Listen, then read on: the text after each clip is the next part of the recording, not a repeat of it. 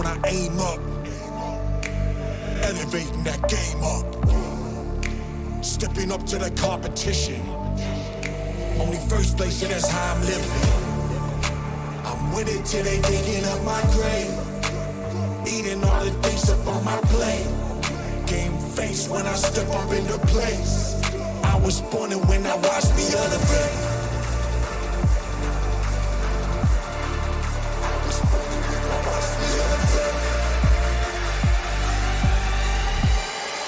I was born and when I watched me elevate.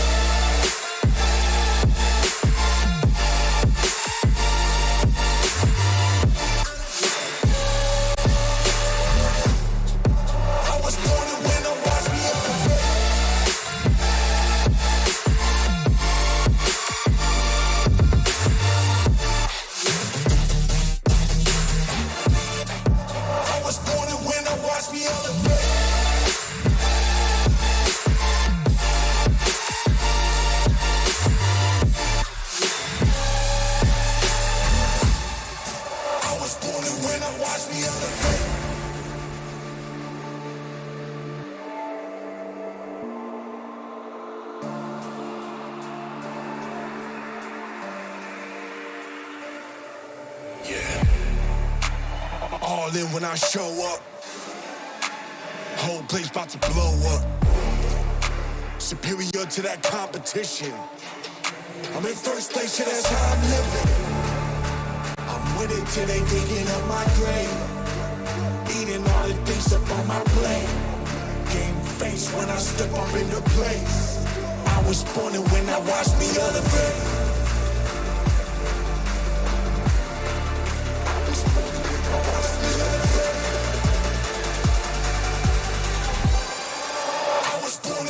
Watch me elevate.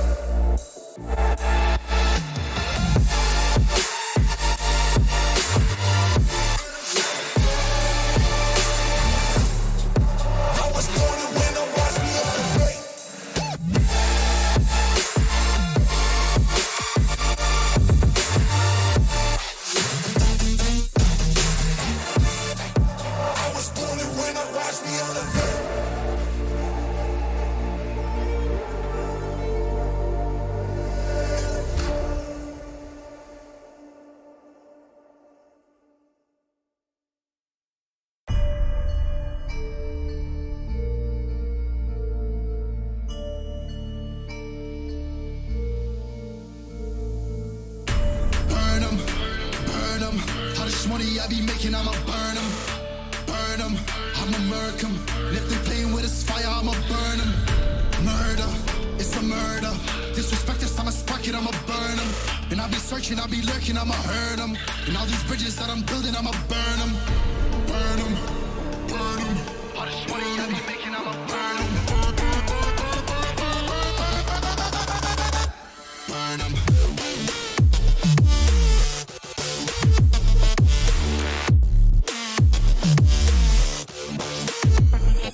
It up.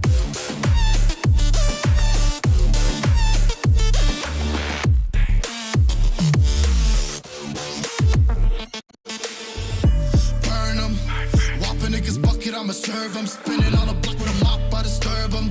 I never killed a nigga, but I'm ready to spit a hollow right on a person. And the curse, I'm about to merge on a nigga's turf. I'ma let a nigga burn, let him burn. And these bitches better learn when I pull up on my birds, making niggas see stars spinning, leave him on a curb. Burn them.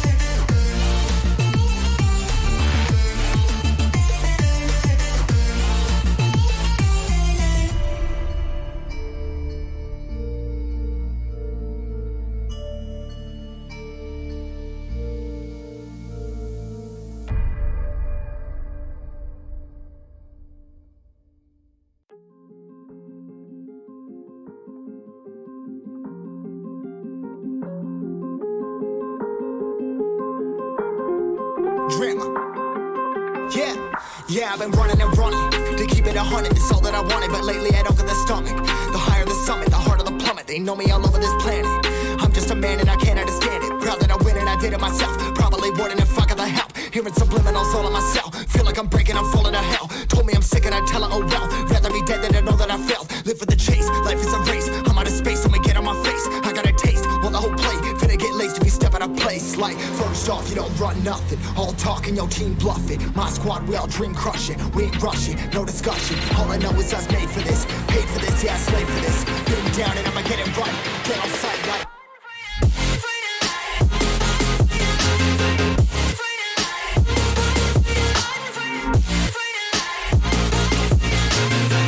Down and I'ma get it right, get on sight like.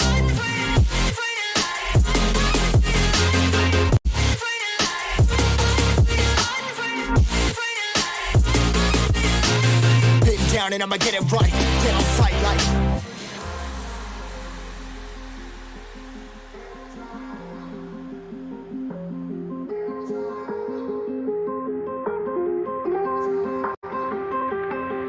Never really know when you're gonna go. Why you gotta put another foot in front of yours? Bury them toes, carry them close. I was never one to care about my mentos. I was like froze, now I'm on floor. Give me that smoke, but I can't get high. We do the most, here to inspire. Doing what I'm supposed, but I can't get tired. Run for your life every night. See in the dark, blind by the light. I got the spark, I got the pipes. All of my arts coming to life. Had to face my fears while I chased my peers, and I found my spot. About time that I found myself. I've been out here walking that walk. Like, first off, you don't run nothing. All talking, your team bluffing. My squad, we all dream crushing. We ain't rushing, no discussion. All I know is I was made for this. Paid for this, yeah, slave for this. Been down and I'ma get it right. Dead on sight like. First off, you don't run nothing. All talking, your team bluffing. My squad, we all dream crushing. We ain't rushing, no discussion. All I know is I was made for this. Paid for this, yeah, slave for this. Been down and I'ma get it right. Dead on sight like.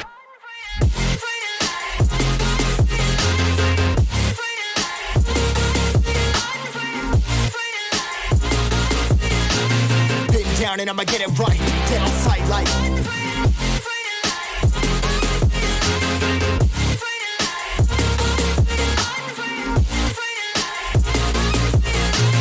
Been down and I'ma get it right, dead on sight like.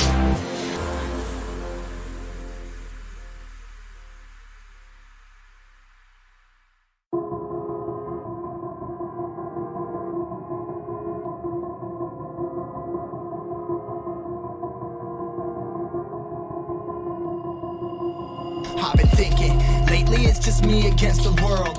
Round and round I'm caught up in this swirl, trying to dig and trying to burrow. Pressure turned the stone into a pearl. Lessons that I learned weren't always thorough, sugar-coated like a churro. Now I'm really out here on my own. Now my homies acting like I owe 'em, done extending out my arm. Made a lot of money from my poems. Been around and now they say I'm on. I can finally say I'm up now, I'm up now. 20,000 on a bus down, a bus down. I'm on my way up, going up now, and I ain't never gonna touchdown, touchdown.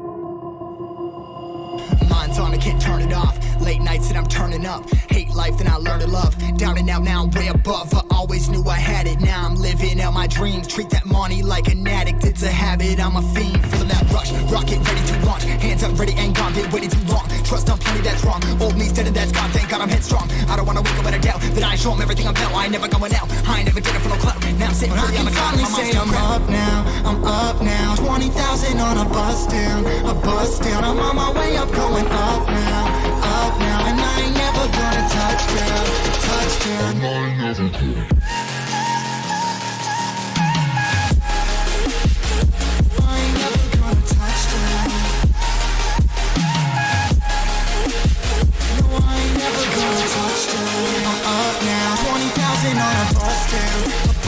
I'm on my way up, going up now, Touchdown, touchdown, yeah.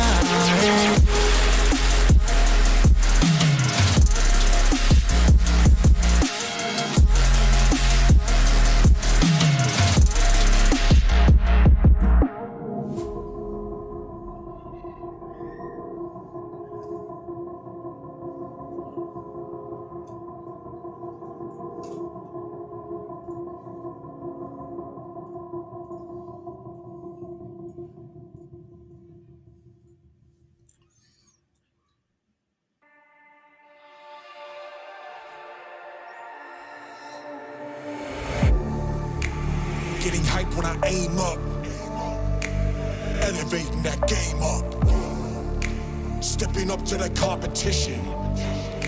Only first place, and that's how I'm living. I'm winning till they digging up my grave, eating all the things up on my plate. Game face when I step up into place. I was born and when I watched me elevate.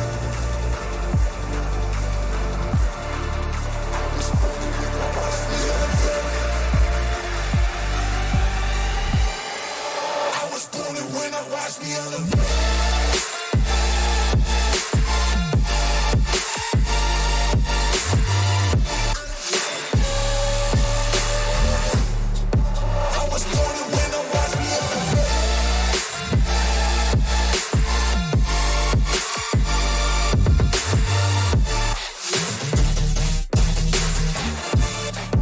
I was born to win, watch me elevate.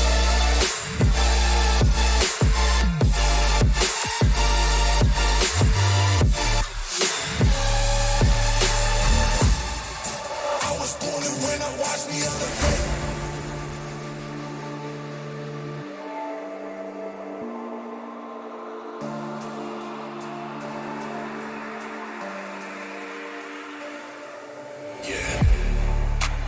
All in when I show up. Whole place about to blow up. Superior to that competition. I'm in first place, yeah, that's how I'm living. I'm winning till they digging up my grave, eating all the things up on my plate. Game face when I step up into place. I was born and when I watched me elevate. Watch me elevate. I was born to win, watch me elevate.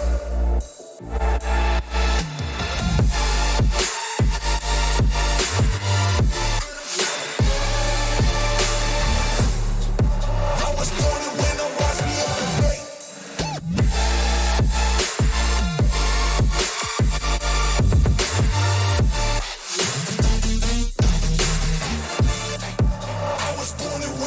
me elevate.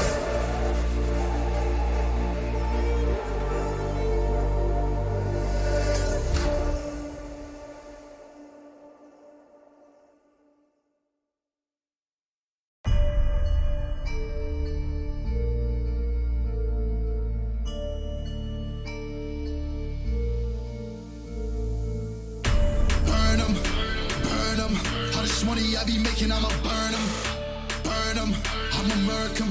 And if they playing with this fire, I'ma burn them. Murder, it's a murder. Disrespect us, I'ma spark it, I'ma burn them. And I be searching, I be lurking, I'ma hurt them. And all these bridges that I'm building, I'ma burn them. Burn them, burn them. All this money I be making, I'ma burn them. Burn them.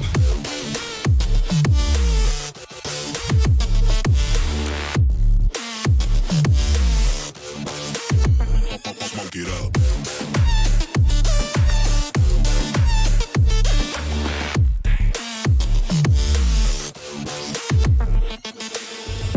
Burn them. Whop a nigga's bucket, I'ma serve them. Spinning on a block with a mop, I disturb them.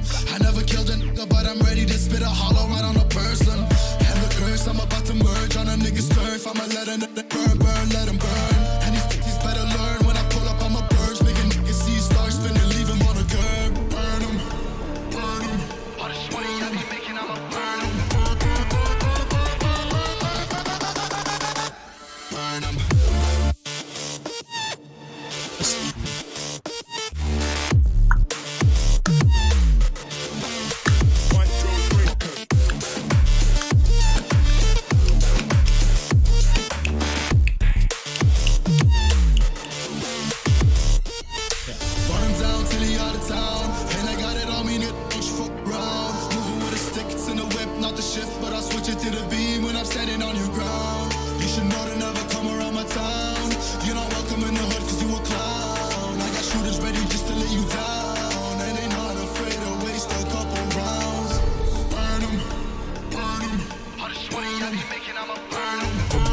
Boredom.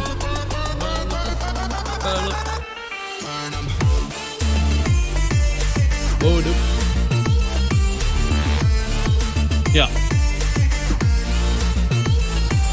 As we got it mentioned already.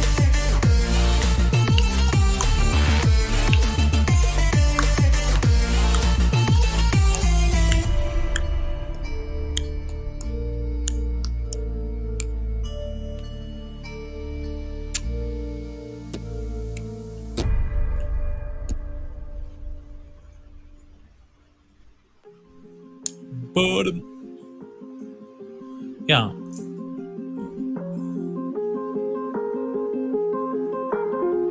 Drama. Yeah, I've been running and running to keep it 100. It's all that I wanted, but lately I don't get the stomach. The higher the summit, the harder the plummet. They know me all over this planet. I'm just a man and I can't understand it. Proud that I win and I did it myself. Probably wouldn't if I got the help. Hearing subliminals all on myself. Feel like I'm breaking, I'm falling to hell. Told me I'm sick and I tell her, oh well. Rather be dead than to know that I failed. Live for the chase, life is a race. I'm out of space, so get on my face. I got a taste, well the whole plate. Finna get laced if you step out of place. Like, first off, you don't run nothing. All talk and your team bluff it. My squad, we all dream crushing. We ain't rushing, no discussion. All I know is us made for this. Paid for this, yeah, slave for this. Been down and I'ma get it right. Get on sight like.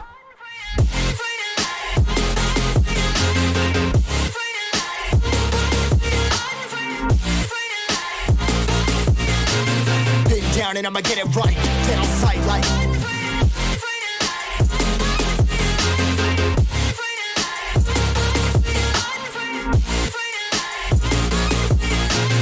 Been down and I'ma get it right. Get on sight like.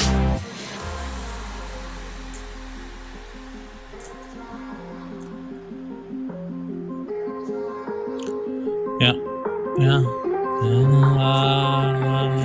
Never really know when you're gonna go. Why you gotta put another foot in front of yours? Bury them toes, carry them close. I was never one to care about my mentos. I was like froze, now I'm on fire. Give me that smoke, but I can't get high. We do the most, here to inspire. Doing what I want, but I can't get tired. Run for your life every night. See in the dark, blind by the light. I got the spark, I got the pipes. All of my arts coming to life.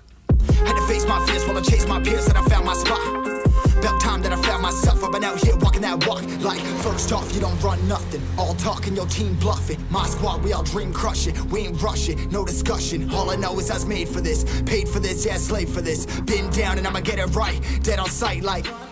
First off, you don't run nothing. All talk and your team bluffing. My squad, we all dream crushing. We ain't rushing, no discussion. All I know is I was made for this. Paid for this, yeah, slave for this. Been down and I'ma get it right. Dead on sight like.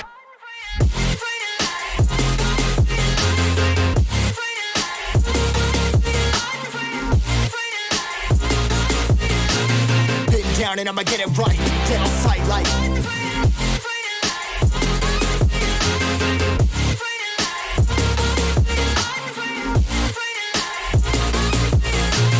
Been down and I'ma get it right. Dead on sight like.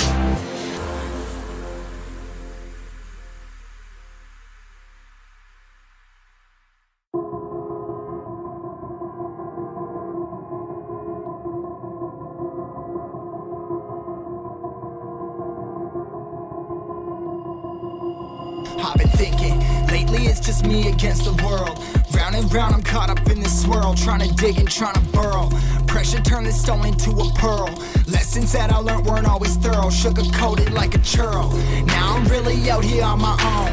Now my homies acting like I owe 'em, done extending out my arm.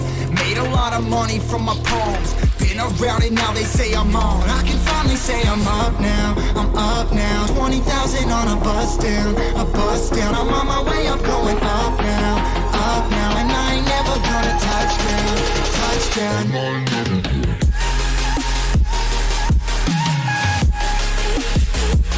ain't never gonna touch down. No, I ain't never gonna touch down.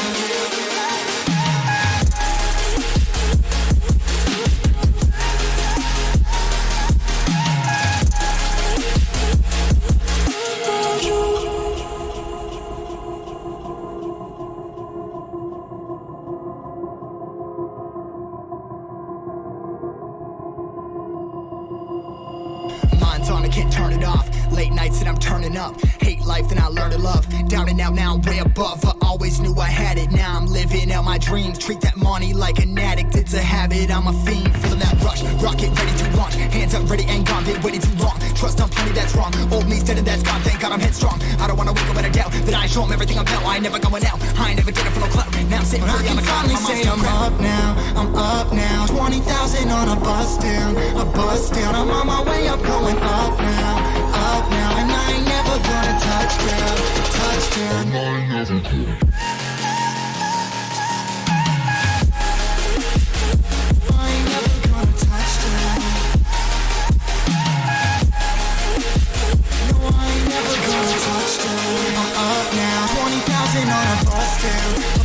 I'm on my way up, going up now, and I ain't never gonna touchdown, yeah.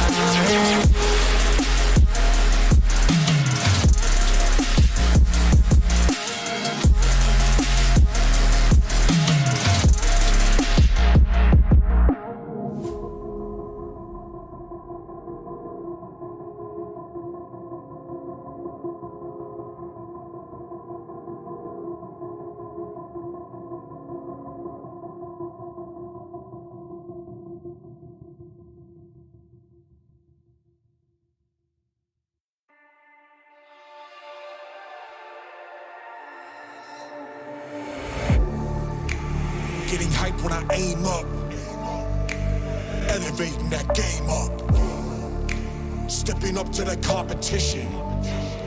Only first place, and that's how I'm living. I'm with it till they digging up my grave, eating all the things up on my plate. Game face when I step up into place. I was born and when I watched me elevate.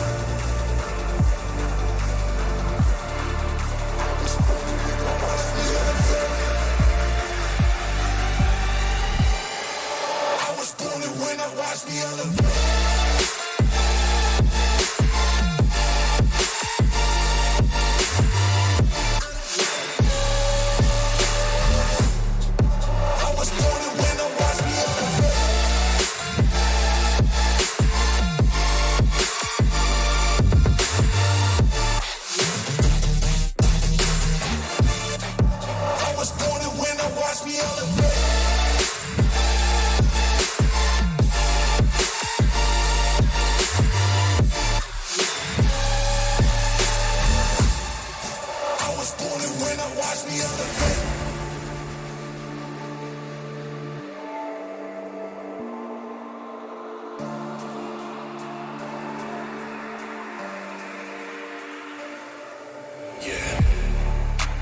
All in when I show up, whole place about to blow up.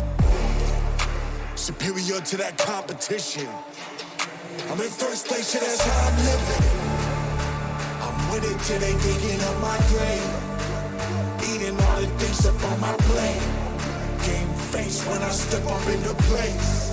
I was born and when I watched me elevate.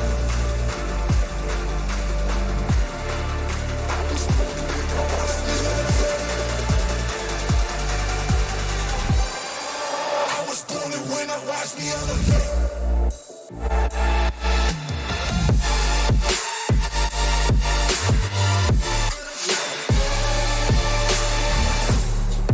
I was born and when I watch me elevate.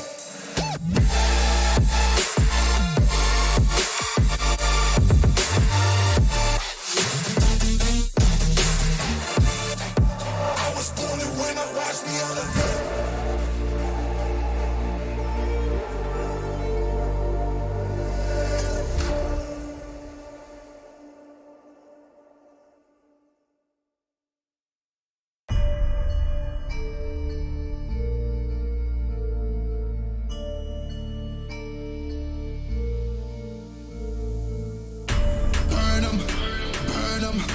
Money I be making, I'ma burn them, I'ma murk them. And if they playing with this fire, I'ma burn them. Murder, it's a murder. Disrespect us, I'ma spark it, I'ma burn them. And I'll be searching, I'll be lurking, I'ma hurt them. And all these bridges that I'm building, I'ma burn them. Burn them, burn them. All this money I be making, I'ma burn them. Burn them.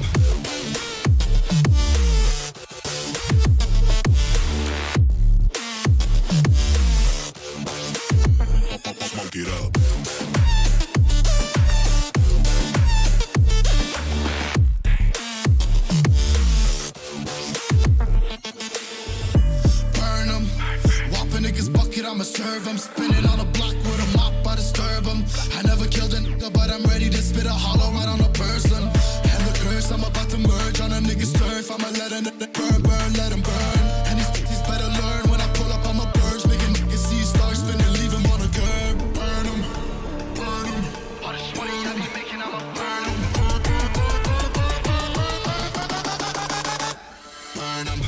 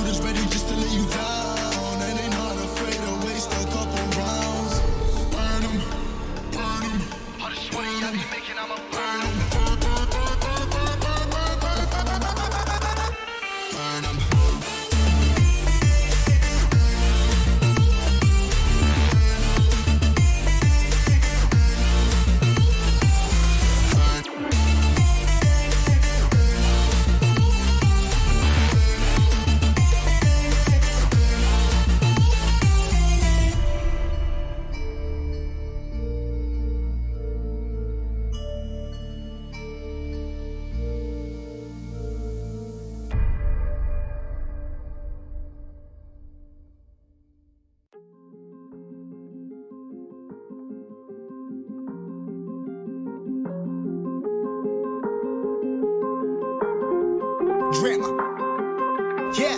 Yeah, I've been running and running to keep it 100, it's all that I wanted. But lately I don't get the stomach. The higher the summit, the harder the plummet. They know me all over this planet. I'm just a man and I can't understand it. Proud that I win and I did it myself. Probably wouldn't if I got the help. Hearing subliminals all on myself. Feel like I'm breaking, I'm falling to hell. Told me I'm sick and I tell her, oh well. Rather be dead than to know that I failed. Live for the chase, life is a race. I'm out of space, I'ma get on my face. I got a taste, well the whole play. Finna get laced if you step out of place. Like, first off, you don't run nothing. All talking, your team bluffing. My squad, we all dream crushing. We ain't rushing, no discussion. All I know is us made for this. Paid for this, yeah, slave for this. Been down and I'ma get it right. Get on sight like.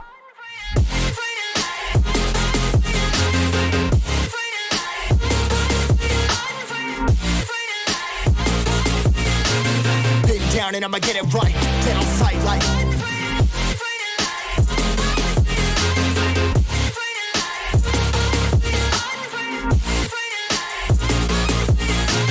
Been down and I'ma get it right. Get on sight like.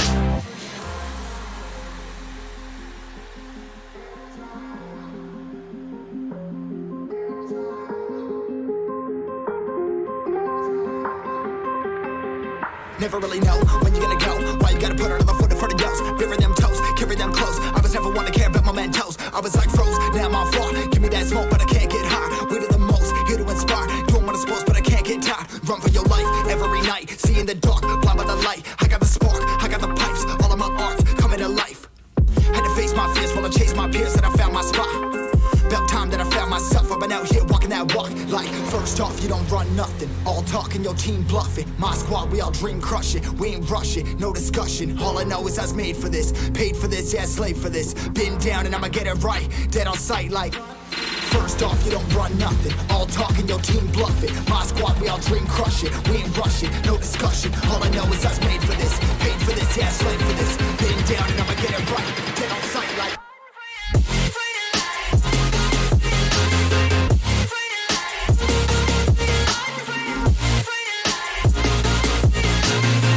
Down and I'ma get it right. Dead on sight like.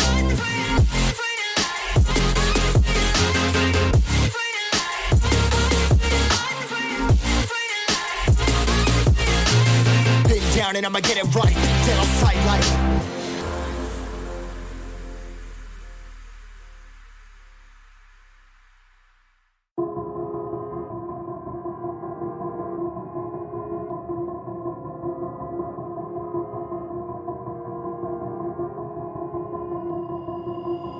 I've been thinking, lately it's just me against the world.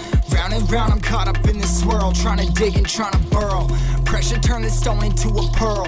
Lessons that I learned weren't always thorough, sugar-coated like a churl. Now I'm really out here on my own. Now my homies acting like I owe 'em, done extending out my arm. Made a lot of money from my poems, been around it, now they say I'm on. I can finally say I'm up now, I'm up now. 20,000 on a bus down, a bus down. I'm on my way, I'm going up now, and I ain't never gonna touch down, touchdown. I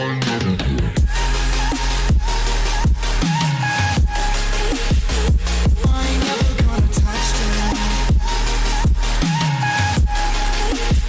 No, I ain't never gonna touch down.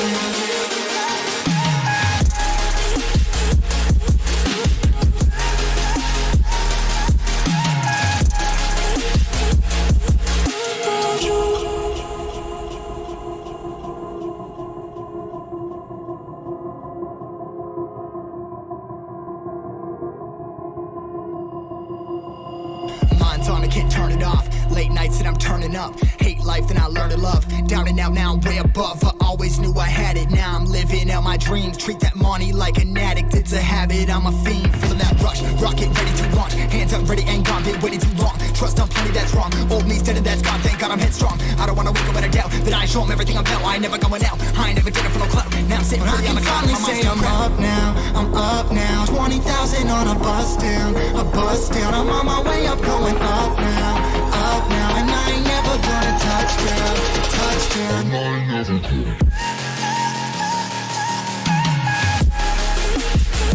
I ain't never gonna touch down. No, I ain't never gonna touch down.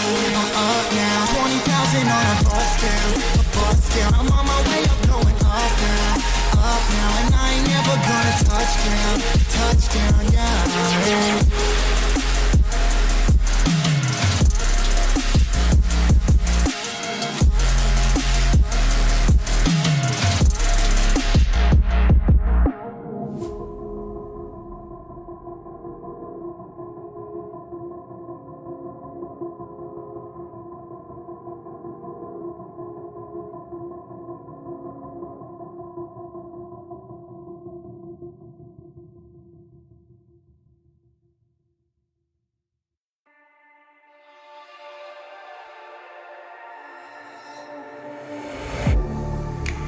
Getting hype when I aim up, elevating that game up, stepping up to the competition. Only first place, and that's how I'm living. I'm with it till they digging up my grave, eating all the things up on my plate. Game face when I step up into place. I was born and when I watched me elevate.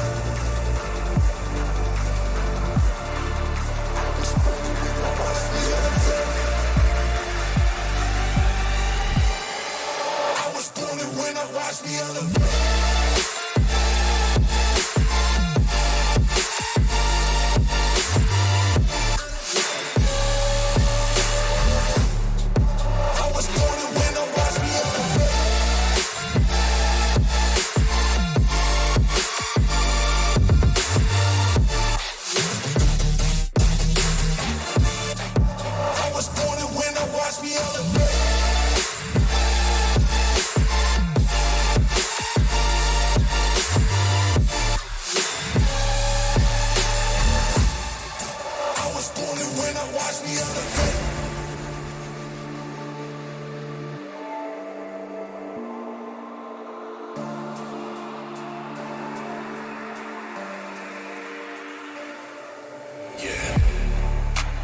All in when I show up.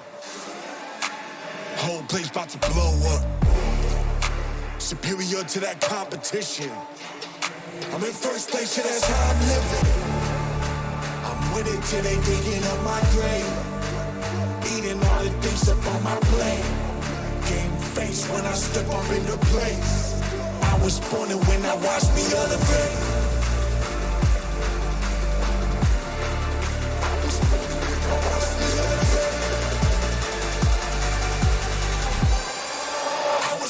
When I watch me elevate.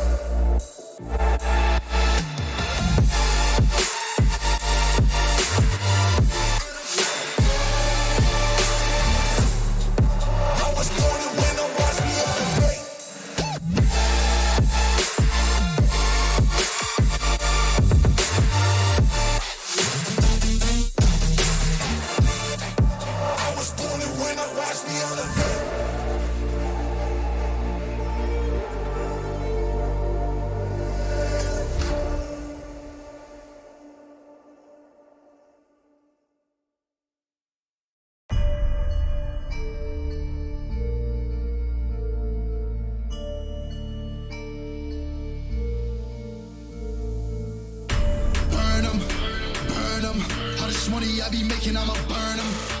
Burn them, I'ma murk them. And if they playing with this fire, I'ma burn them. Murder, it's a murder. Disrespect us, I'ma spark it, I'ma burn them. And I'll be searching, I'll be lurking, I'ma hurt them. And all these bridges that I'm building, I'ma burn them. Burn them, burn them. All this money I be making, I'ma burn them. Burn them.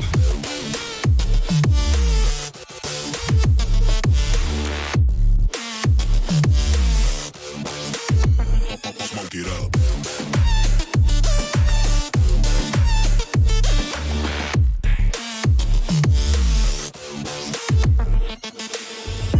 Burn them. Whop a nigga's bucket, I'ma serve them. Spinning on a block with a mop, I disturb them. I never killed a nigga, but I'm ready to spit a hollow right on a person. And the curse, I'm about to merge on a nigga's turf. I'ma let a nigga burn, burn, let him burn. And these bitches better learn when I pull up, I'ma burst. Make a nigga see stars spinning, leave him on a curb. Burn them, burn them. All this money I be making, I'ma burn them. Burn them. 10, 9, 8, 7, 6, 5, 4, 3, 2, 1.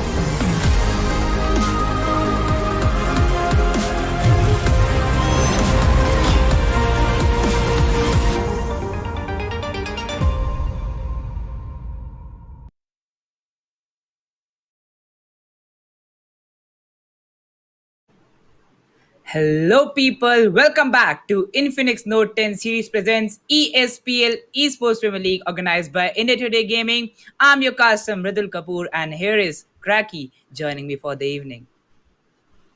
Thank you so much for such a warm gesture, Toxic. Thank you so much, Mridul.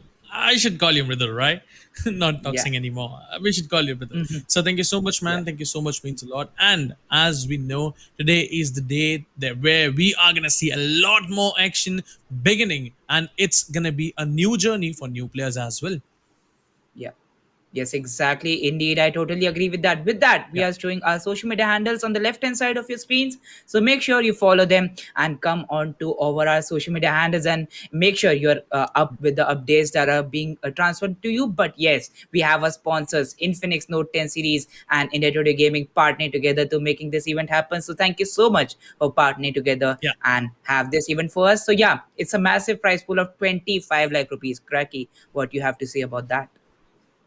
It's the India's biggest tournament, right? It's the Yeah, India's yeah, biggest tournament, and you all guys are waiting for it. Today, we are gonna yeah. witness a lot more action. And as we all know, in this India's biggest tournament, we have multiple teams, so many Yeah, players, so many underdog players, so many talented players as well, who are gonna be yeah, playing with each other, playing will be playing as enemy. And I mean, the first game of today is gonna be on the map Bermuda. So let's yeah. just dive into it. Yes, exactly. With this, we mark the beginning of level one, Group C, and it will be the match number one, map number one, Bermuda coming in front of us. The flight path follows from the shipyard area towards the Mars Selective, well, dividing the map into a 60-40 ratio. I mean, it's kind of centralized lane path, so Mm-hmm. even any kind of team, even if they want to go towards the Sentosa Island, I mean, they can just try to go there. But I don't really Yeah. feel like that players will like to go there. Most Mm-hmm. of the compounds will be, I mean, will be clear. We might be having a Mm-hmm. gunfight on the graveyard area, but let's see how it's going to be executed by team number 4. All right, so they are clear. I thought there will be someone, but no, it's completely clear. We have one team towards the shipyard, one team going towards the observatory area, and onto the other sides team number 8 is doing the same thing as team number 4 did. So we will be having some early aggression in the game, some early gun fights, and there you go, we have some first bullets being fired as well. We might be having the first knock as well. Yes, there you go, one for one for now. But I really feel like one player will be out of the lobby completely, and that's going to be the first blood. Delete, his teammate was knocked out, but he is still surviving somehow in the game, as team number 4 is trying to contest, is trying to fight single-handedly, not with the teamwork. Yes, exactly. With that, they get 2 kills for themselves. So yeah, team number 4 right now looking not good at their position. With that, they make a decision to fall back from this area while they are present near that launcher and makes a dive straight forward to the graveyard area.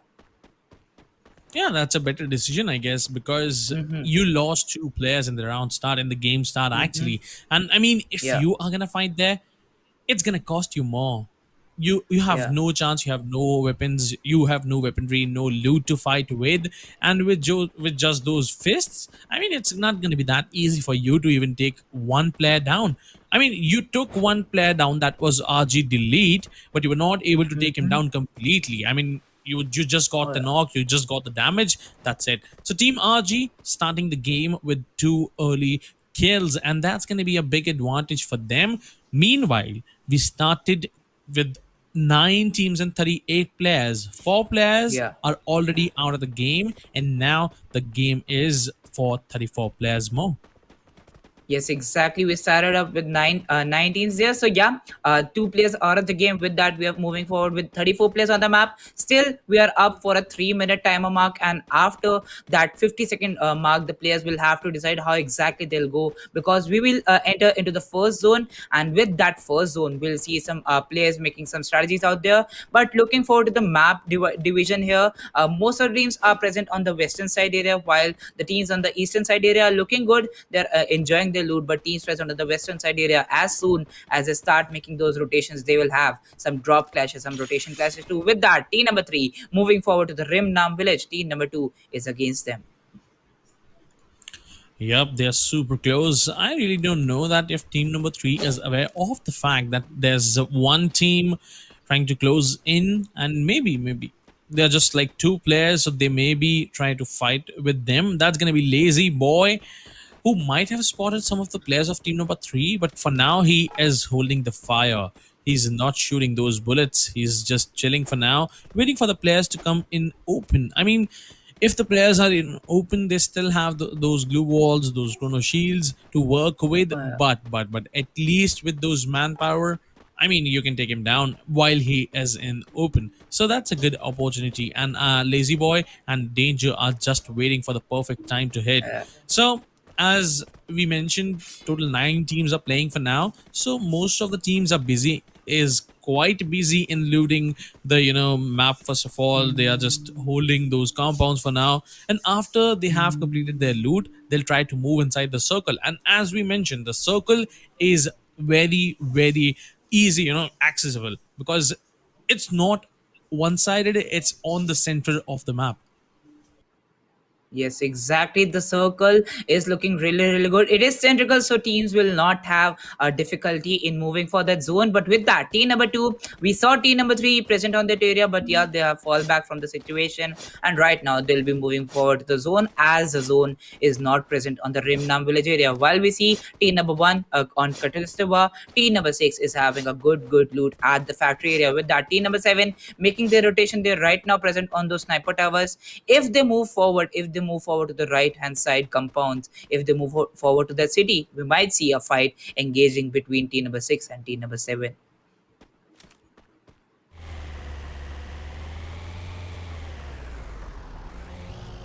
But yeah, with that, team number one right now making a rotation from the Cutlass sub area. They have some amazing, Yeah, amazing vehicles for them too. And Team HBG looking good yeah, on their angle right now. They'll be going forward to Bhima Shakti Strip. Bhima Shakti Strip looking as a good yeah. center area to hold. Our team will be making an early rotation and they'll hold that city for themselves.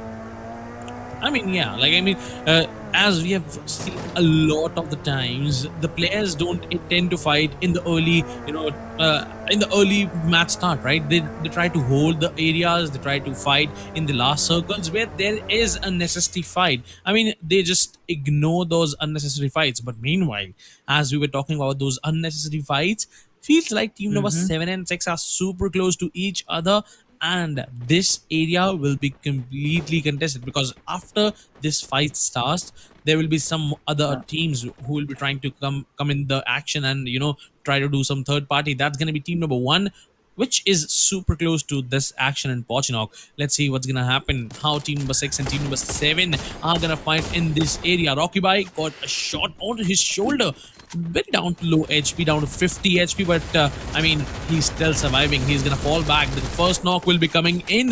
Madhupenem gets taken out. Akhil down to just 10 HP, healing himself back. Was able to find one more for himself. He's gonna quickly revive his teammate, and now team number 7 looks like they are broken. Yes, exactly. They are looking like they are broken. With that, team number three, I thought they fall back from that area, but now they are having a fight against team number two. While we saw team number six and team number seven, I just predicted that that team might have a fight if they make rotation towards the factory area. And as soon as both teams went to the Pochinok area, they had a fight. And with that, team number seven making a decision to not fight anymore and go for a slight fall back from the situation. Looking forward to this fight. Team number three is right now on a player disadvantage, and with that, Singh Whoa. Gaming coming up with a great MA2 win knock headshot, and there comes SK Shiva on his foot. So yeah, only one player will be surviving. Oh, sorry for that. Only two players will be surviving from team number three. Yeah, only last two players will be there, and the Yeah. finish will be coming very soon. So, I mean, Mm-hmm. it's not looking good. But the last, what I see, one more guy that's gonna be SKYT, who is trying to, take the revenge. But I mean, you are Mm-hmm. not in a situation to get that.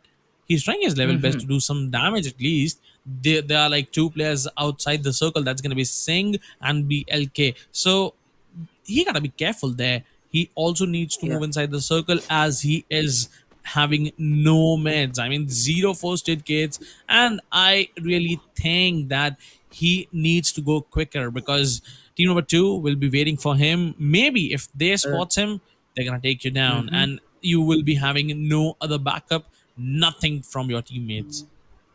Indeed. Well, they had some boosters. They popped them up, and as soon as the zone is giving a 1 HP damage, the boosters are confirming 1 HP for that. So, yeah, 111, 112, 111, 112. We are seeing that right now. They'll have to Yeah. rotate for the zone, but yeah, T number 2 makes a decision.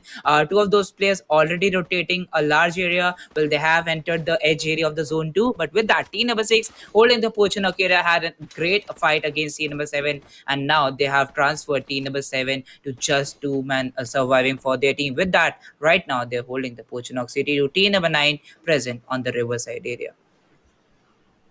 Yep, as you mentioned that team number 7 is just down to two players. I really feel like Yeah, that's going to be a bit problematic situation for them in the upcoming fights.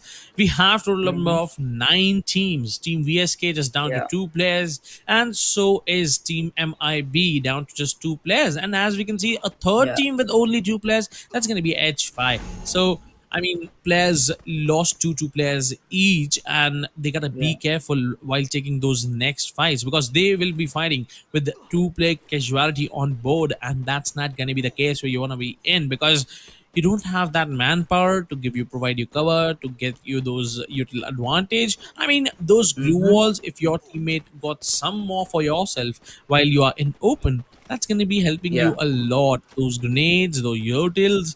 I mean, everything counts there and the teamwork basically. But you lost two players in the round start, so I mean it's GG for you. It's I mean it's gonna be very hard for you to cover up those fights. Actually, it counts, Cracky. As you said, those utilities always make a great game for you. And with that, looking forward to the zone. The zone is closing in exact center. While this zone, if I have seen, the flight path was coming from the exact center. So yeah, it might come on to the northwestern area of Peak, or will go forward with the southern area of Bhima Shakti Strip 2. But with that, team number 3 making a water rotation. Well, that's amazing. But they'll have to have some fast rotations too, because right now the zone will not favor them. And with that, one more siren comes up. The third zone will start closing in a mere time of 10 seconds too. Yeah, in the other 10 seconds, the circle will be closing in. There you go. This is the second circle. So, players outside the circle, I mean, they can bear the damage, they can afford it. Oh yeah. But when the third circle will be starting in, it's going to be very hard for them to stay outside the circle. The damage will be severe, and it's not going to be easy for you to stay alive for long. But on the other side, as you mentioned, it's team number 8 and team number 9 who spotted each other exchanging some shots with their org, with XM8, with some M82Bs. They are trying their level best to get some knocks at least. But these knocks won't be getting them any kind of such advantage. They won't be able Yeah. to capitalize on it. They won't be able to push on it. I mean, that's not a big advantage. Once again, Whoa. Chichi Babu is gonna find one more knock for himself, and once again, as I Mhm. mentioned, the player is gonna get revived. No capitalization once again, and still this fight will be like a 4v4. Yeah, this fight will be a 4v4 around for a good 5 minute or 10 minute mark, because no, like any team won't take a decision to go for that fight, to go for an open area and rush onto the forward squad. Even if they got two knocks, they won't decide for that, because right now having a good position in the zone is what matters, and they can engage in those fights after the third zone. But yeah, looking forward to that. No team has been eliminated till the third zone. It is going to be a great cluster till the end zone, Cracky. It is gonna be that, but I mean, there are only like 30 players, and this third circle won't be having space for all of them. One team has to Hmm. die, and let's see who is it gonna be. How the players are gonna get themselves the advantage of the position of the circle, and how these Yeah, other players will, take those fights for the compound. So that's going to be quite interesting to watch. As I can see for now, it's team number 2 who got the advantage for the circle. Team number 5, they got yeah. some good, decent position. But I am really Hmm. curious how team number 3 is going to enter in the circle. They were like very far away. They were just swimming into the circle, and let's see how they are gonna take the circle advantage, because I mean early rotations in the circle is really worth it in Free Fire, and if you get those for yourself, you get a better compound, you get a better position, and that will give Hmm. you a better advantage in any kind of fight. Well, yes, exactly. Early rotations do matter, but with that, as I said, we are not going forward with the Southern Zone. Sing Gaming getting a knock on S111. With that, there comes a good trade. BLK Lazy Boy will be knocked out, and here comes a kill confirmation too. Team number 2 was fighting against some other team, but with that, a rush was executed by team number 7. But with that, the rush would be stopped by the shotgun of Danger. 3 kills coming up for Sing Gaming, and he comes on a triple kill. The whole score of team number 7 becomes the first team that have got eliminated. With that, some shots going in. Chitty Babu against Sing Gaming. Well, he has that Chronos shield. Here comes a knock by BLK Danger. Parafal going in, and actioning will confirm his kill on BLK Dave too. So BLK surviving with just two of those guys. A good third party being executed by team number 9. Yeah, team number 2 still having those last two players in the team. They are still looking so aggressive. They are going Yeah. for those fights, and they got some advantage. Danger got one more kill for himself, and that's going to be his third. Hmm. And now team number 9 just down to Chittu Bhai. That's how is he gonna survive in this situation? It's a 1v2 for him actually to survive in. But yes, it's a very doable thing. But no, Sing Gaming Yeah. is gonna shut him down, and Chitti Babu will be out of the game. Seven teams, so 21 players alive, and I really feel like this is a great situation for these seven teams. Team Renu, MPG, and one more. That's going to be HPG and PKB 46. These teams have like four players alive for the team, and they got Hmm. like two kills each. I mean, that's the Yeah. situation where you want to be in. It's going to be a four-man still surviving till the last circle, and that man advantage will be like amazing. Yes, exactly. The man advantage matters in the end circle. No matter your team has scored throughout the match, your team is surviving with two guys. But with that, a good spray coming in, and with that, the kill also being confirmed by S111. The other player came in, but it was so late. Oh my God! Here he comes with the UMP. UMP against that QZI will knock down team S111. But with that, a shotgun goes in. Shotgun shot as soon as he jumped in. PKB 46 eliminated within 15 seconds, and a killing spree pops up for the other team. Triple kill for Ishwanath. Yep, that was some beautiful kills coming in. But look at Singh. Yeah. He got like five kills for himself, and these two players are just dominating the lobby. They got like nine Yeah. kills, and that's huge. Whoa! But on the other side, that grenade launcher is gonna find two knocks for themselves. Yeah. Madhupen is going aggressive there. He is gonna rip things apart. Venom is gonna throw a nade, gonna secure a kill Whoa! for himself, but looks like it's the situation where you don't want to be in. Coupled with that M8097, he's gonna shot him on the Whoa! body, and this wall bang. Oh, that's amazing, Singh.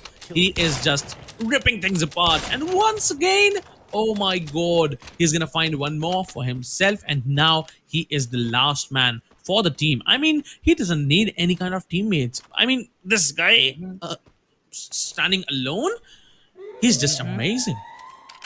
Well, yes, exactly. Those drag snipes coming up from his helmet to be wall looking really good. And the other gun he has, he can just go all in with those M249 shots, M249 bullets. Well, he's having the M187 too. So, yeah, I think so. If I have to have a good dude in Free Fire, I'll be choosing Sing Gaming Suit. With that, Madhupennu coming in the open, has no cover, will have to make a cover for himself. But, yeah, will be having a heal battle now. As soon as he comes in open, he will be shot down by Sing Gaming. Sing Gaming was the closest guy to the zone, but he's surviving with only one man there. Ishwanath firing some shots, but with that, Madhupenem has been eliminated. MPG also down to only one guy surviving. Killing spree coming up. 14 still there, but yeah, three teams there with only one guy. Team number 8 can easily win this game.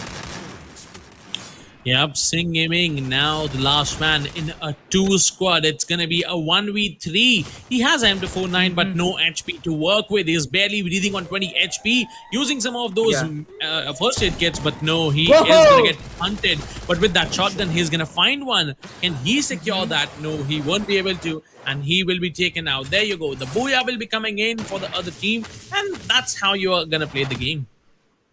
Yes, exactly. And as Karaki stated, and I take a advantage of that too. Like exactly, the player advantage matters till the end zone. If you have your players surviving, no Yeah. matter if you're not having your kills with you, but if you have your players, you will for sure win that end zone. And with that, we saw a 3v1v1 in the end zone. Four teams were there, but still, three players for a single team. They had three kills. They capitalized on the two kills, and they got five kills. Boya for themselves. Reno Gaming winning the Boya in match number 1. That was a decent game, I would say. And the way how Singh Gaming was playing the game by just two players on Yeah. board, and in the last circle he was just alone. He was not feeding anyone. He was going bangers. He was just rushing into the players, and with those Yeah. shotguns and the other weapons, he was just ripping things apart. I really feel like, I mean, shotguns meta in the close range is the deadliest meta, and that should be alive for so long as well. I mean, if you have a shotgun, you can just do a 1v4. I mean, the players won't be expecting that, right? You are gonna run into their face, gonna shoot once, and they are dead. Yeah. Indeed, M187 matters here, and as he had M249, but I think so. The matter at that position with him was he could not heal. The timing was not present with him. The Yeah. timing was coming, and the zone was also incoming. So yeah, he had to move out for the zone. And with that team, Reno Gaming had that advantage. They had the zone. They knew the exact position where Sing Gaming was situated, and they rushed on towards him and got an amazing knock. But still, he got to have he got one knock on Team Reno Gaming, but still could not confirm his kills. So yeah, they had around 11, 12 kills. Let's see if the scores are equal at the scoreboard or not. But with that, map number one, Bermuda gets over.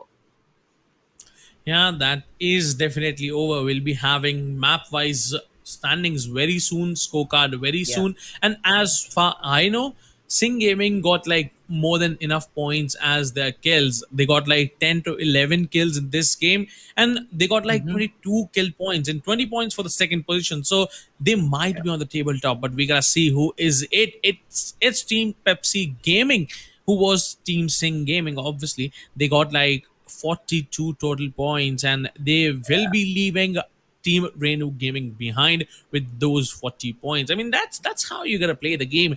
The kill meta is amazing. If you go aggressive for those kills, it really matters, and that's what mattered here as well. Team Pepsi Gaming with those total of 42 points is now leading the table. Yes, exactly, and that is what I expected to Cracky. They had around 10 to 11 kills, and making that exact calculations there, I got to see that Team Pepsi Gaming will be leading the overall score map by scorecard for the map number one. But with that, Renu Gaming had some decent amount of kills. They got a booyah in the first match, and that will matter in the end. The total will matter in the end because we will be seeing a best of six coming up here. So let's see how exactly these teams perform. Madhupenam getting 33 points. They got 20 freaking kill points. They got 10 kills for them. And yeah, with that, they'll be placed on the third position even after making exit on the fourth position. With that, MIB Army got third in this game, but still they had no kills. And with that, they'll be placed on the fourth position with 19 points. Haha, poor gamer. If I am reading, oh, sorry for that. Haha, Pura Gamer getting 12 points for the team, and they'll be standing on the fifth position. PK Booya getting 8, VSK also getting 8, but yeah, the kill advantage matters there. Vamsi Nani Gaming getting 6, and H5 will be there on the ninth position. This was the first team to get eliminated. They got total 5 points for them. Yep.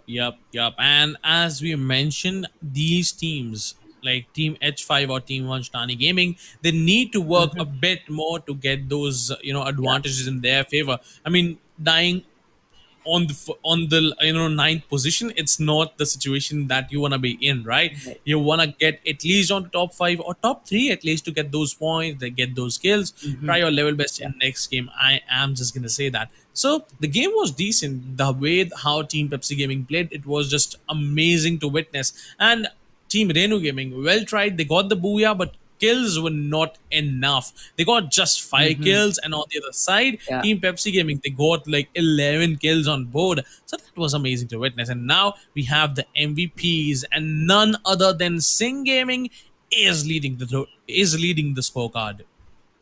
Well, yes, exactly. And I'm not quite shocked about that. Even if he had 7 kills, I think so, he had a damage of around 12, 15 kills too, because he had some amazing drag snipes coming up on some other teams too. Well, the guys were picked up, but still, you get that 200 damage point for yourself. So, yeah, with that, he must be having damage of around 20 kills, if I'm not wrong about that. So, yeah, he'll get placed above Ishwana BH. But yeah, we won't deny Ishwana BH too. What an amazing gameplay from his side too. And yeah, he also got 7 kills. Madhupenam getting a good position just because of that single player danger, getting on the third Yeah. position from Team Pepsi, getting 3 kills.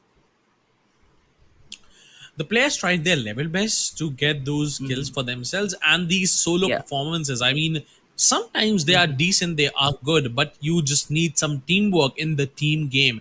Now we'll be heading Mhm. towards the second map. That's going to be the map Purgatory, and that's going to be Yeah. amazing to watch because I personally like Purgatory so much. Those sniper Mhm. fights, Yeah. those sniper meta, it's just amazing to Yeah. watch. Yes, exactly. Those sniper metas is just amazing to watch. With that, we go forward to the match schedule. Match number one will be a best of six Bermuda Purgatory Yeah.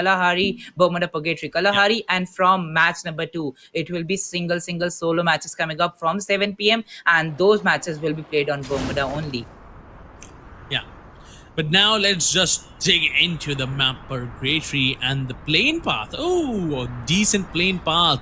It's the northwestern plane path, starting from the northwest and ending somewhere around the southeastern side. So it's a decent plane path. It's a very centralized plane path. We once again have 9 teams and 36 players on board, and let's see how they are gonna play this game. One team going towards the western area, that's gonna be near Marble Works. One team onto the Mm-hmm. blue zone, that's gonna be team number 6. I mean, you need some balls, I mean, to go onto the blue area. I mean, I am Oh yeah. so scared going there. Whensoever I go there, I just get taken down. My bad. Yes, exactly. So I think so. You're just Yeah. having some problems with that drop area, but yeah, right now looking forward to the drop. I think so. I would just prefer the drop with the blue tier loot because it is just amazing. With that, looking forward to team MPG. We are having Mr. Pavan Baiti from the team, while we see team Renu, the previous game winners. Well, they are looking good in this match too, and that advantage matters to them. And we saw Pinky XD getting some amazing kill amount for the team, and yeah, he was there from his team too. With that, looking forward to Lumbermill. They are looting. The team is looting their initial loot, but with that, we so go forward with the ski lodge area. Right now, they might go out for the Forge area too. But as soon as we have seen these scenes in the round number 1, 2, teams go for a good gameplay, a good safe gameplay out there. But as soon as we get a purgatory map, I don't know what happens. Even if it is the longest map of the game, they just go for those annihilation kills. Yep, very well said. And as you were mentioning, there's one team towards team number 8. That's gonna be team number 1. And on the Sky Mm-hmm. Lodge area, they'll be having some great action. Chakri with that M14Y. Oh my god, he's gonna find one knock for himself. Rocky had no idea that one guy is just taking TPP and he's gonna rip him like that. Now the first kill, that was the Mm-hmm. first blood actually coming in from Chakri, and I mean that was a beautiful kill. Rocky had no idea, being taken out so quickly, and now his team down to last 3 players. 2 players are quite low, they are quite late, Yeah. so Yeah. I mean, the pressure would be a bit more high. Arthur getting Yeah. those XMH shots on his body. He did some damage. Mm-hmm. KGF Teju did some damage, but that was not enough to take him Mm-hmm. down. He's just surviving on, he's breathing on 10 HP. But I mean, Yeah. 10 more damage and the player will be taken out. He's going in with that Whoa. M1014. He did like 199 damage. Oh my god, Mm-hmm. KGF Teju is gonna get flushed out instantly. What? Mm-hmm. Team number 8. I Yeah. mean, that guy got so lucky he was able to take him down. He flushed him Yeah. instantly and had no hope surviving in the game. Barely breathing on 1 Yeah. HP, trying to escape as a bush, but Whoa. no. You won't be allowed that, and Chakri is gonna take the revenge. But I mean, what's the advantage? What's the better in that? What's better in that? Because you lost one player. The player flushed your teammate, and that's so sad. I mean, if Yeah. I really feel sad, man. If I lose even a single player, it's gonna be affecting Mm-hmm. my whole game. Yeah, it is gonna affect your whole game. But with that, Trainer Gaming had a good game in the previous match. They got the Puya, but still making an exit so early. Well, I think so. They did not expect that party coming up. Yeah. They did not expect the team coming up on their area. But as we have followed throughout this tournament, we have seen fights coming up on the ski lodge area. But with this, Trainer Gaming performed really well. Like literally one of those guys getting down on 1 HP, and still they got one knock, and the player was confirmed. They're cracky. Yup. And now, 8 teams and 31 players remaining in the lobby. Team number 2 and team number Mm-hmm. 3 are quite very close to each other. I mean, if they spot each other, they will try to exchange some shots. And I mean, if Mm-hmm. some damage is gonna get done, they will probably try to push in as team number 3 is now closing in the area. They are coming in through those zip lines. I mean, I don't know if they have any kind of idea, any sort of idea. If they do, it's a bad decision. If they don't, it's a bad decision either way. And now some Chrono Shields fights going on, and SKYT goes down. He is gonna get completely taken out, gonna completed by Lazy Boy, and that's a free kill Mm-hmm. for Lazy Boy, I guess. Yeah, indeed, it was a free kill for Team BLK, and well, they got a good position in the previous game too. With that, looking forward to Team VSK. They're right now present on the moat house area. Well, as soon as they exited their village, as soon as they exited their island, they got team number two welcoming them inside the zone. Yup. These eight teams, I really feel like, Mridul, they need to get a Mm-hmm. better position in the circle. I mean, if they get Yeah, that, right. that's the main Mm-hmm. thing that you want to be in. I mean, Right. losing the players like this, I mean, they lost one guy. SK, YG is now out of the game, and these three players, Yeah. there's going to be Saeed, there's going to be Shiva, and the other is going to be Jack, who are going to be playing there. And these three Mm-hmm. players, I mean, it's going to be a bit hard for them to contest in fights, so they'll be trying to Indeed. play passive more. If they want to play a bit aggressive, that's not going to be the Right. case. So some passive play will be coming in, and see, now they are avoiding those zip lines. Now they are walking Yeah. towards the circle. Mm-hmm. Indeed, we saw team MIB Gaming, MIB Army, if I'm right about the name. So yeah, they were looting in the quarry area. Well, I think so. That's a passive drop, but yeah, the teams have some good support coming up from the audiences too. With that, looking forward to team VSK here. They will be there with a player disadvantage coming up here. Team PKB is going against team number seven.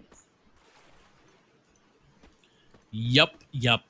And now team number seven, they have no idea. Team number five, if they Mm-hmm. want, they can take down the team instantly. I mean, they will Yeah. require some of the teamwork there, but it's gonna be a bit easy for them. Oh wait, Yeah. look, team number seven got the intel that one team is trying to sneak up on them, and team number seven Mm-hmm. on this sniping tower, they can do some severe damage to team number five if they try to come in open, and they are just waiting for it. They are just waiting for team number five to do a bit mistake there, a small mistake, and team number five, they will be getting punished hard. Well, yeah, I totally agree with you on that. But yeah, looking for the position of team number five, they are right now being circled out by team number seven. They know the exact position of the whole team, standing out in a hut near that riverside area. Let's see how exactly they go with that. Well, we saw a zone coming up near the riverside area only, but I think so. This rotation by team number five will be having a backlash on them too. But let's see what happens here. Team H5 right now present in a single sniper tower. If the other team has some grenades, that could be a severe problem for team number seven. Yup. Team number seven got the better advantage there. I mean, they have the Mm-hmm. height advantage. They got the Yeah.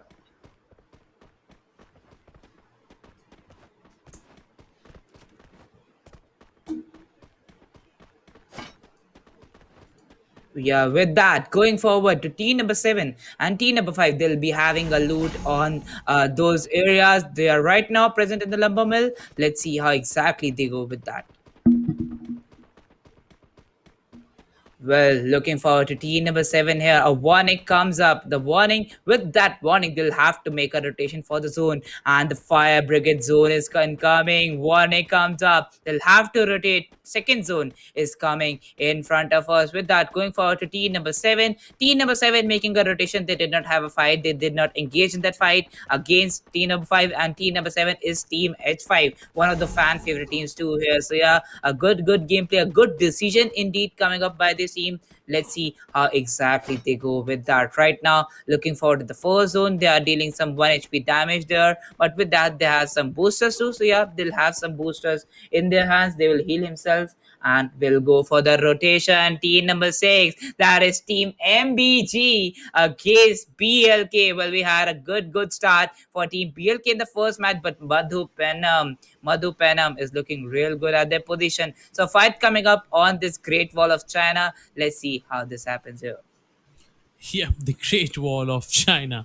I mean, that's good. That's decent. So, on this position, I mean, taking those unnecessary fights, it won't be helping you either. But I mean, you can try to get some knocks, get some kills for yourself if you are lucky enough. Mhm. And I mean, team number two is busy surrounding team number six from left, right, and center.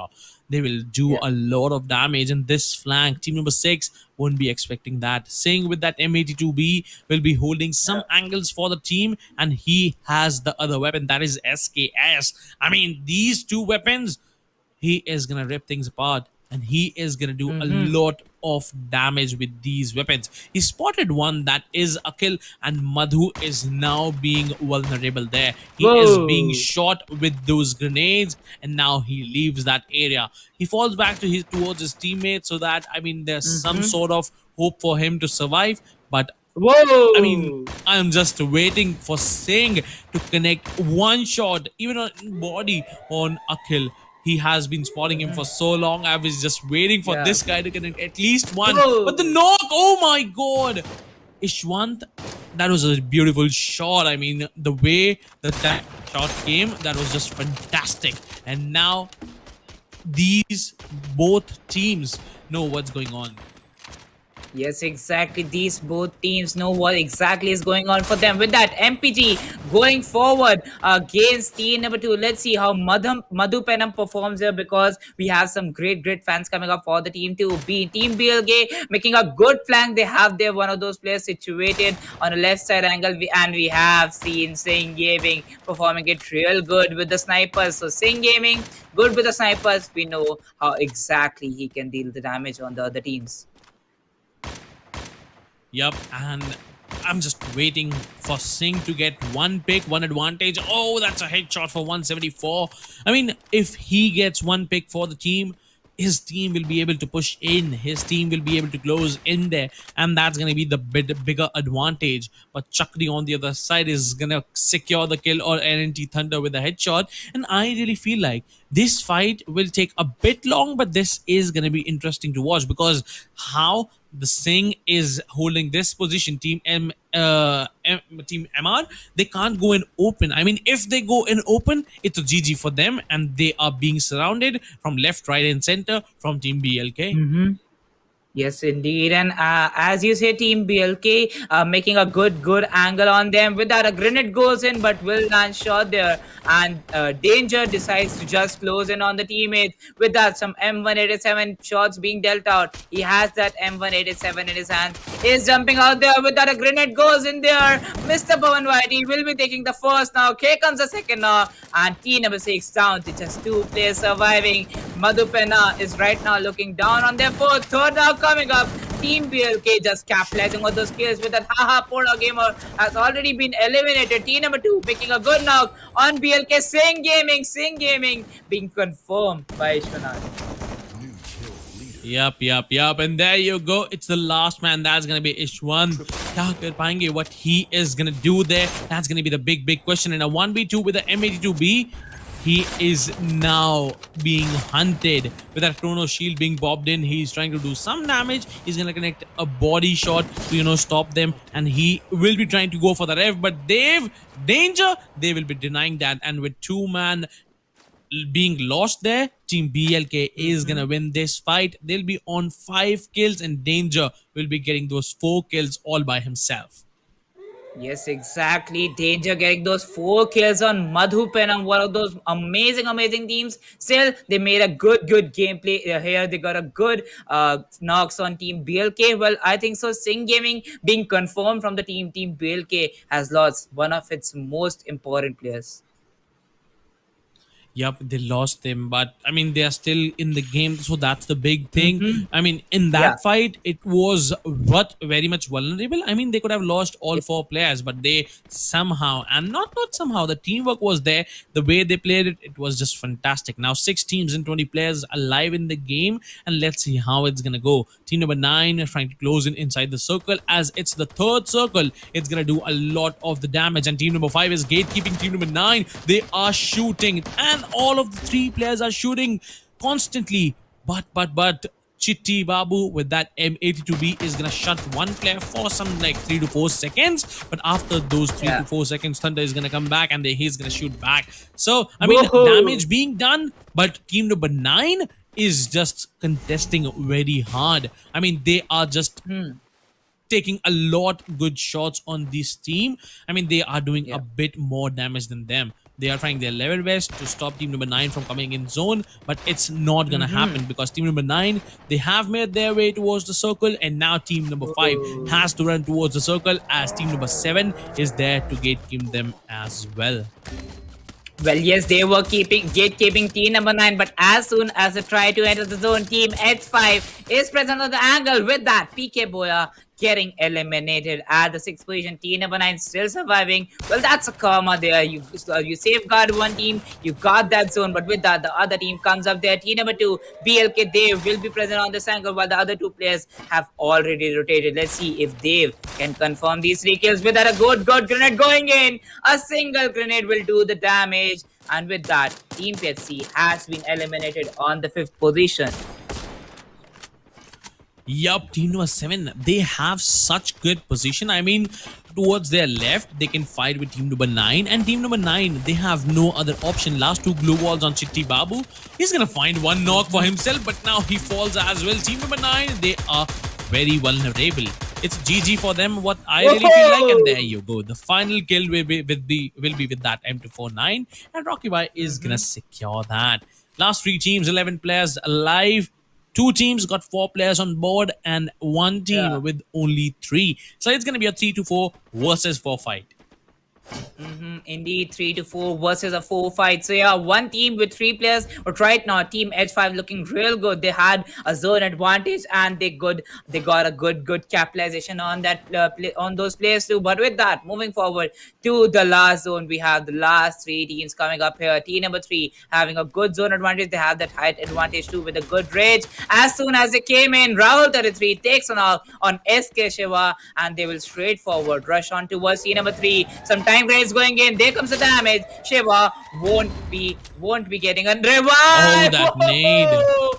Jack coming up with a single grenade will knock down 2 guys from team number 7. Ooh, some good stuff with that UMP. He is gonna close in now, gonna find the third for himself. And team number 7 down to just last player. That's gonna be Abhi, who is being hunted by the other team. That's gonna be SK Saeed. Now it's a 1v4 actually, and it's a GG. Team number 4 is gonna secure the booyah. And it chimes soon, and it's Team MIB, ladies and gentlemen.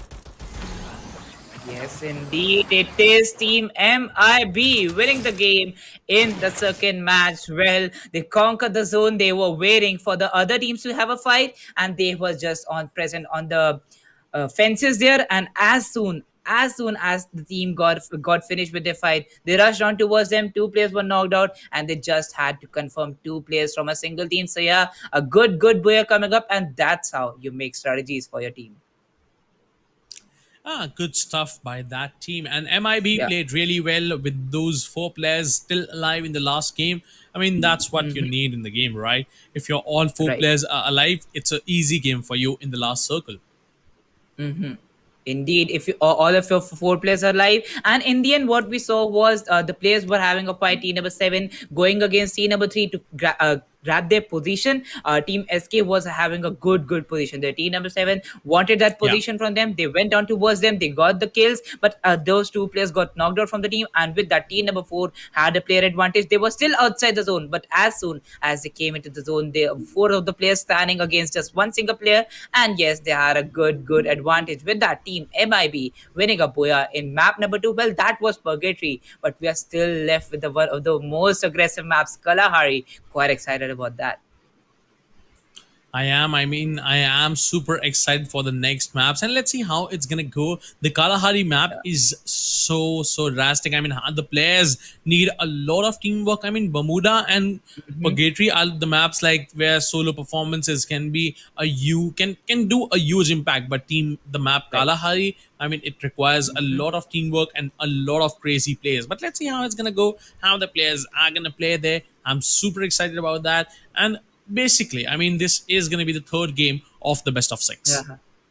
Yes, exactly. This is going to be map number three of the best of six. But with that, making a look and grabbing a look on the map by scorecard that was for Purgatory. And here comes the Puya for Team MIB Army. Just getting two kills. As I said, two of the players were knocked out from the team, but just getting two kills and having a passive gameplay throughout the game. They still get the first position while getting 34 points from this match. Look over to that. Team H5 getting 17 rank points, making a good balance from the kills area to getting 31 points. They got placed on the third position. Still, with that kill advantage, they are here on the second position. Team VSK having a good balance too. 20 rank points, 10 kill points. That makes a total of 30 points for them. Wamsi Nani Gaming getting 21 points, 13 rank points, 8 kill points. That will make the total for them. Team Pepsi Gaming. Well, I'm just amazed by this name. I just love this name. If to say cracky, I just love that Pepsi too. But yeah, with that, 10 rank points, 10 kill points coming up, 20 points for the team. Haha, Pura Gamer. I did pronounce them as Pura Gamer. Sorry for that. But yeah, it was Pura Gamer. Haha, Pura Gamer getting 14 total points. Whoa. They got eliminated, I think so, around that eighth position. Still, they got five freaking kills. Well, that's a good performance coming up from the team, and they got placed at the sixth position with 14 points. Madhu Pena getting 8, PK Boya getting 8 for them too. Reno Gaming gets placed at the ninth position, but still they had a good start in map number one. Let's see if they can maintain this consistency in further matches that are going to come in front of us.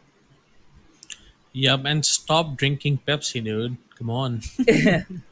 I mean, I know you like it, but stop drinking that. Hmm. I mean, Hmm.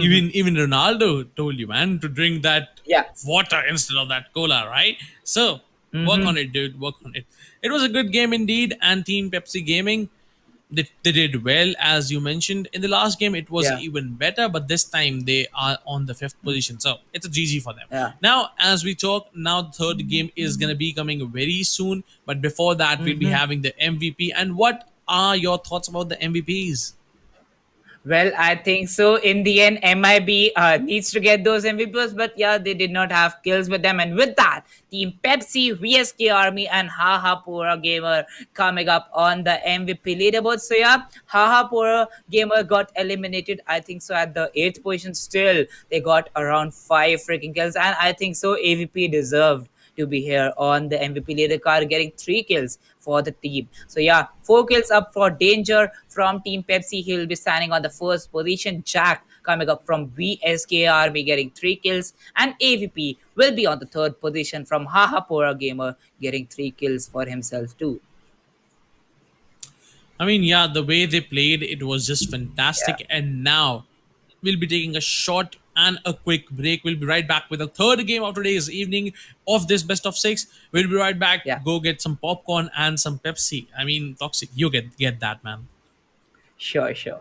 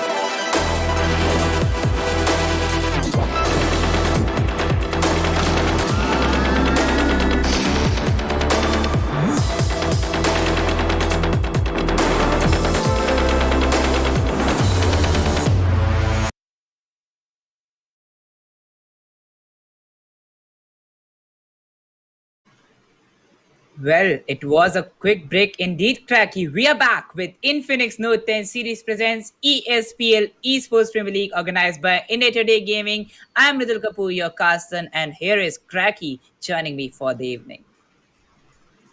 Thank you so much once again. And ladies and gentlemen, we saw a lot action-packed games, and now we'll be heading towards the third map. That's going to be Kalahari. I know you go all Yeah. you all are excited. Me, I am.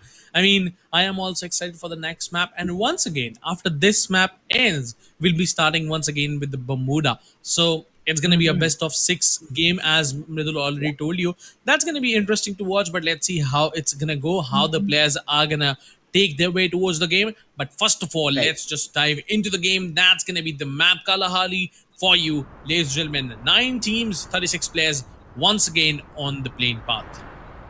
yes, exactly. And looking forward to the plane path here. It starts from the sub area and will end to the shrines area. So yeah, dividing the map into a 70-30 ratio, the blue tier loot will be present at the council hall. With that, seeing some earlier amazing fights coming up.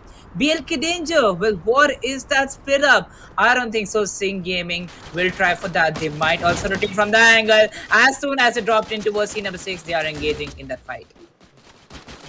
Yep, they are. And now team number six got the advantage. They got some picks, they got some weaponry in the game start, and now they're gonna secure it as well. The first kill will be coming in for Dati, and let's see how Datu, Mhm. and let's see how he's gonna capitalize on that. His teammates are just hunting, and Singh is down as well. Singh won't be Yeah. having any kind of backup from his teammates, so now he has to Mhm. give his life to the LNT Thunder.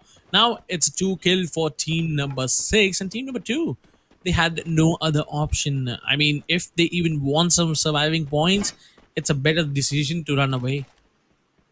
Yes, exactly. It might be a better decision to run away from that area, but with that, they lose one of those players. I think so. Two players have been lost till now, so yeah, that won't be coming up good for them. Looking forward to Team VSK here. They're right now present on the Hampton area, while we see team number 6 are right now the kill leaders PLK down to only two guys surviving from the team. Yep. And now, as you mentioned, team number two just down to two players. Let's see how what's gonna be their strategy. I mean, in the past few games, they were even so super aggressive with being the last two players. I mean, Singh and one more player, that was danger. Who the last were two players alive, and now once again the situation is there. The last two players are there, but let's see what's gonna be their strategy this time. The last time there was Singh, who was the MVP for the team, and let's see what's gonna happen this time. Two players Mm-hmm. already being lost by team number two. It's gonna be a bit Yeah. hard for them to carry out the whole game, but let's see. Strategy will be matter. Will matter the most. Team number three looks like they are super ready for the fight. They have completed their loot. They are still trying to get some more, but I mean, the necessity loot what you want that they have right now. Well, yes, exactly. They will pick up that necessity loot for them. But yeah, Team BLK had a player disadvantage in the other map too, but they got a good position. Let's see how they exactly make some strategies for going forward into the next zones. Looking forward to team number 6 and team number 7 here. Well, they had a fight coming up in the previous match too early. So let's see how exactly they will go for that. While team H5 got a good domination coming up on team number 6. Well, PK Boya, we know they are amazing with those skills, while MIB got a Boya in the previous match. So yeah, they're looking good with that Boya and having those initial points, having some good points in the top in the first three matches will make a good centrical a good centrical strategy for you in the next three match, Yeah. because you might go passive for that, you might go aggressive for that too, but you'll have something in your mind how exactly you have placed in the first three matches, and you have to see the same lobby in front of you. Yep, the same players and the strategy that is now going to come into play. That's going to be the mattering the most. Team number three for now Mm-hmm. is on the northern side of the map, so they are quite chill.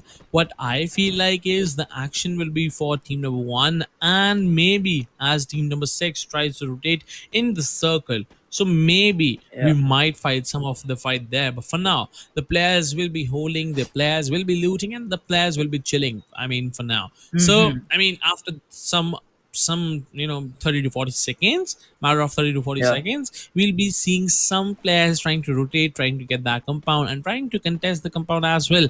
But team number two, I will be very surprised about their strategy, what is going to be Yeah. their strategy, and how they are going to take it towards the whole game.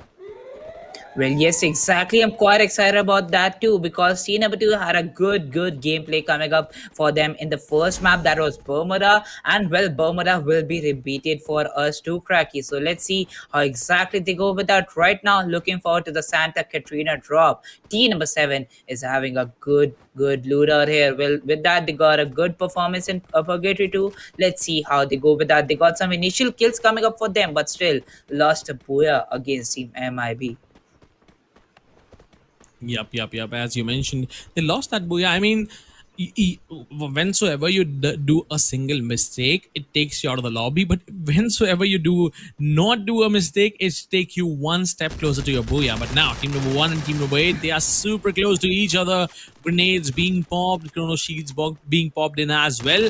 Team number one has surrounded team number eight for now. Oh, all right. Team number eight surrounded team number one for now, and the advantage will be for team number eight. But team number one, they got two players backing those two onto the other side. They are playing a 2v2 split. That's a good thing to go with because if you get surrounded by left, right, and center, it's gonna be very hard for you to leave that area. But for now, if even team number one, loses two players, I mean, they can still go out. But FNT AVP with that M82B is gonna find one knock for himself, and that's a good shot. I mean, this is the situation where you're gonna get some space for yourself and for your team, but no, a mistake will be coming in. They are Whoa! going aggressive on the sniping tower. Oh, haha. Poda YG single-handedly ripping things apart, finding one, now securing the second, and there you go. We'll be securing the third as well. I mean, Poda did a great job there, and team number seven, oh, actually, team number eight is the last man for the team.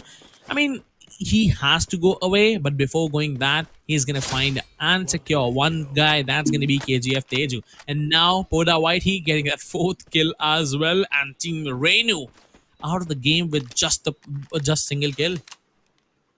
Yes, exactly. With just a single kill, the whole team got eliminated. Well, that's what they did not expect from this angle here. Team PLK going against team number 6 with two of those guys surviving from their position. Let's see if they can take depth or not. With that, BLK Lazy Boy will be knocked out, and the only player from team BLK will be surviving. Shots being fired from team number 7 towards team number 9.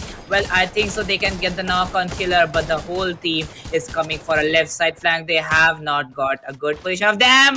There comes a Khan and shot on the body. Second shot, third shot, 80 damage coming up, and the player will be confirmed by that zone damage. And yes, the kill comes out towards for opposite. Well, they have got some footsteps too on the other two guys. Yep, they got that. And team number seven, they are super strong right now. Team number nine, once again, Mm-hmm. facing those same issues as the last game. Yeah. They were outside the circle, and team number seven was gatekeeping Mm-hmm. them. I mean, for how long you're gonna do that same Right. mistake? I mean, it's better for you to go inside the circle early and get that advantage. And team number two, Danger, surfing all alone. I mean, he had one more teammate with himself, but now he's the last man. So it's gonna be a bit hard journey for him to survive in the whole game. Yes, exactly. It's gotta be a hard journey for him to survive in the game, but still, he is standing there, and that is what exactly matters. Let's see how what position can he get for the team, because if you might face some difficulties in this Kalahari match, you will get some initiation. You will get some information. Sorry for that. You'll get some information that how exactly you have to make strategies for the Kalahari. What exactly went wrong in this match? And yes, we will be repeating with Kalahari as the sixth map for this match. Let's see how it goes. But with that, going forward to BLK, he is just climbing up the position on refinery, and well, a good zone being predicted by the player. As we know, the plane pass was quite cylindrical there. So yeah, the zone might come up on that refinery area, or it can go to the Bayfront area too. Yep, and team number 7 and 9, they are super close to each other. But team number 9 seems Mm-hmm. like they're unaware of the fact that there's one team behind them, so they gotta be careful. Oh It's the yeah. second zone now closing in, and all teams are now trying their level best to get at least inside the circle, at least onto the edge of the circle. Because if you're not in the circle, it's gonna hurt you a lot, and the zone damage. I Yep. don't think anyone wants that. Team number 6 and team number 5, they are super close, exchanging some shots to each other, and looks like the advantage for this fight will be for team number 6. But the first player goes down of team number 6 as well. Team number 5, who Yeah. is on the lower ground area, they managed to get one knock for themselves, and now they lost one as well. Indeed, they lost one of those players from their team, and with that, a grenade going in on Madhu Penem will confirm one guy from Madhu Penem. There goes a second grenade. Datu just confirming his kills. With that, Madhu Penem Gaming right now down to only two players. With that, firing some shots on T number 6, getting some damage there. Will take that knock on UK. Datu might punish him for the knock. So with that, oh my god, he was picked up behind that glue wall. Here comes a good snipe from Akil. Akil is just gonna charge in behind that glue wall. Whoa! Yes, and team number 5, they are super aggressive. I mean, they could have got some kills at least with this aggression, but they messed Whoa! up. But no, wait a minute. Pawan YT is going to find two players with that single grenade. He's going to secure one with his weapon, and now he is happy with that. He is trying his level best to fall back a bit and try to re-engage again. But team number 6 looks like the way they had the advantage now is turned into a disadvantage. It's a 3v2 to actually fight, but two players on team number 6 is quite low to Whoa! HP. One player, Thunder, is gonna connect the headshot Oh with that shotgun, and no! he's gonna find both of them. That's a triple kill, taking it to triple kill. I mean, that's just insane. Last 7 teams, and we are on team number 7, who is for now in the circle, and all of these teams for now will be preparing for the end game fight. Well, yes, exactly. Well, that was an amazing game coming in front of us by Madhu Pen Gaming, literally performing that 2 versus 4 really well. But yeah, in the end, what happened wrong was for, exactly if I have to say what went wrong for them, it was the exact decision of one of those guys from Madhu Payment to just fall back on 120 HP. He could have called his other guy to go for a straight barge in and straight rush in towards T number 6. But yeah, still a good fight coming up. They got one kill confirmed and they got their revenge too. Placing on the 8th position with amazing decent amount of kills, they could get on top in the top 5th position. Well, what matters in the end after the best of 6 will be the overall points. And here comes a third party by T number 9. They'll go straight into towards T number 3. Will get some damage there, but M1014 against M1887 will win 5 bullets there against 2 bullets. Will take the knock on actioning 2. Actioning coming up. SKY knockdown confirms the kill, but gets third parried by T number 3. Gets a kill confirmed for them. Right now they have T number 7 against them too. Yup, and team number 4. They are quite far from the circle, but they gotta be Yeah. careful while rotating in the game in the circle. Team number 2, the last man, as you mentioned, I mean, he is just doing wonders for now. But let's see for how long is he gonna survive there. Is it gonna be possible for him to clutch it out and get the booyah for the team? I mean, I'm really surprised if he gets. Yeah, if he gets that advantage, if he gets that position. T number 7 right now going against T number 3. With that, the zone goes in the other angle. Well, that is not favoring T number 7 and T number 3. T number two's last player is above that place at that position with that T number 4 going all in. Team MIB looking good here. Well, they are being passive in the Kalahari map too, and that is quite working well for them. Entering the top 6 position here. Well, with that, we'll be going forward with the 5th zone in no time. Warning coming up, and the players will have to rotate. PSK signing out with 3 players, and just as I said, 3 players there. A knock comes in, another knock comes in. 2 players confirmed from Team SK. With that, the only solo guy will drop off. SK Shiva also being confirmed. Jack present down on the ridge area. Yep, and the circle is so close. These all six teams are trying to find some sort of cover for themselves. I mean, some teams got some cover, but some teams are playing those ridges for them. Let's see how it's gonna go. Team number seven, they gotta move inside the circle along with team number one towards their left. They gotta be careful with them. I mean, they can do some sort of trouble for them, but I mean, they have the height advantage. So it's going to be amazing to watch. And the grenade launcher in the hand of UUIT, he was trying to get one knock, but he is going to knock himself and going to lose his life. I mean, what did you do? Yeah, oh well, what did he do? Like literally dropping off from a long, long area? I think so. He was not having his hook grappling, and with that, Thunder going against FNT a Thunder will confirm his kill, and with that, a quadra kill pops up. Well, this was the Exai guy who got a 1 versus 3 against T number 2. With that, going forward to this fight, T number 1, T number 7 popping off against Team MIB. They are charging in. They won those kills. They're at that position. Looking forward to this fight. M8 MIB fire some shots from M8 2B. Might get a knock there too. Yep, they are doing severe damage. And look at Couple. He is just insane with that thermal. Now, last two teams, and it's going to be a 2v3 fight. The advantage of the situation is for now for the team number 4. But the man advantage is with Team LNT, and they got to be using this. It's last 10 seconds, and they both need to move towards the center. So, team number 6, Yeah. they are super close to the center. It's not a big problem for Yeah. them, but it's a big problem for team number 4. They are trying to toss some Mm-hmm. grenades. They are out of the grenades Yeah. anymore, and they are Yeah. helpless. Team number 6 is gonna, understand the situation, and obviously they are gonna clutch it out, and they are gonna take the booyah for themselves very easily.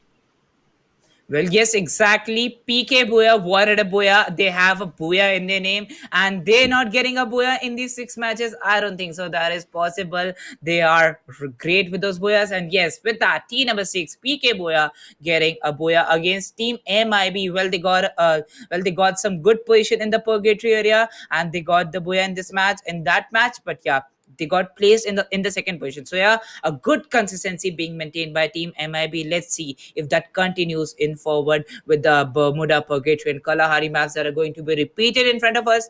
With that, PKB 46. Okay. I think so. I saw PK Booyah. Oh, PK Booyah 46 is their whole name. So, well, that's a long, long name, Cracky.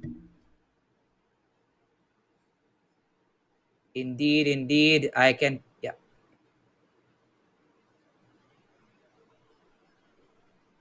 Teamwork, good stuff, good coordination, and this is how they got the booyah for themselves.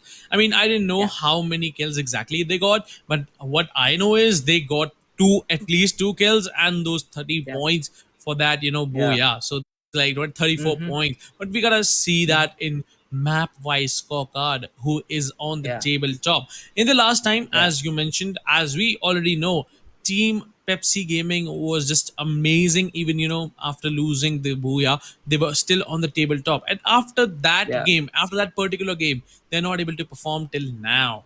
I have not seen Yeah. playing them very nicely, but let's see what's the Mm-hmm. overall standing right now, what's the situation after this game, and how the players are gonna work in the next game. What is gonna be their strategy, because it is the best of six, right? So in this Yeah. best of six, at least you will be having three more, chances to prove yourself, and after these Mm-hmm. three, it is gonna be a GG for you. So you better be careful with that. Yeah. Well, yes, exactly. I totally agree with you on that point because they have played 3 maps. They have played all the 3 maps within the game and they know how exactly these teams perform against them. With that, going forward with the sorry for that, map wise scorecard of the map number 3. And here it comes PK Boya getting 30 rank points, 24 freaking kill points, 12 kills for the team. And yes, that makes a total of 54 for them. Well, with that, haha, Pora Gamer coming up on the second position. They got eliminated on the third position, still making those amazing, amazing kills. Even if they come on the lowest position, like position number 6 or position number 5, they have those kill department real, real good. With that, coming up on the second position with 27 points. points. That is the exact half of PK Boya. So PK Boya totally dominated this lobby. Going forward to MIB Army, they maintain their consistency. In Kalahari too, they got 24 points for the team, and yes, they'll be standing on the third position in this scorecard. H5 coming up on the fourth position with 17 total points. Team Pepsi Gaming getting 12, VSK getting 12 for them too. Vamsinani Gaming getting 8, Madhu Penam getting 6, Renu Gaming getting 5. Well, I think Madhu Penam and teams like Renu Gaming need to grab up their position because we know they have that caliber. They do got that, but in this game, dying, very early. I mean, that was not the Mm-hmm. case where you want to be in. Reno Gaming got Yeah. eliminated on the ninth position. I mean, that Mm-hmm. was not what I was expecting for Reno Gaming. Madhubenam, Yeah. they were trying their level best as well. They were playing Indeed. decent till the last game, but no, this time Mm-hmm. they got taken out on the eighth position. I mean, after Oh, Team yeah. Reno Gaming left the lobby, they left it Mm-hmm. as well. But Yeah. once again, your favorite team Pepsi Gaming is on the fifth position, as matching the last last scorecard. They are still on the Mm-hmm. fifth position in this game. So let's see how Team Pepsi Yeah. Gaming is going to play the next game and the last three games of this best of six. Yes, exactly. The last three games of this best of six will be popping in front of us with that. A good performances coming up, and we saw Yeah. three different teams getting booyah. So yeah, no team getting two booyahs in total or a hat trick. So let's see if we can get that in the other three maps because I will love that. Even if the teams don't get two booyahs consecutively, they can grab up those booyahs in some other matches that are strong for them. With that, going forward, the MVP scorecard, we know the team has dominated. PK Booyah has dominated this lobby. All the players might be from PKB46, but yes, I am wrong about that. Haha, Yeah. Poda Gamer, how can we miss them? Even if they are on the fifth or sixth position, they can get those kills, and they are getting those kills. Thunder on the first position with 5 kills and getting 5 kills for Team PKB 46 will matter a lot. That too on the third position with 3 kills from PK Boya 46. Her Haha Pora, the leader of this team, will be with 4 kills on the second positions. I mean, the way Thunder played the last game, it was just fantastic to watch. Those grenade Right. kills, those aggressive pushes, it was just amazing. Yeah. And I mean, that's what you need, those solo performances, those solo heroes to save your team in the game. And I mean, those teamworks is very important. So this was a good game indeed. And we are hoping for the same in the next Bermuda map. We'll be having it very shortly, guys, ladies and gentlemen. Don't worry. The next game is gonna start in a while, and that's gonna be the map Bermuda. Let me remind you, we still have 9 teams and 36 players on board, and these 36 players will be doing a great strategy in the next map. Well, yes, exactly. They will be going with that great strategy. And as soon as we talk about the strategy, here comes the flight path. Let's see how they exactly execute that. Whoa, look over to that flight path cracking a good position on the northern area while leaving the teams real far from their southern drops. The flight path starts from the Keraton, will go towards the observatory area while the blue tail loot comes up on the Cape Town. Yep, this plane path, I feel like, I mean, this is sort of the thing where you don't want to be in. I mean, those clashes, those early gunfights, we have seen a lot of them happening. I mean, the players try to go observatory together, they try to go to Bima Sakti Strip together, they try to go to, Clock Tower together. So we have seen a lot of fights, and we might be having one more team along with team before. So let's see which team is it and how they are going to play it. It's team number 9 versus team number 4 on the observatory area. So it's going to be a good stuff right now, what I really think. Yes, exactly. This can go real good for them. But yeah, right now having an initial fight. Team number 9. One player is caught off between 4 players from Team MIB. Well, Wamsi Gaming, we know they have that caliber, but not getting kills, but not getting guns in this early area would matter a lot for them. Well, that was a good cross shield there. And as soon as the player got the advantage, the player got the time, he exits um, the apartment.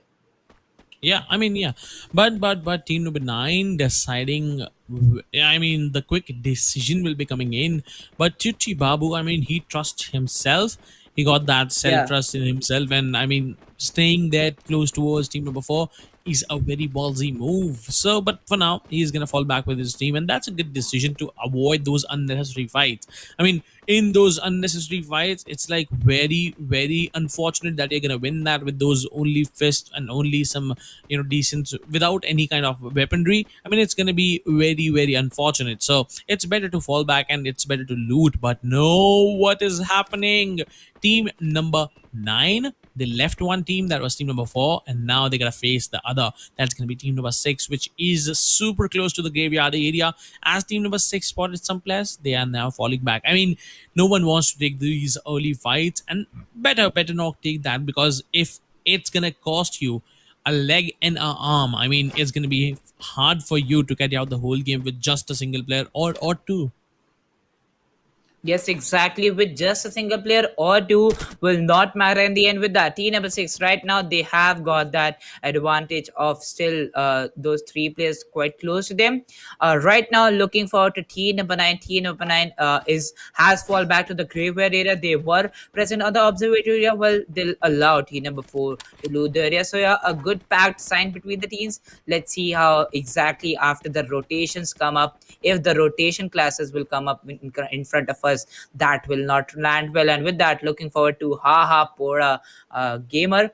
Right now, they're present on the clock tower area. Well, we know clock tower for some cheeky angles on three different cities: Bhima Shakti Strip, Pochinok, and you have the peak area too. So yeah, clock tower is a real good position to hold. Yep, and on this clock tower area for now, they are safe. They have no casualties on board. They have no other team looking their way. What I am curious about, what I am scared about, is team number nine being in a situation where team number six even can bang them up, or team number four, or team number eight. I mean, they are trapped. They're surrounded by left, right, and center. It's gonna be hard for them to leave that area. Yes, exactly. It is going to be hard for them to leave that area. With that, looking forward to team number nine and team number six. Well, that could be a good fight coming up for us in the observatory area. But let's see how exactly they will move for that. While team number eight is just right now enjoying their loot. They don't know, they don't even have a point of view that three teams are alongside the north area of their area. So let's see if they have that performance, if they have that exact information. Three teams are real close to them, but they make a move to exit the Catalyst Tower and they'll be going forward with the Vima Shakti strip. Yep, Bimasakti strip. I mean, it is gonna be a good position to hold for team number eight, and they are moving forward. So it's fine. It's fine, and it's completely clear. So it's an easy peasy compound for them. But these nine teams, most of them are for now outside the circle.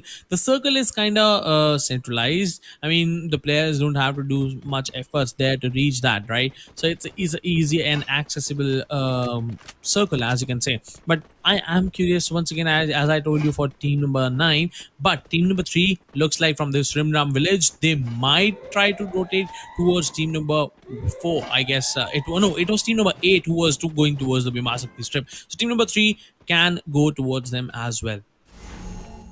Yes, exactly. Well, looking forward to team number two here, BLK.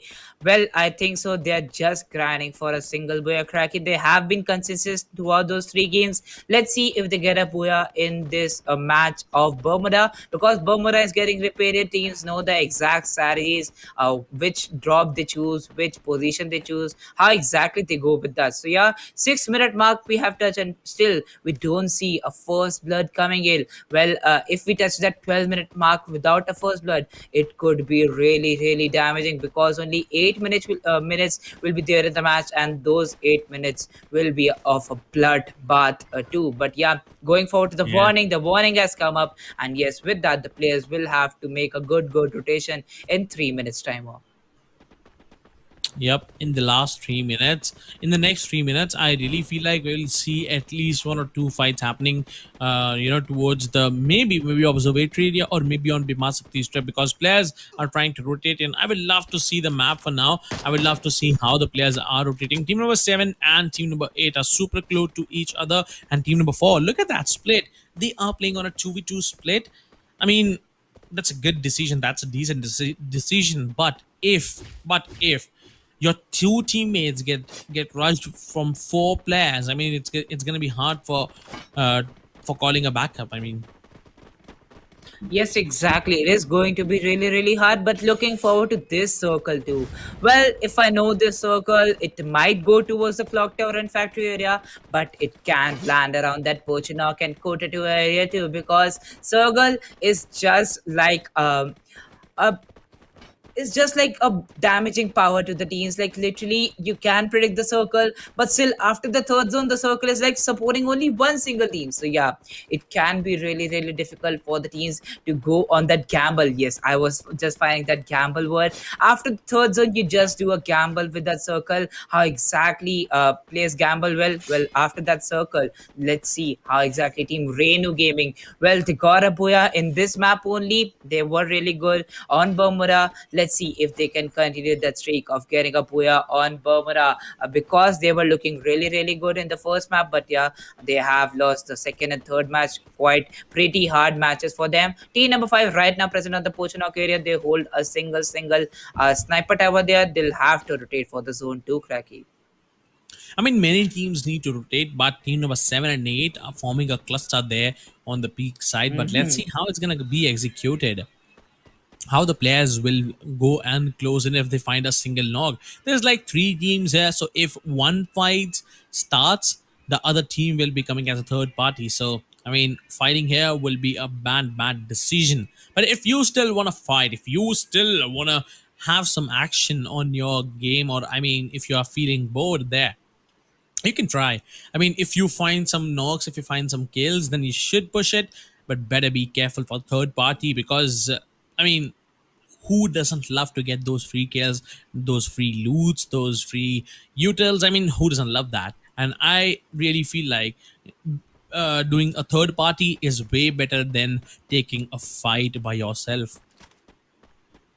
Yes, exactly. Taking a fight by yourself will literally go can literally go wrong for you. But yeah, we touched that 9 minute 40 second mark. The teams might have rotated till now, but yeah, if they go for a late rotation, the zone will be doing a 1 HP damage, and as soon as the second zone pops up, and yes, here is the second zone. So yeah, a 2 HP damage or a 4 HP damage can also come. Looking forward to how far away you are from the zone. Right now, seeing team MPG, that is Madhu Pennam Gaming. Madhu Pennam Gaming did perform really, really well in the first match, but yeah, the Purgatory and Kalahari maps were not good for them. Let's see if they come up with a good strategy once again in the Bermuda map Whoa. because they were real good with that. With that, we go forward. Team number 1 and team number 3 firing in. Haha, Poda Wari getting two freaking knocks on team VSK. Third knock coming up on SK Wari with a close range sniper, and Shiva will be falling back. Let's see how far he can go, how far he can run from this angle. He doesn't want to engage in that. He just wants to survive for the team. Oh yeah, he is scared now as he lost three players with just fraction of a second. It's a better decision to at least try to survive in the game, but no, will he be allowed? No, he won't be. Haha, Poda Whitey is gonna secure him as well. All right, it was Teju who secured his skill, but I mean, the way the team played, the way they took team number 3 down, it's not the way how you cross the situation. It's not how the way you rotate. It was a big mistake by team number 3. Now on the other sides of the map, we have a fight for team number 5 and team number 8. Both of them are trying to do whatsoever is possible. In team number 8, looks like Delete is quite low to HP, and so is his teammate. Team number 5 can have a better advantage there, but team number 5 looks like they need some teamwork. They are out of teamwork, and the first knock will be coming in from Ishwant. Now, Pawan White, he will be tossing a grenade, will be finding two on the other side, and there you go. Team number 8, it's a GG. They lost two players, and the last two will be running away for their lives. Yes, exactly. Last two will be running away for their lives, and Madhu Penam Gaming is looking strong once again on the Bermuda area. With that, the second zone starts to close in. We will see teams like T number two also entering the peak area. Well, I think so. It is going south for the peak area too, because we have predicted this zone. We have seen this zone coming in front of ourselves. Only the team that has been eliminated will be VSK, while one team is there, that is Renu Gaming, now down to only two guys surviving. Well, that's a lot of damage for Team Reno Gaming. They went on forward for a fight against the team, but still they had some damages coming up on the team.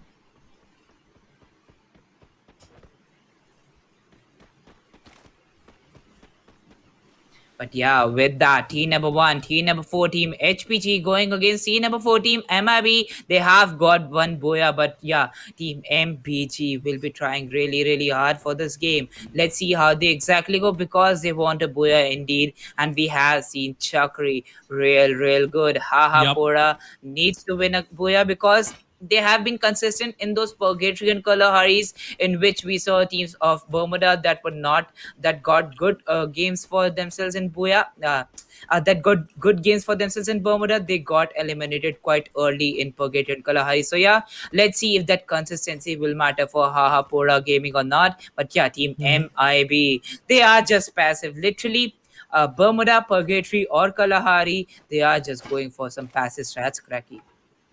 They are indeed, but team number one, are they aware of the fact there's one team on the top of the factory and they can actually use this height advantage? RG Rocky on the other side is gonna find one kill, now making it second for himself. And I mean, Team Sing Gaming, they are just super aggressive.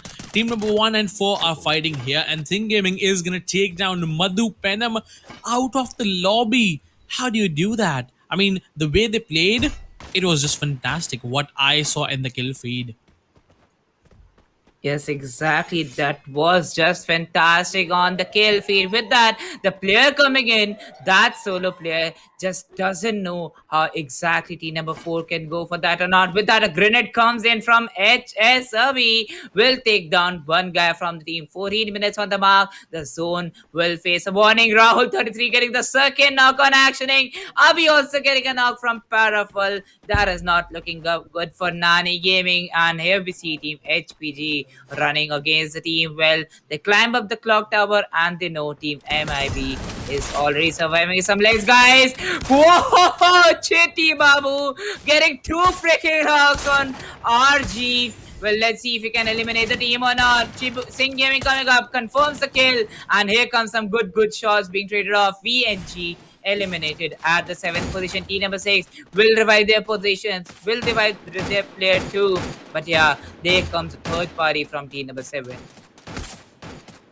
Yup, team number seven. They're looking super good on this position, doing a lot of damage with this weaponry. And I mean, they are gonna get some more kills. Rocky Bai is gonna secure one more for himself. Meanwhile, team number 6 looks like they are not in a good cozy position. They are being chased, they are being hunted, and they are being, I mean, poked. Team number 6 doesn't really look good there. From left, right, and center, they will be getting slapped, they will be getting shot. But no, wait a minute. Thunder, they with those Grozas, they're gonna knock two players instantly. And team number 6 got a lot of space now for themselves.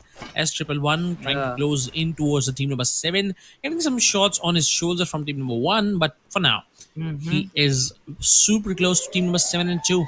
And I mean, that is gonna be a big third party from team number 6. Yeah, indeed, that is indeed going to be a big third party coming up here. With that, we see team number 7 going against team number 6 and 2. A third party will come up. With that, team number 2 makes a decision. One guy, BLK Gamer, comes so close. PKB46 got a boy in the previous match. With that, they get eliminated at the 6th position. Rocky Bai will confirm a kill from that shotgun. Only 2 guys surviving. Dave coming up with a rush. The 2 other guys are still in the zone. Sing Gaming. Whoa, Knocks on Rocky Boy. A shotgun knock comes up, and with that, BLK has eliminated the squad. MI Kapil confirms the kill on Sing Gaming, but with that, FNT AVP getting a knock. So, yeah, a good knock by Sing Gaming coming up, but still, he got knocked for the team. Well, they have the zone advantage, and they will be the only team inside the zone. Yep.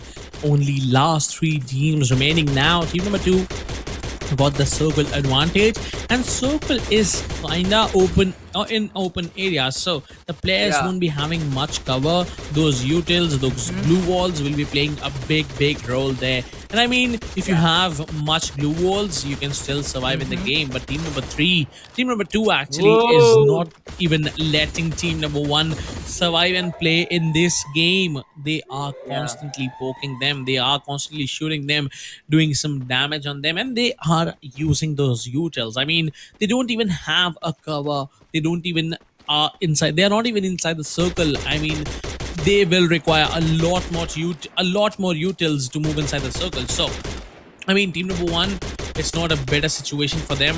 One player goes down, the second will be taken out. That's going to be Hahapoda Whitey. And now the last.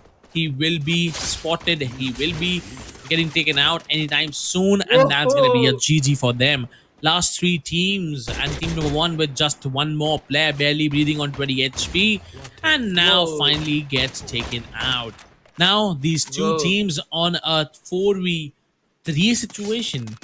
Team Yeah. Singh lost one player, and the last two will be standing there. That's going to be Singh and Dev in a 2v4. And these four players coming super aggressive. Those dual vector combo. Whoa! He's barely on 10 Whoa! HP. The last man Whoa! now. That's going to be a 1v2 for him. And Singh, Whoa! Dev, what are you guys up to? They got that booyah in a 2v4. Whoa. Well, a 1 versus 4 coming up from BLK Dev Oh, it was not a M187. 1v3? Just it Oh. was a 1 versus 4 coming up Whoa, from I thought it was BLK Dev. One yeah. knock. Yeah. Yeah. Whoa. One I knock, thought it was two a knock, 1v3. three knock. Yeah. But Yes, yeah, I the even thought way that he was a played. 1v3. But I mean, Yeah. the way he played, it was just amazing. I am flattered. Yeah. Indeed, Cracky. I am flattered too by that performance. And with that, Team Pepsi getting their first booyah. So, yeah, it was You are so BLK happy. and it was, yeah, I am so happy. Well, I won't be drinking a Pepsi as Cracky suggested me. As Ronaldo has said too, we have to drink water only. No Pepsi is for me now. But yeah, Team Pepsi getting that booyah in the fourth map of Berbera. Well, that was a dominating performance and being consistent throughout the first three maps, not losing even a single match to their disadvantage. They were there with advantage, but yeah, some strategies changes, some good strategy changes coming up for them. And yes, with that, they got a booyah in this match. So yeah, Team Pepsi Gaming being consistent and getting a booyah in fourth map, well, that would land good for them in the overall scorecard. So yeah, they get a booyah in Bermuda. Bermuda was so good for them. The position, how they exactly got advantage of that, and performing that 2 versus 4 in the end. And it was a 2 versus 4, but still Singh Gaming did not even get a chance. He had those sniper in his hand, but BLK Dev with an M1887, he was just like, I'm there present, my boy. I can do all the damage on the other four players from the team. With that, they made a rush. One reload, another reload. Four reloads came up for M187. But with those four reloads, he got a 1 versus 4 clutched up for himself. With that, we look over to the map by scorecard for Bermuda map. Yep, we have it. And ladies and gentlemen, Team Pepsi Gaming with that booyah is going to be on the tabletop with those 54 total points. Haha Yeah. Puara Gamer got the third position, but still they are on the Yeah. second just because of those kills points. And I mean, the way they played the game. MIB came second in this game, but unfortunately, they didn't have enough kills with three more points. I mean, if they had three more points, they would be on Yeah. the second position in this scorecard. But now Mm-hmm. for now they are on the third. Yes, exactly. Because they had some good rank points, but as we know, the kill points are obviously favored when you have the exact total points. So yeah, the kill points does do matter. But yeah, with that, Reno Gaming getting the fourth position and will land up there with 19 total points. H5 coming up on the fifth position with 18. PK Boya getting 14 in this match. Well, that's a good consistency. Let's see how they perform in the other two matches. Madhu Penam getting 8 points for the team. Vamsi Nani Gaming getting 6. VSK will be on the ninth position with 3 points. So yeah, Team Pepsi Gaming getting 54 freaking points. So yeah, good kill position for them too, and a 1 versus 4 in the end. BLK Dev will for sure be remembered. But yeah, haha Pora Gamer once again getting that consistency just like Pepsi Gaming or Team MIB Army. Let's see if they come up in the top two, because that is exactly what will matter in the end in the overall scorecard, Cracky. Yep, it will matter. And the way they play in the next two games, that will be Yeah. mattering the most as well. I mean, if you Hmm. are going to make those booyahs for yourself, it's going to be better. Sure. But let's have a look on the MVP screen toxic. I mean, Mridul. Yeah. Let's see. Let's have a look on the MVP. I am super excited. I mean, the way Dave and Singh Gaming played, it was just Mm-hmm. fantastic. It was some performance that was Yeah. completely out of the box, and the way they played blown my mind. Yes, exactly. The end one versus four clutch by M187. The gun has just two bullets for your team, but with those two bullets only, Dave getting six kills from Team Pepsi will be there on the first position with six kills. And with that, Sing Gaming coming up on the second position. So yeah, Sing Gaming gets that good justice for him being on the second position. Yes, he has got that justice with the Boya. Four kills for the team. Some amazing sniper shots. Once again, we saw by his MA2Bs or by his amazing K98 shots. And yes, with that, he lands on the second position in the MVP scorecard. Haha Pora once again comes in the MVP scorecard with three kills. So yeah, Haha Pora gamer maintaining that consistency in, like, even in the Mappa scorecard and even in that MVP scorecard. Well, let's see if they get a Booyah, because one Booyah we are still waiting for. Haha Booyah. Well, I think they have one Booyah, Cracky. Yeah, I mean they were trying to get that, but they unfortunately was Hmm. not able to get that. So it is fine. Yeah, I mean, we'll have the overall cards. I mean, it doesn't really matter that how many booyahs that you get. It matters yeah, how you play. I mean, if you yeah. have more than enough kills, if you dominate the lobby, you are still gonna be on the first position. It all True. depends on the kills, on the surviving things, and the strategy that you are gonna make. So it was a good game, and the last two games will be there. I mean, very shortly, ladies and gentlemen. I hope you guys are waiting for it. So let's take a short and a quick break. We'll be right back with the break. Just go and get some popcorn, guys. It is going to be interesting. Sure.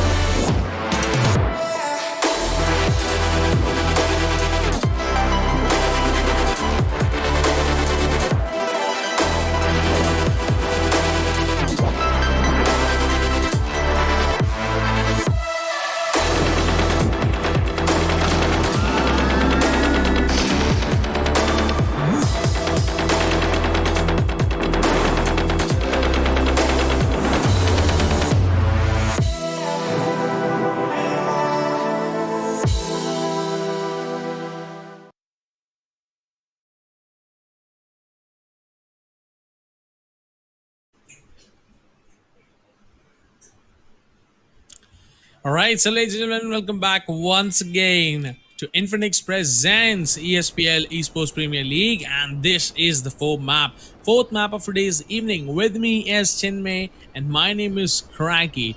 Welcome, Chinmay.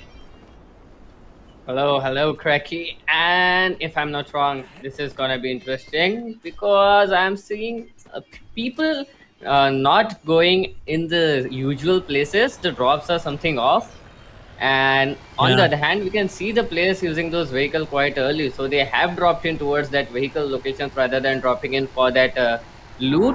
They are dropped in for those vehicles, and that is definitely pretty good.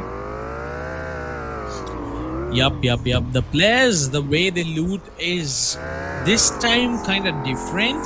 I have not seen them looting those vehicles first, getting into the positions with those vehicles. I mean, I've seen them dropping their position, but the play path was quite off this time. I mean, the players wheresoever they wanted to go, it was a bit hard for them.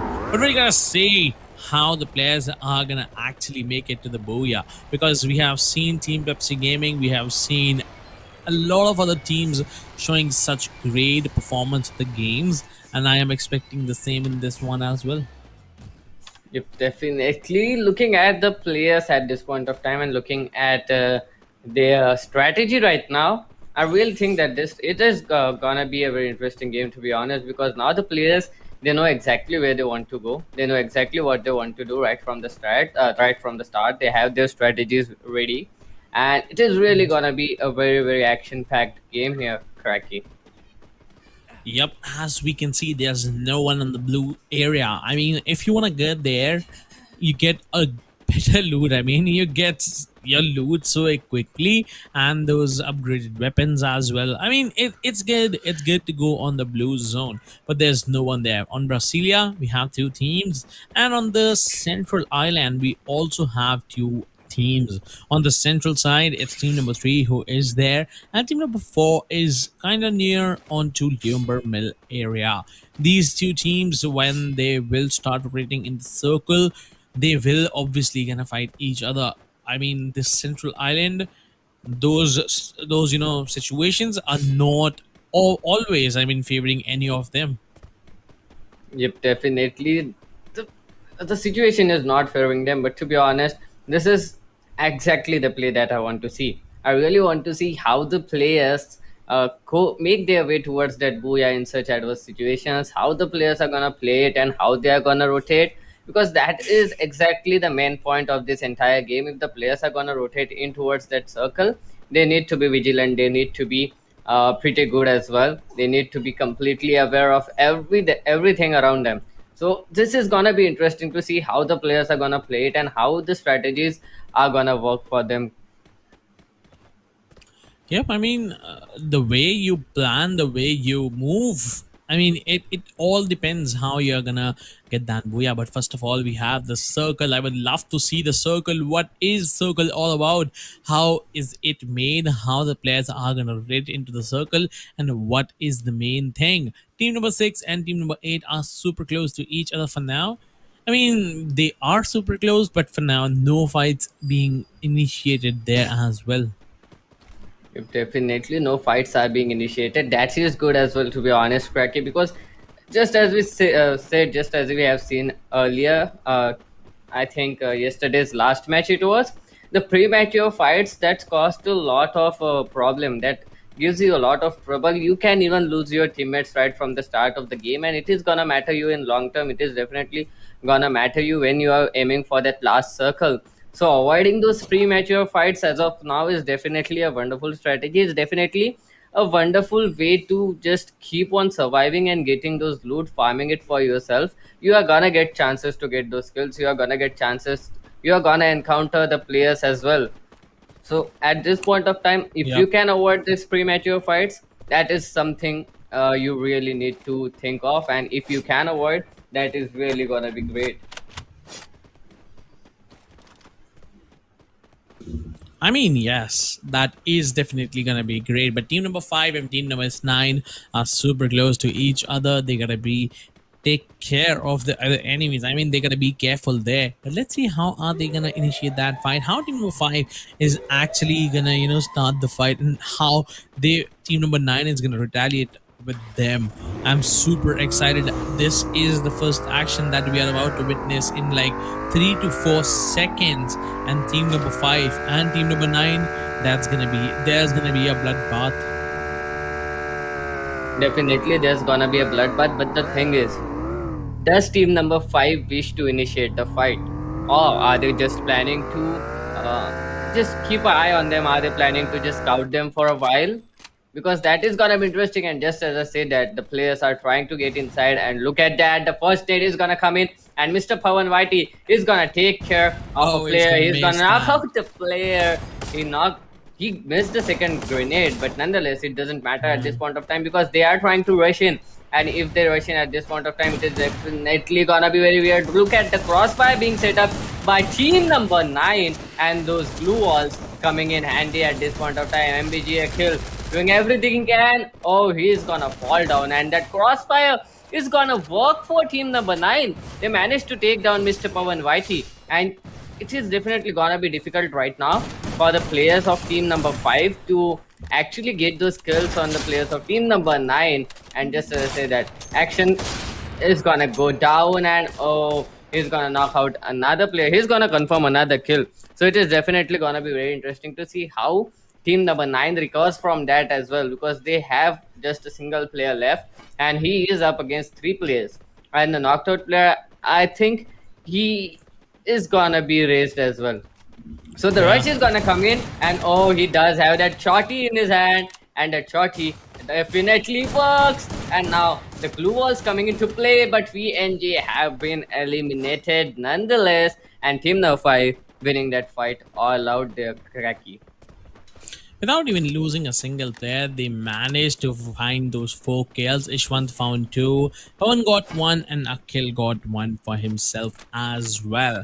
Beautiful, beautiful stuff by team number 5 there. I was curious that how are they gonna execute the push, because the TPP advantage, the crossfire setup will be present, and team number 9 will be aware of the fact that there will be grenades coming in on their way. So, I mean, I thought team number 9 will win that, but on the other side, for now, team number 8 and team number 2 engaging in a fight where team number 2 has a better advantage. They got one knock on Pinky, but Pinky gets taken out, and after that, Delete now is gonna get taken down. Pinky was just 1 HP, and there you go. Lazy boy single-handedly taking down all 3 players, and once again, one more team is out of the game. Yep, definitely. Now we are down to just 7 squads left. And you know, Cracky, what I am interested about at this point of time? We have seen Team 5 using those shotties in their hand. And Yep. I don't know if you know it, but Team 5, they do have a record of 37 shotgun kills in a single map. And Whoa, are you kidding me? yes, yes, I am not. I Whoa. am not. They do have a record of 37 kills with a M187. So I'm really, really curious to see if they can pull that out here as well. If they can get those shotgun kills, that is gonna be a real eye candy here, Cracky. Yep. Team number 1 and team number 5 for now are super close to each other. And let's see how they're going to play this time. Because team number 5, the last time they wiped out team number 9 out of the game. And now it could be it could be the turn for team number 1 to get wiped out. But let's see how they're going to retaliate to that, how they're going to attack them, and how they're going to play that. Yep, definitely. Team number 5, well, they are looking pretty calm. They're trying to scout, they're trying to just get information about the players of team number 5, where they are holding and what might be their plan of action. But looking at that crossfire setup between those two compounds, that is definitely gonna help them. If team number 5 unknowingly rushes onto the players of team number 1, either one of them is gonna get spotted, then definitely they are gonna be in a huge trouble. On the other hand, we can see team number 2 lurking close by as well. So this is definitely gonna be very difficult for the players of team number 1 to hold it all off, and they need to go on against. If they are going on against team 5, they need to go all out. Otherwise, it is gonna be very hard for them to just take care of the kill leaders as of now, Cracky. Yep. But I am curious, how team number one actually gonna fight with team number five. As you told me, the shotgun, that Record. record. Yeah, I mean those 36 kills record with just shorties. I'm kind of scared from team number five. I'm not gonna lie, I'm kind of scared now because these players. I mean, if they can get those many kills with just shorties, I don't know what they're gonna do with when they have assault rifles in their hands.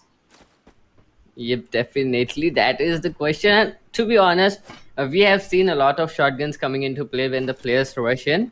So this is definitely gonna be very difficult for either of the teams to rush in on towards team number five. Either it's team one, either it's team two. Because if the shotguns come into play at close range, I'm sure they can get a kill or two out of there. But just as I say that team number six, oh UK the two, is gonna take Rocky Bhai out of the server. He's gonna confirm that kill as well. Now team 7 down to just a solo player surviving, and that is definitely gonna be difficult for the player of team number 7 to actually try to survive, get those kill points for them.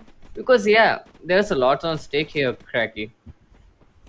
I mean, we have already seen the last four games, and now last two games are remaining, and this is one of them. So, I mean, you said it right. There's a lot at stake, but I mean, they don't have much chances remaining now.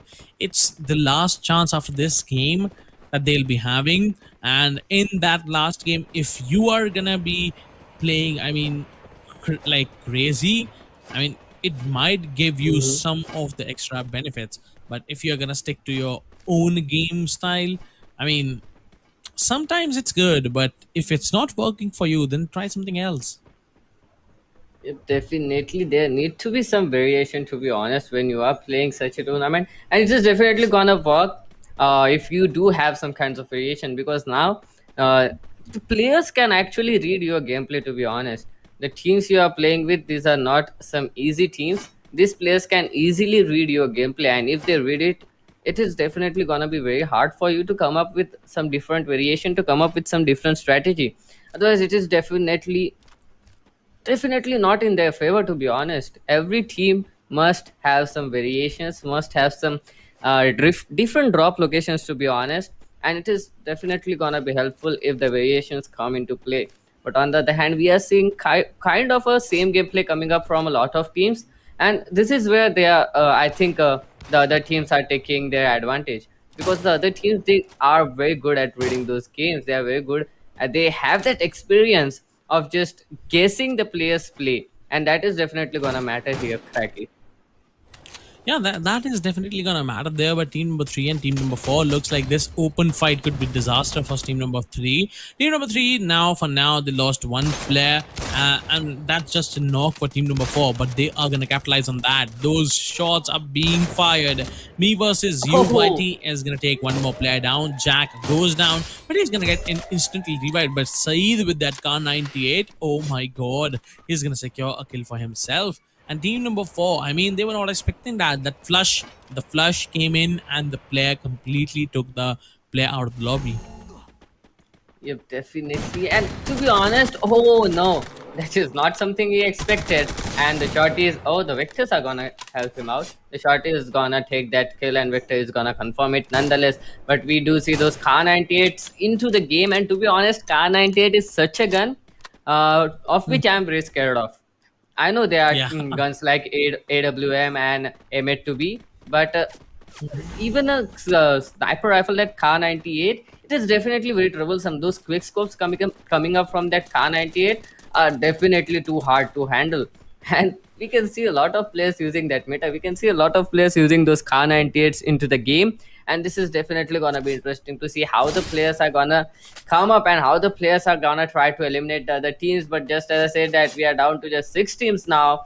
High Five has been eliminated. Team MIB looking pretty game. Just 2 players left, and just a single kill for them. But on the other hand, team number two, they're trying to go on in open. They're trying to rush him all out, but he is gonna hold them off as far as he can. But Oh, that that nade is nade! not gonna stop. And Black Danger, BLK Danger, he's gonna take that kill now. MIB Kapil, the sole player surviving. He has a lot to hold. Team number three's lurker is waiting for him, and that lurker can be deadly. And Team MIB is gonna go out of the game just as I said that.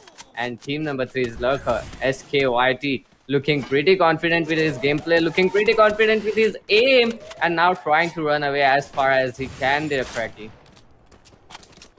Yeah, I mean, the way they are playing right now is just amazing. Team number one and team number three are super close to each other, and team number three, I guess it's the last three players. I mean, one is super far away, and these three players are playing together. So let's see how team number three is going to retaliate in this action in a 3 versus 4 as team number five is closing in this third party as well, and team number two, they are super close. Four teams being clustering at this situation, and BLK Danger is gonna find the second kill for himself with that grenade. Sing Gaming with that M82B doing some damage. Ishwant on the other side as well. He has a AWM for himself, and Madhupen with a Groza is trying to do some sort of damage onto Singh. Yep, Madhuvennam on the other hand. This guy, I mean, this guy is pretty good. I've seen this guy play Madhuvennam, and he is pretty confident with his aim. I'm pretty confident with his aim as well. On the other hand, we can see HPG down to just two players surviving, and that will be AVP and KGF Teju. On the other hand, the player is gonna get raised, and they are now back to the three players remaining. And oh, look at that shotgun coming into play. And finally, Sing Gaming, they're gonna get a kill. AVP is gonna take a kill as well. Now it's definitely gonna be interesting to see how the players are gonna fight in this cluster, because you can see team now fight 12 and 2. They are still fighting against each other out of the zone, and the zone is gonna come in pretty soon. Team number 2 still looking pretty grim, and Hahapura Gamer, they are gonna get out of it. And team number 2 yet fighting, and look at that hold of team number 2. Look at the zone what can I say? Look at the zone. They are contesting it pretty good, and VSK Army has been eliminated down to just 3 squads left. 10 players remaining. Cracky, it is gonna be interesting. It is indeed interesting, but I am excited who is gonna get the booyah. Madhupen taking that zone damage, will be falling anytime soon, and there you go. She falls off. He falls off on the zone, and now it's a 3v4 situation for team number 2 versus team number 6. Team number 6 got 4 players on board, and team number 2 with those 3 players. But these 3 players are deadly. They got like 15 kills for themselves, and they are about to try their level best to get that booyah. M82B on Singh, he is trying to connect at least one shot, at least one knock, and if he gets that, it could be a good round for them, good game for them. The players are trying to get the center of the circle. Thunder is gonna find one. Lazy Boy takes the trade, but on the other side, Lazy Boy falls down. Now it's the last man for team number 2, and I really don't think team number 6, they are not gonna throw it. And there you go, Team Pepsi getting out of the game, and Team SK getting that booyah for themselves. Yep, definitely. That was indeed a difficult round, to be honest, because looking at the last zone, we had a total of 4 squads fighting it all out. Team number 2, on the other hand, they had a great momentum going on. They were contesting on the 2 fronts at the same time. They were contesting the zone, and they were contesting out of the zone with team number 5 as well. They managed to get their hands on to team number 5. They managed to knock them all out, but still, finally, team number 6, they stopped these guys, and team number 2, that is Team Pepsi, got out, and PK got that booyah cracky. Yeah, they definitely got that, and the way they got it, it was just amazing. BKB 46 played it really well, and I'm super excited to know the scorecard, because the way Team Pepsi Gaming is being consistent, they might get the they might get the qualification for themselves, because only 2 teams, ladies and gentlemen, will be qualifying from this 6 maps. Yep, definitely. Only 2 teams are gonna qualify. They are gonna go directly in towards level 2. So it is definitely gonna be interesting to see how the players have performed throughout this whole match, because we are down with 5 maps. Just a single map is remaining, and that is definitely gonna be interesting to see how the players will try to come up, will try to get those farm those skill points, and will try to get those rank points as well in the last map, because that is gonna be the decider map. This is where the tables can turn for the teams who are in the top 5 position, if I'm not wrong. And even in the top 5 position of that overall scoreboard, they have a fair chance of getting in towards top 2 in the decider map. So it is gonna be interesting to see how the players are gonna play in the decider map there.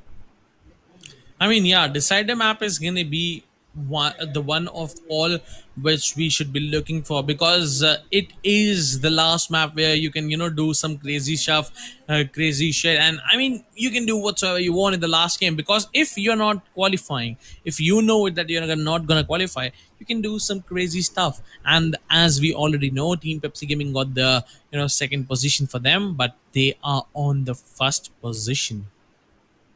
Yep, 15 total kills for them, Cracky. 15 kills, and that the kills definitely Whoa. matter. Skills definitely matter. We can see PK Booyah, even though they got that Booyah, they just had 5 kills, and that is the reason why Team Pepsi Gaming they got the first position, a total of 50 points for them.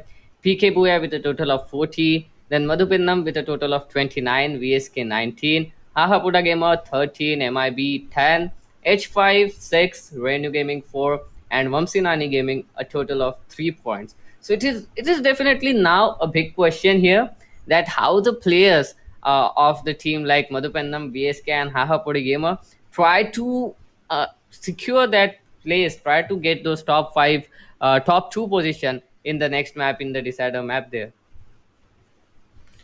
Yup, the decided map for many teams like Renu Gaming, Wamsinani Gaming, H5, MIB Gaming, Hahapura Gamer, it's going to be important for them. I mean, if they want to at least cover those leads, they need to step up in the next game. And Team Pepsi Gaming, PK Booya, Madhupenem, they are super close to the qualification. Yep, definitely they are super close to the qualification. They had a lot of kill points in this map as well. So those kill points are definitely gonna matter going on in towards that overall score. But on the other hand, here it comes, here the MVP, and we are gonna see who was the top fragger of this entire game of the map of Bermuda. And it will be Lazy Boy from Team Pepsi with a total of 6 kills. Well, Team Pepsi, they had a total of 15 kills, and out of those, 6 and a 4 from Sing Gaming. That means 10 kills Yeah. came from these two players only. And Ishwanath from Madhupendan with a total of 4 kills for himself as well, Cracky. Yup, Ishwant. I mean, he is such consistent player. I mean, I really like that guy. And Lazy Boy and Sing Gaming, they both are also consistent. I mean, the way they play, the way they get those advantages for the team, it's just fantastic. It's just amazing to watch, and I am super excited to see how they're gonna play in the next game. And the next map, ladies and gentlemen, it is gonna be none other than Kalahari. We have seen Bermuda, we have seen Purgatory, and now is the turn for Kalahari. Definitely, and Kalahari is gonna be interesting to be honest here, because we know how the players are getting those skills. The players are pretty confident with their aim. The players are pretty confident with that aggression as well. So on the map of Kalahari, it is definitely gonna be very interesting to see what is gonna be the plan of action for these teams, and how these teams are gonna work out their strategies to get that booyah in the final map. That is gonna be Kalahari, Craigie. I mean, yeah, and let's just dive into the game and into the playing path. Like how the teams are gonna, take a better position for them. Now we are starting with 8 teams and 32 players. Till the last games, we had 9 teams on board. So a bit less action in this game, but I mean, these 8 teams will definitely be going some crazy stuff.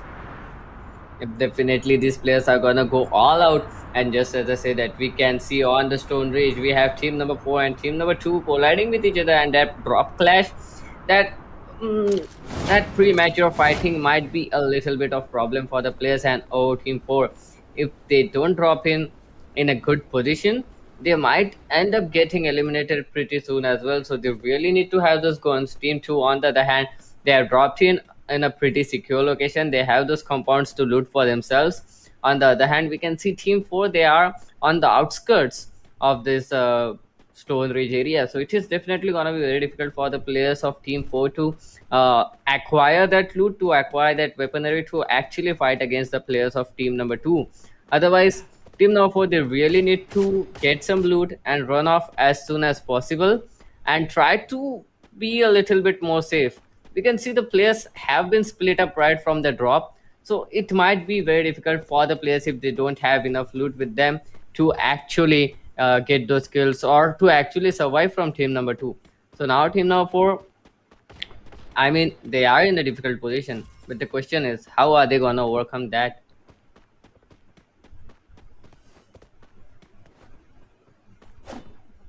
But yeah, this is looking pretty good for team number 7. To be honest, team number 7, they have the whole compounds for themselves. They have got a lot of loot available for themselves, and it is definitely gonna be very interesting to see how the players of team number 7, they they are gonna get that loot, but how are they gonna rotate Yep. inside the circle? The circle is gonna come in 1 minute.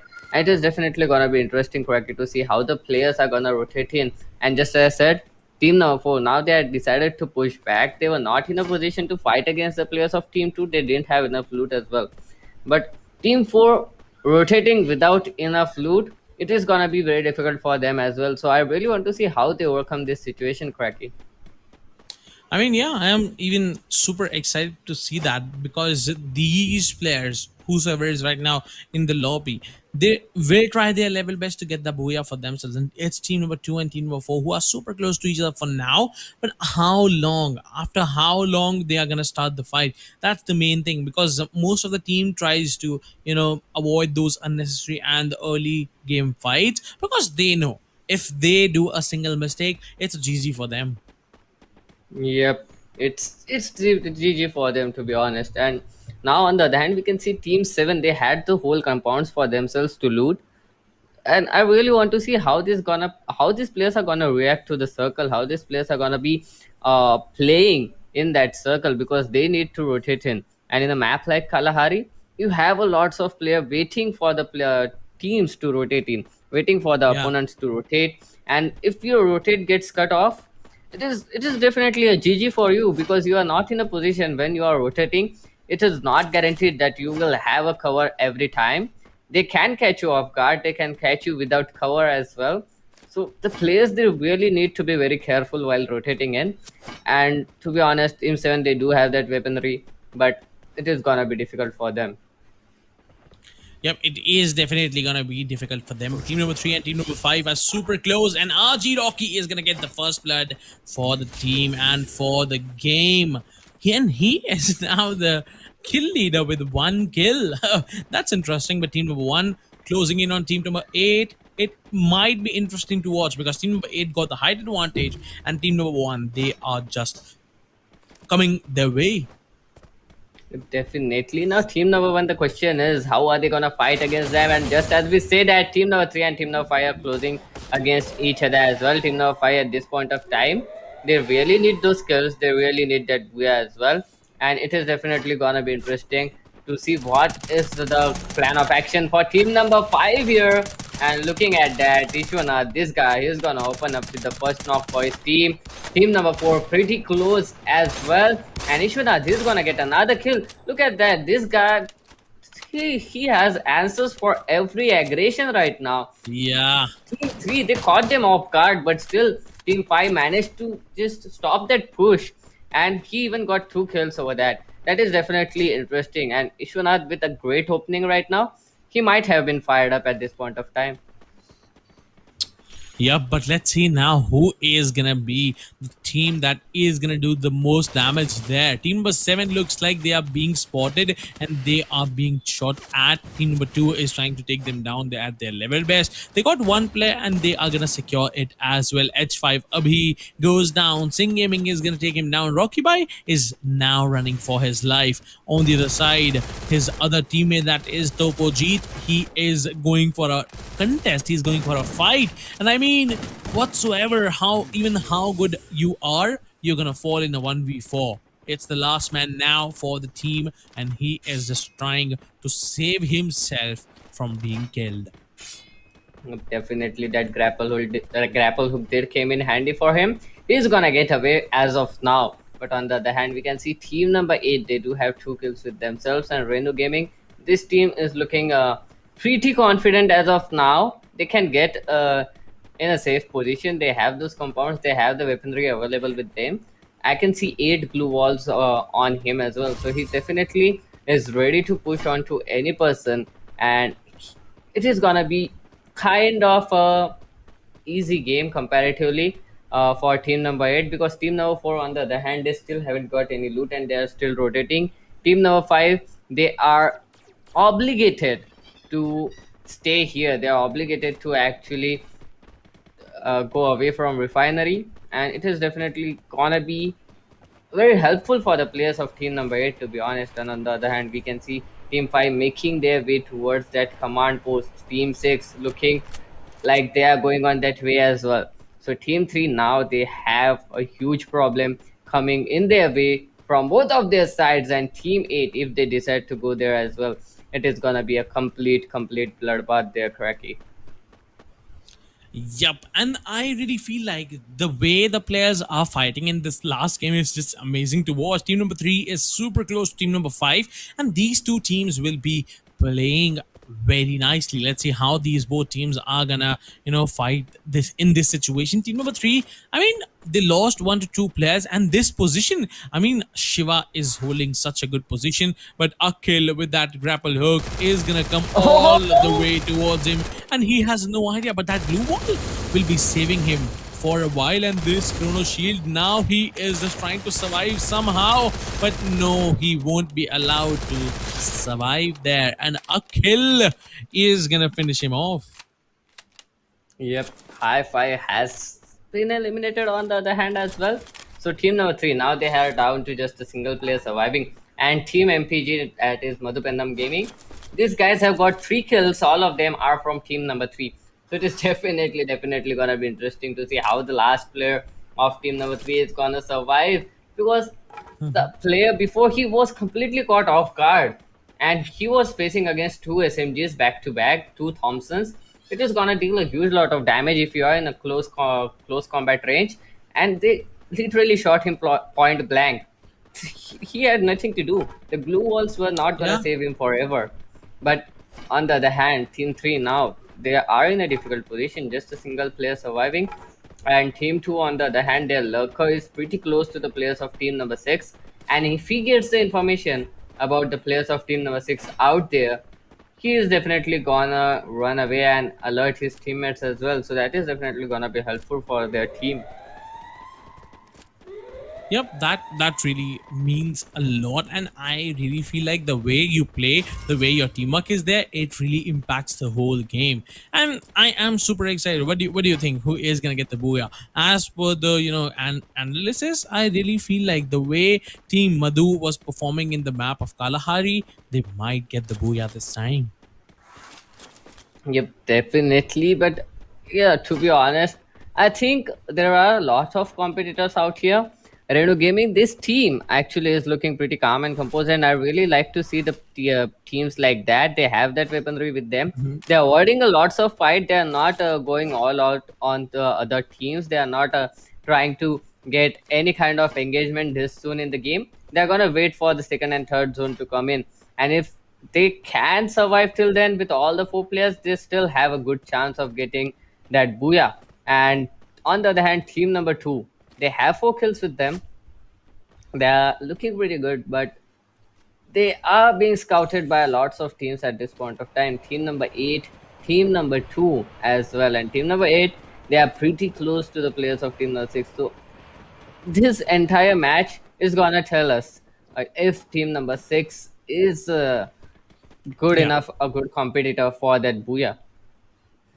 Yeah, I mean, if they are some good competitors, as you mentioned, they would be able to take Team Number 8 out of the game. But let's see how Team UK is going to play and how they are going to do the damage, because the weapons they have is SKS, some SVDs, and they are, I don't think they have some M82Bs. If they had that, it would be amazing. But with the AK, Rocky trying to do some sort of damage, he took one knock for the team, but I mean, how they are gonna capitalize on that? His one more teammate is now closing in. Some good grenades can take them out, but there's team number 2 who is now also trying to come in this party, and they will be enjoying the good stuff. Rocky is now knocked out, and he is about to get taken out. Delete, who was trying to save him, is barely breathing on 10 HP, and it's 3 teams forming a cluster here, and the shots again and again are coming in towards their way. But let's see who is going to be the one who will be standing here. Definitely, Team Reno Gaming, they are facing a lots of problem at this point of time. And oh, look at that kill, PLK lazy boy.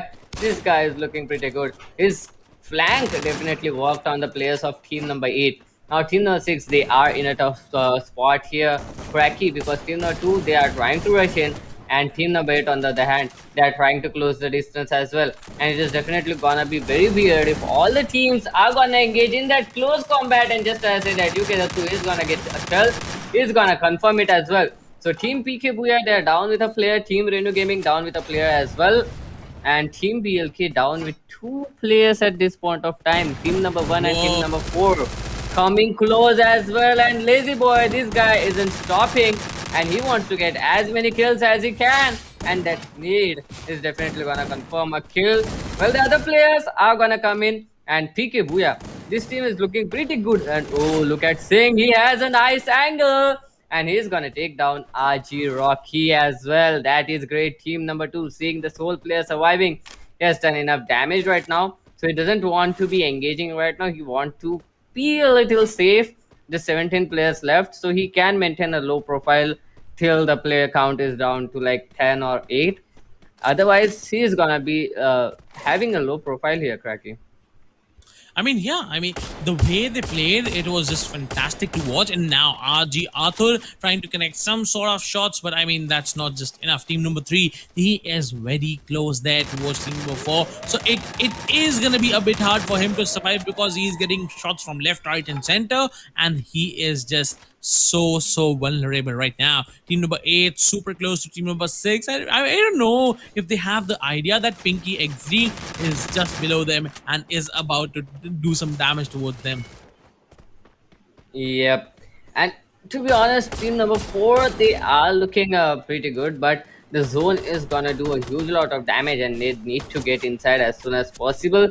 If they had to hold that compound, it would have been fine, but now they need to get inside the zone. And just as I said, if they are trying to rotate inside the zone, it is gonna be very difficult. And just as I said, that Team Pepsi has been eliminated at hashtag 6. On the other hand, we can see Team Whoa. 6 looking pretty good. Team MIB has been knocked out as well. Okay, Team 6, lots of chaos going on. And PK Booyah, the team that won the Booyah in the last match, is out as well. Renu Gaming got out at hashtag 3. We still have Madhupennam Gaming remaining. And these players are confirming a lot of kills, are getting a lot of knocks. And that Kha 98, just as I said, it is a deadly weapon. They do have that arm there, but a Kha 98's quick scope is gonna connect as well there. Yep, it is. And those two teams, it's a 2v4 situation where team number 1 has not much to do, and he is gonna get taken out. Haha Poda Gamer is gonna find out their weight on the second position, and there you go. The Booyah is gonna come in for Ishwant and the team. I mean, the way they played, I was telling you that this is gonna be the game that they are gonna get the Booyah for them. Yep, definitely your prediction did come true. And Madhupennam Gaming, these guys got that Booyah with a decent amount of kill as well. So this is definitely gonna reflect in that overall scoreboard, and it is definitely gonna help them all out. On the other hand, Hahapura Gamers, this team, they got eliminated at hashtag 2. So they have got 20 rank points for themselves as well. That was kind of a comeback coming up from them in comparison with Purgatory. So I'm really curious at this point of time, how many total points have these teams managed to get in the map of Kalahari, because that map wise scorecard, it is gonna be the key to that overall scoreboard, and it is gonna answer all our questions real soon, Cracky. I mean, yeah, it is gonna get answered super soon. I'm so excited that who are gonna be those two teams who are gonna qualify, this best of 6 game, because we have seen a lot of action, a lot of teams proving their worth, and now is the time that what you did in the last team's games, the result will be showing what you did. Yep, definitely. The result is gonna show what you did. And to be honest, if I'm one of the players, I'll be waiting I will be waiting for that map for scoreboard, because every team tried so hard here. And if you remember, we started with a total of 8 teams, and in the last zone, we had a total of 7 teams still remaining. That is in the fourth zone. So all the teams, all the squads were trying really hard. They were putting their all out there, and they were at their best forms as well to get qualified in towards level 2. So the map wise scoreboard is definitely something that I would have wanted to see, to know how much points have I accumulated, to know how well how well did I play, and it is gonna be interesting to see it, Cracky. Yep, I mean, I am right now. Let's just have a look at the scorecard. Let's see what does it have to show us. And we all know Team Madhupandam, they played really well with those total of 9 kills. They got the booyah, and with total of 48 points, they are on the top. In the last game, Team Pepsi Gaming were on the top, but this time it's Madhupandam on the top of the leaderboard, and Renu Gaming. I mean, they were not having a good day since the last 3 to 4 games, but this time they got second position for them. I mean, they ended up on third, but with those amount of kills, with 4 kills, they with 25 points, they are on the second position on the table. Yep, definitely they're cracky. And look at that, Hahapura Gamer. Even though they managed to get out at hashtag 2, but still they haven't got any kills, just a single kill for them. And that is going to reflect here. We can see them at the fourth position with a total of just 22 points. And PK Booyah, even though they got out at hashtag 4, they are still here with a total of 23 points above the team that has got hashtag 2. Team Pepsi Gaming 20 points, MIB Army 14, VSK 8, and H5 4 there, Cracky. Yep. I mean, the way Team Madhupanam played this game, it was just fantastic. For Team H5, I gotta say, I mean, it was a pretty rough day for them. It was a pretty hard day for them. They didn't get much games in their favor. They didn't get much kills in their favor. And Team VSK, as you mentioned, they finished off on seventh position, getting them total of 8 points. I mean, it's it's the matter how hard you try, it's the matter how you play, it's the matter how your team plays, and how they come up with a total result. But let's have a look on the MVP, because those solo heroes are just amazing. We have seen S1, we have seen other players as well showing their true power. I mean, single-handedly they get like 9 to 10 kills, and they just rip things apart. For today, I guess we have seen like 9 kills at max from a single player, and that's amazing, because in the lobby of just 36, if you're gonna find those 15 to 20 kills for your team, it's just amazing. And see, once again, this consistent guy that is Ishwand, I mean, with those 5 kills, he is on the tabletop this time, like, once again. Yep, 5 kills from him. And this player, I mean, we have seen this guy play. His Khan 98 shots was so amazing, and he converted those kills, to be honest.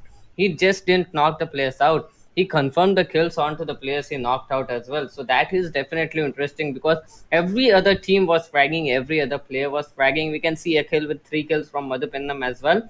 And Rocky with 2 kills from Renu Gaming as well. So Ishwanath, this guy, I mean, he played really well. He had a lot of kills, and he was confirming those knocks as well. This is very important in a game like Free Fire or any battle Yeah. royale.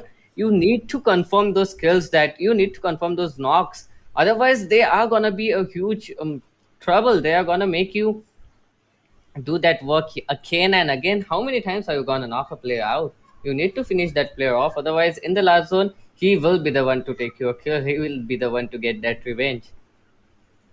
Yep, and I am super curious about the overall scorecard. Let's see how and who is gonna be the two teams that are gonna qualify from these best of six games. Because in this best of six, we saw 2 games of Bermuda, 2 games of Kalahari, and 2 of Purgatory as well. So I mean, you had the equal chance as the other team did. What you did in this game was the most important. Like, how you played, how your team played, and how was the momentum in every single game. What I really feel is the two teams will be Team Pepsi Gaming and maybe Manuben. But let's see what it is. Infinix presents. No, no, no, yeah, I told you, right? It's Team Pepsi Gaming and Team PK Booyah qualifying in this best of six. And look at the total points, 198 amazing points for Team Pepsi Gaming. I mean, consistency is the key to success. Yep, definitely. But I'm more interested in those kill points. 102 kill points coming up from a Whoa, single I mean, team. 51 kills. Yeah, 51 kills in 6 maps. That is definitely interesting. On the other hand, we can see PK Booyah. The margin, the difference between those two teams is like 51 points. So this is interesting to see Pepsi Gaming with a total of 198 and PK Booyah with a total of 147 getting qualified. MIB Army, on the other hand, this is the only team who have got a total of 105 rank points, but yet just 11 kills coming in from them, and that is actually the difference maker here. Haha put a game of 117. Madhupennam 99. Well, these guys were pretty consistent, to be honest. Their kills are looking Yeah, decent as well. in the last two games, they were consistent, but they lost like three maps while dying first or the second time. I mean, they were dying so early, they were dying so fast in the game. So the way they played in the last two maps, I mean, the maps of Kalahari, they were quite amazing, but on the other maps, they were not that good, I would say. Yep, definitely. And that we can see the rank points, just 61 rank points. And if they have a booyah, 30 points comes from a single map. That means just 31 points came from the other five maps. So that really reflected in here. Renew Gaming, 70 rank points, 28 kill points, a total of 98. H5, 81, VSK 80, and Vamsinani Gaming, a total of 44. I mean, every team was playing so great. It is just unfortunate that these guys didn't get qualified. Every team is great here, Cracky. Yep, every team is great, but I mean, some days are rough, some days are not that great for you. So I feel like the way everyone played, you did your level best. But Team Pepsi Gaming and PK Boya, I mean, congratulations to you guys for qualifying with those amazing total points. And I mean, the way you played the game, it was just fantastic. And I would love to thank to our sponsors, Infinix and India Today Gaming, for making this tournament happen, because the way we are seeing this action is just amazing. And it couldn't have been possible without you guys. Thank you so much. And ladies and gentlemen, let me tell you that tomorrow is gonna be the Group C games as well. Upcoming maps will be of Group C. And till then, we'll take a short break and we'll be right back after this short break with the games of Group C. So Jinmei, I am super excited for them, and let's see how it goes.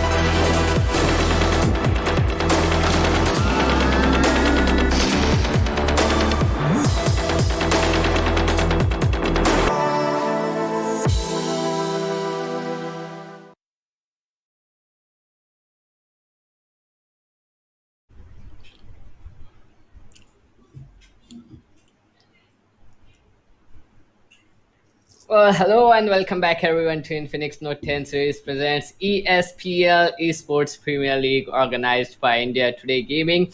I'm Doctor and alongside me is Cracky and we will be your storytellers for the rest of this evening. And now we are jumping in towards the Group C best of ones. It is definitely going to be interesting to see the new players come up right now because we have been seeing the same players playing for 6 maps back to back, and we have had that best of 6 right now, and now we are left with just 6 maps of the day, and that are gonna be all Bermuda, all best of ones, and top 3 teams are gonna qualify in for round 2 here, Cracky. I mean, yeah, it is the matter who is gonna get the booyah with the most kills. I mean, if you have the most kills, then only you are gonna qualify, or else it is not gonna happen for you. Because by getting the booyah, you obviously are gonna get 30 points that are more than enough, to make you survive in any sort of game. But the main thing is only 3 teams are gonna qualify, and it is only a best of one. So every single time there is gonna be a new team, there is gonna be better teams, so you gotta be careful. And the plane path this time, the Bermuda map is being divided into 30 to 70 ratio. So what I really feel is this plane path is not that great. We might have some gunfights, we might have some sort of early action, but let's see where it is actually gonna start. Yep, definitely. And we are jumping into this game with just 8 squads, 32 players. So there's a lot of rooms for the players to actually uh, make some errors and get away with it, to be honest. Because out of this 8, only 5 are gonna disqualify and 3 are gonna qualify for sure. So yeah, you do have lots of chances, but the thing is, how are you gonna capitalize on it? How are you gonna get qualified? Because we can see team number 5 and team number 3 diving pretty early into that observatory area, and team number 5 with that early kill. And oh, RJP, he's gonna confirm that kill as well. Now team number 3, they are in a bit of a situation here, but team number 5 has been Whoa. eliminated just like that. They lost a player pretty early, but they have got 4 kills as well. So getting a team out of the way, it is definitely going to help them out, because now their competition is with just 6 other teams. So this is definitely going to help them in the longer run there, Cracky. Yup, and as you mentioned, as I mentioned actually, we are gonna witness some crazy early action, and we are seeing that one team already out, 7 teams, 27 players remaining in the lobby. Team number 4 going super close to team number 2, that is Team Naruto, Team Amon, and let's see how they're gonna play that situation actually, because they won't be aware of the fact that there's one team very, very close to them. Yep, definitely. They know that there is one team very, very close to them, and the presence must have been felt pretty soon, pretty early. And the thing is, how are they gonna capitalize on it? And just as say that, Aman is gonna get a kill, and the blue wall is gonna come into. Oh, the Chrono Shield is gonna come into play, and he's gonna knock 2 players. Oh, what? He's gonna confirm another kill as well. Team 2 with a pretty great start. They have got 2 kills, and team number 4 down to just 2 players surviving, and they are receiving fires from the rest of the teammates of the player. And it is definitely gonna be very interesting to see how the players of team number 4 are gonna get out of it. And oh, looking at that, SCK2 is gonna get knocked out and confirmed. Team number 4 down to just 1 player surviving. And he needs to run for his life. That's the main thing now. Kanadiga, I mean, he lost his 3 teammates, and I really don't think that it's gonna be easy for him to survive in this game for so long. Because being the last man, you don't have much utils, much weaponry, much cover. I mean, you are out of everything. And in a battle royale game, I mean, you need some teammates with yourself in every single situation. Yep, you need those teammates. You need someone to cover your back while you are firing at someone. You need someone to support you. You need someone to cover fire for you. That is definitely gonna be interesting to see now how this player, that is Kanadiga, is gonna survive, and will he be able to get some kills for himself? Because just surviving is not enough at this point of time. They really need to get some kills, and otherwise it is gonna be very, it is it is not going to be possible for Team 4 to qualify. And for that, he has a big responsibility on his head at this point of time, Cracky. On the other hand, in the Sentosa Island, we can see team number 6 pretty passive, looting it all out. They have got a lot of kills with, they have got a lot of loot with them, and they can definitely be very very happy with it. And to be honest, team now 7 at the plantation area looking pretty good as well. They have that loot with themselves, they have the zone advantage going in their favor. Just 7 squads left, and team number 7 into the zone pretty early. Team number 8 looting the blue zone as well. They are cracky, so they are gonna get a lot and lot of loot, and they are gonna be pretty much sure that they have the exact weaponry needed for them to get those kills, for them to get those frags, and even win that booyah. On the other hand, the sole player of team number 4 is on the furthermost side of the map. He is on the northwestern side, trying to be safe on that breach, on that beach area, and he might make his way towards that keratin, but still he has to be Yep. pretty much sure. He has to be pretty much sure about what he is gonna do here, correctly, because team number 4 at this point of time, he is the only person without loot. Every other team has got a lot of loot available with them, and team number 8, who might be competing against him pretty soon, they were looting that blue zone area, so they have that weaponry needed to actually disqualify him from the game. Yup, but let's see who is gonna get that booyah for them. 7 teams and 24 players. I really feel like they are very less as compared to the circle, for the circle, because this is the first circle, and I really think that not much action is gonna happen in the next few minutes, and the players will be trying to get that compound cover for them, the position advantage, the situations, everything. They'll try their level best. I would love to see how the players are rotating. I would love to see the map, how the players want to get inside the circle, and the main thing, what is their strategy? Are they going aggressive or they are going passive this time? Definitely, they don't have a lot of chances, and they actually have to go all out with this single map. Otherwise, it is gonna be end of their journey.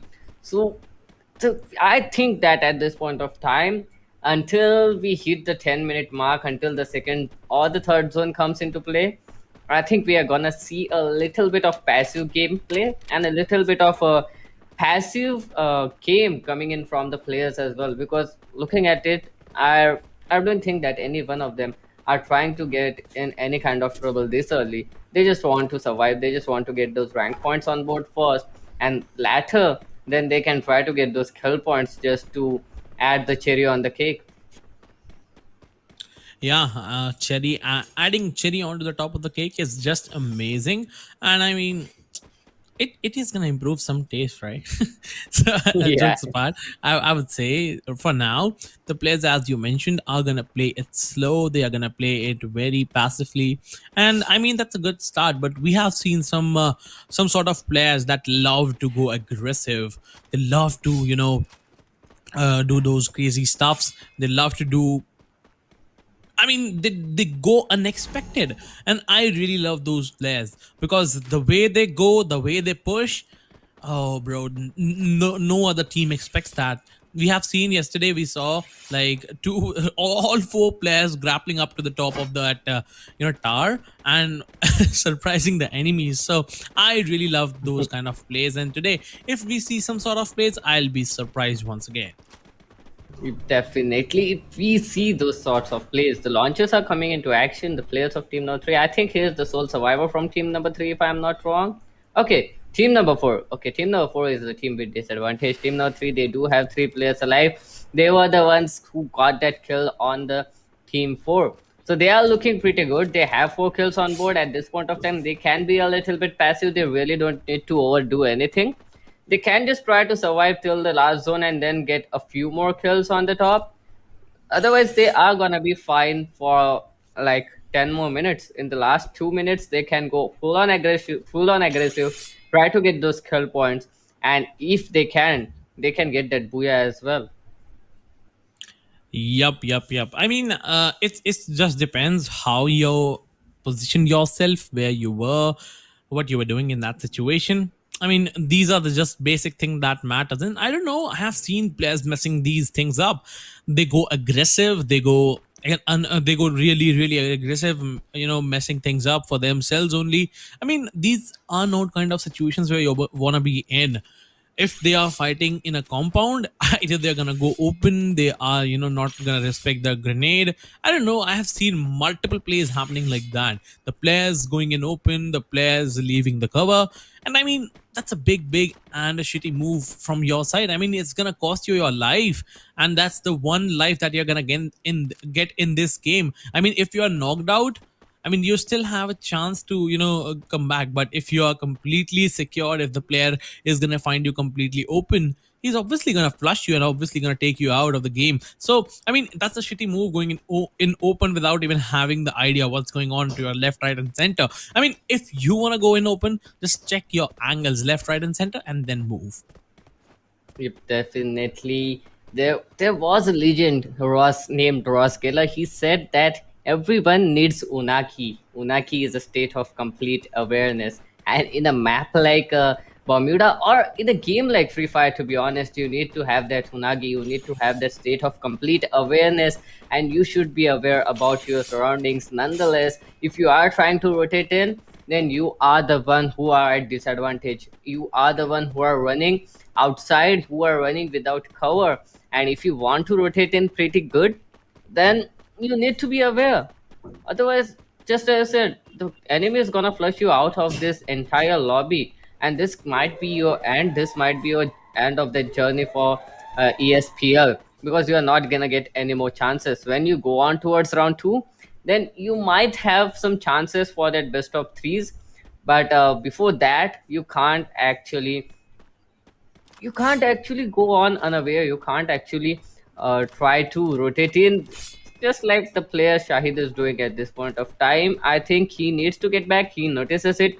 He's gonna go back. He knew that team number 7 is pretty close to him, and this is the exact thing that is needed at this point of time. The rotation has been cut off, and they are changing the complete path of their rotation, and they will try to get some information about the players of team number 3, team number 7. And if they can get that information, if they can anyhow somehow flush the players out of their covers, out of that compound, it is definitely gonna help team number 3 here. Yep, it is definitely gonna help them. But I mean, why to take fight? Why to even take a risk? I mean, you can hold off the compound for yourself, and you have the center of the circle. I mean, if I get that situation for myself, I'll be very happy, because the center of the circle, it's so precious, it's so important to be taken care of. And I know how important and how desperate is gonna be team number 7 for that. Yep, definitely. Team number 7, they are at the center, and contesting it is very important.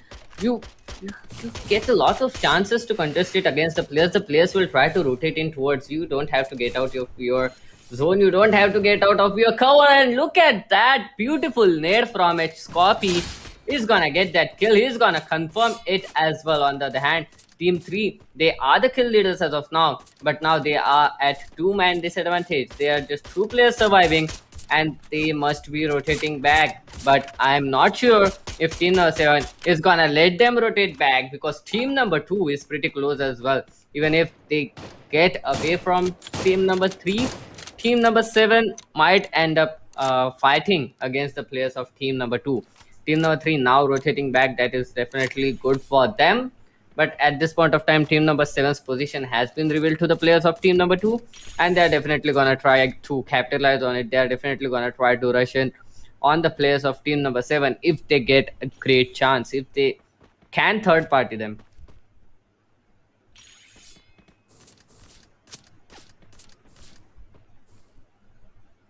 But yes, on the other hand, team number 7 and Yep, team number yep, 3 yep.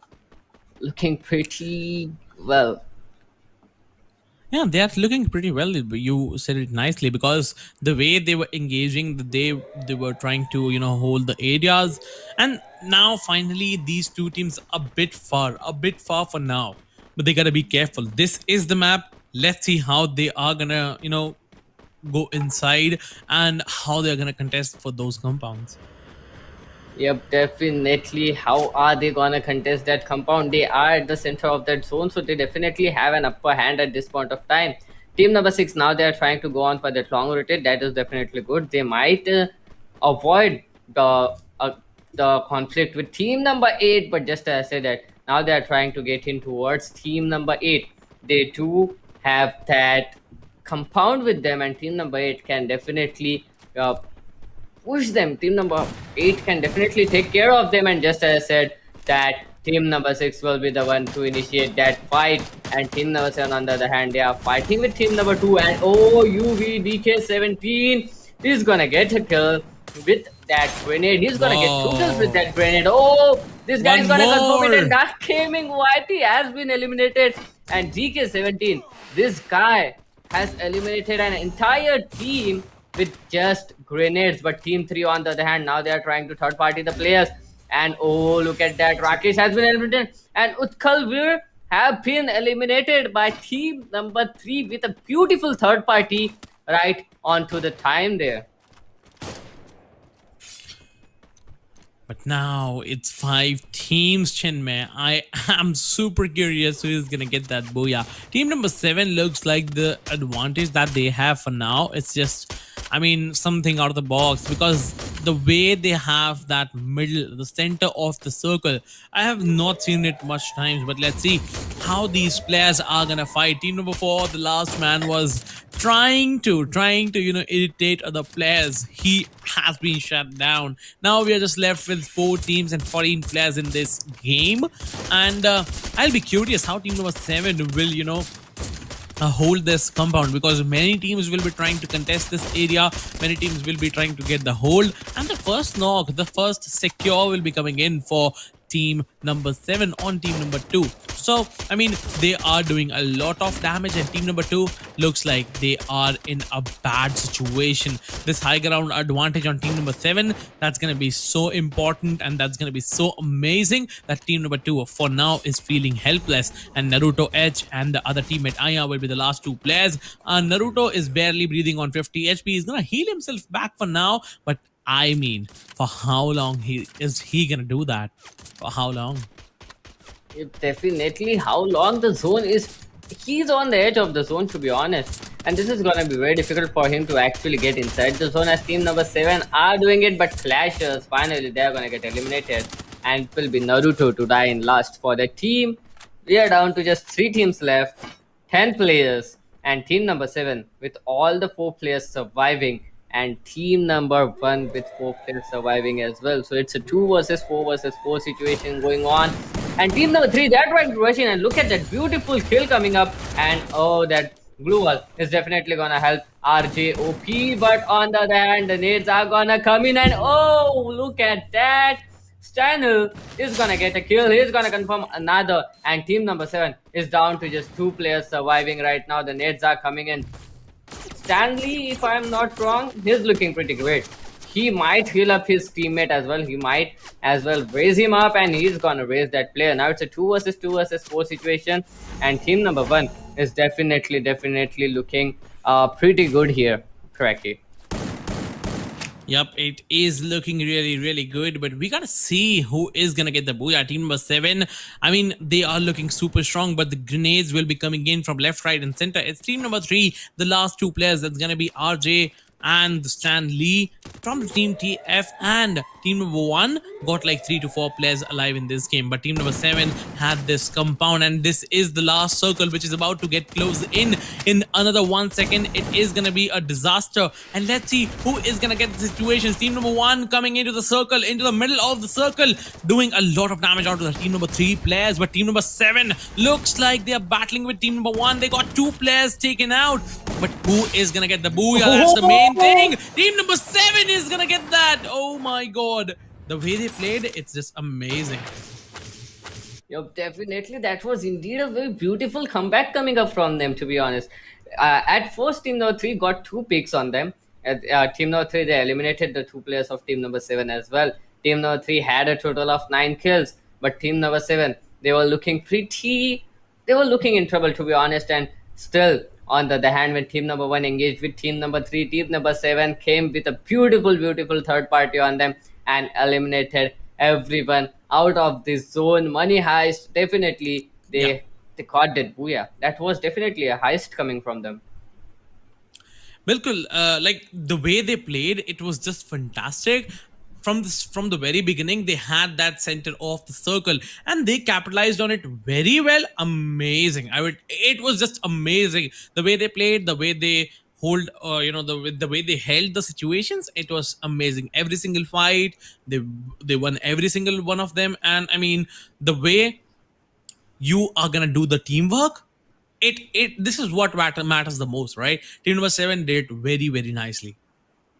Yep, definitely. That teamwork and coordination, those comms you give to your teammates, that plays a very important role in a match. Like in a game, in every game, to be honest, not just Free Fire, but in every game, the teamwork and coordination needs to be on par, and otherwise, it is gonna be very difficult for any of the teams to actually get that booyah. And Team 7, they were looking pretty calm, pretty composed. Even if they lost two of their players, they still managed to held it all up. They still managed to actually get those kills, wipe out the remaining players, and get that booyah. That is something we don't see every day.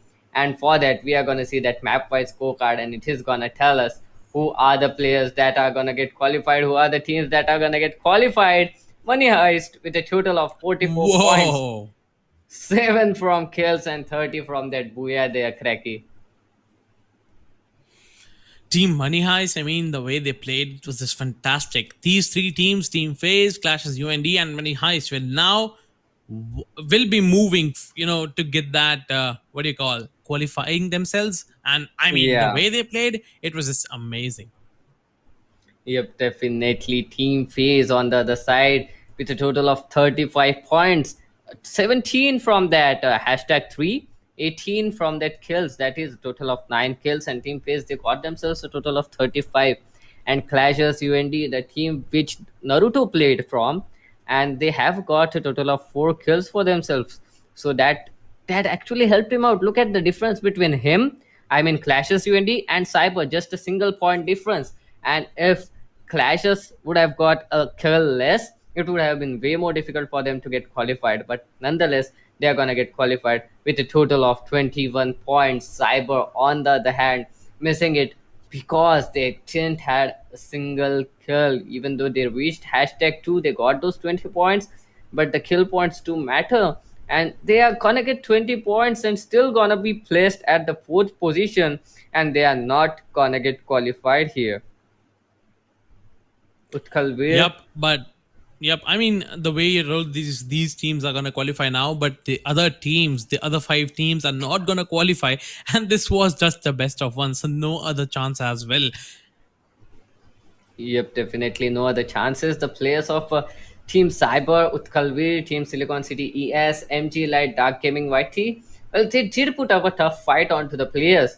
But, I mean, it was just a fortunate day there for Money Heist, Team Phase, and Clashes UND. And Clashes UND, I really think they had a real fortunate day because they were barely surviving in the last zone. Naruto, he was on that edge continuously healing himself, but still got eliminated at hashtag 4. But because they managed to get 4 kills out of there, that makes a total of 8 points. That is definitely gonna help them all out, and they are gonna get qualified. But here comes the MVP, Cracky. MVP, yo, Infinix Note 10 series presents the MVPs, ladies and gentlemen. It is MHS co-op, none other than this guy. I mean, the way he played those 5 kills, it was just amazing. And I mean, those 5 kills, he is leading the MVP. I mean, Stanley on the other side got 5 kills either, but Team Money Heist got the booyah, so he is gonna be on the top. Yep, definitely. And Stanley, man, this guy with those with that clutch, a 1 versus 4 clutch, 1 versus 2, let me say, against team number 7, because he didn't finish off the remaining 2 players, but he managed to take 2 players down, confirm that kills, raise his teammate as well. That just helped him to survive a little bit longer. Even after that, team number 1 and team number 7, they rushed on them, but still, Stanley, that was indeed a wonderful play coming up from him, and the shotgun kills in the end, Cracky, that were amazing coming from him. It was just fantastic, I would say, and I really, really like them. But let's have the look on to the next game as well. It is about to begin very shortly, and I mean, I will be so surprised because the new teams will be coming in and the new players will be showcasing their talents. As we saw, Team Money Heist played really well in this game. Let's see who are gonna be the teams, the next teams that are gonna be playing the map of Bermuda, and how are gonna be they playing. Yep, definitely. How are they gonna be playing, and how what is gonna be their actual point of action here? Because this is a lot. This is a large prize pool. To be honest, 25 lakhs prize pool is on Oh yeah. stake for the players, and it is not an easy job to win that 25 lakhs. You have to go in through level one, qualify in like for 3 rounds, then level 2, level 3, level 4. It is definitely gonna be very interesting to see how the players, how the new talents are gonna be able to get their hands on that prize pool here, Cracky. I mean, yeah, this is obviously the biggest prize pool, ladies and gentlemen, for India. I mean, it's the India's biggest prize pool, both rupees 25 lakh, as you told Chinmay. And I mean, why not? Just thanks to our sponsors, Infinix and India Today Gaming, to make this possible. Because 12 lakh, I mean, for the first position, it's such a big amount. Yep, such a big amount, and just a single team is gonna get that. The second position is gonna get 6 lakh, third is gonna get three, and until you get in towards eighth place, you are gonna get something for yourself. And on the other side, we can see the fan favorite team is gonna get 30,000 surplus. They are gonna get extra 30,000 for themselves if the fans vote them out, as well as the MVP is gonna get 30,000 for himself. So it is gonna be an interesting event, to be honest. And the players fighting for it, it is definitely gonna be very interesting, Cracky.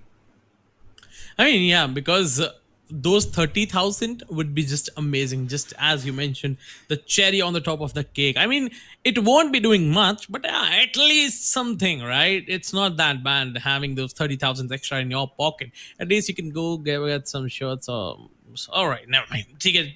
Whatsoever you want to do, you can do with that. But for now, we'll be having our other games starting very soon, the map of Bermuda, and let's see how the teams are going to play in this map. For all upcoming 5 games, the map will be Bermuda, and the players will be playing it on a best of one. It's definitely a best of fun. So the players need to be in their top shape. To be honest, if you want to get that prize pool, if you want to get your hands on that prize pool of rupees 25 lakh, you need really need to be in your top shape throughout the entire event. You cannot even go a single day without, I mean, being in your top form. You really need to be the best. You really need to overplay the other players as well, and win that booyah, man. Win that booyah, because the booyah contains a total of 30 points.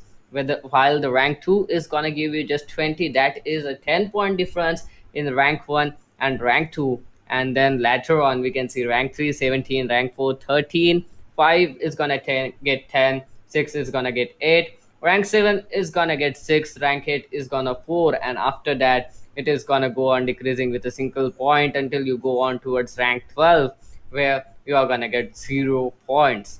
So this is definitely important to have those points in your favor to get that booyah and to get the skills as well, Cracky, because one kill contains a total of 2 points. So one kill is gonna give you 2 points. So man, you need to have those skill points in your favor, otherwise it is gonna be very difficult for you to qualify. Yeah, as we saw, some teams getting those booyahs for them, still not on the tabletop. I mean, yeah, you need those skill points. I mean, it shows it's not that you win the game, it's all about how you win the game. So for now, we have 10 teams and 39 players in this lobby, and this is the plain path. It's not that synchronistic, but yeah, it is some sort of synchronistic plain path, as you can see.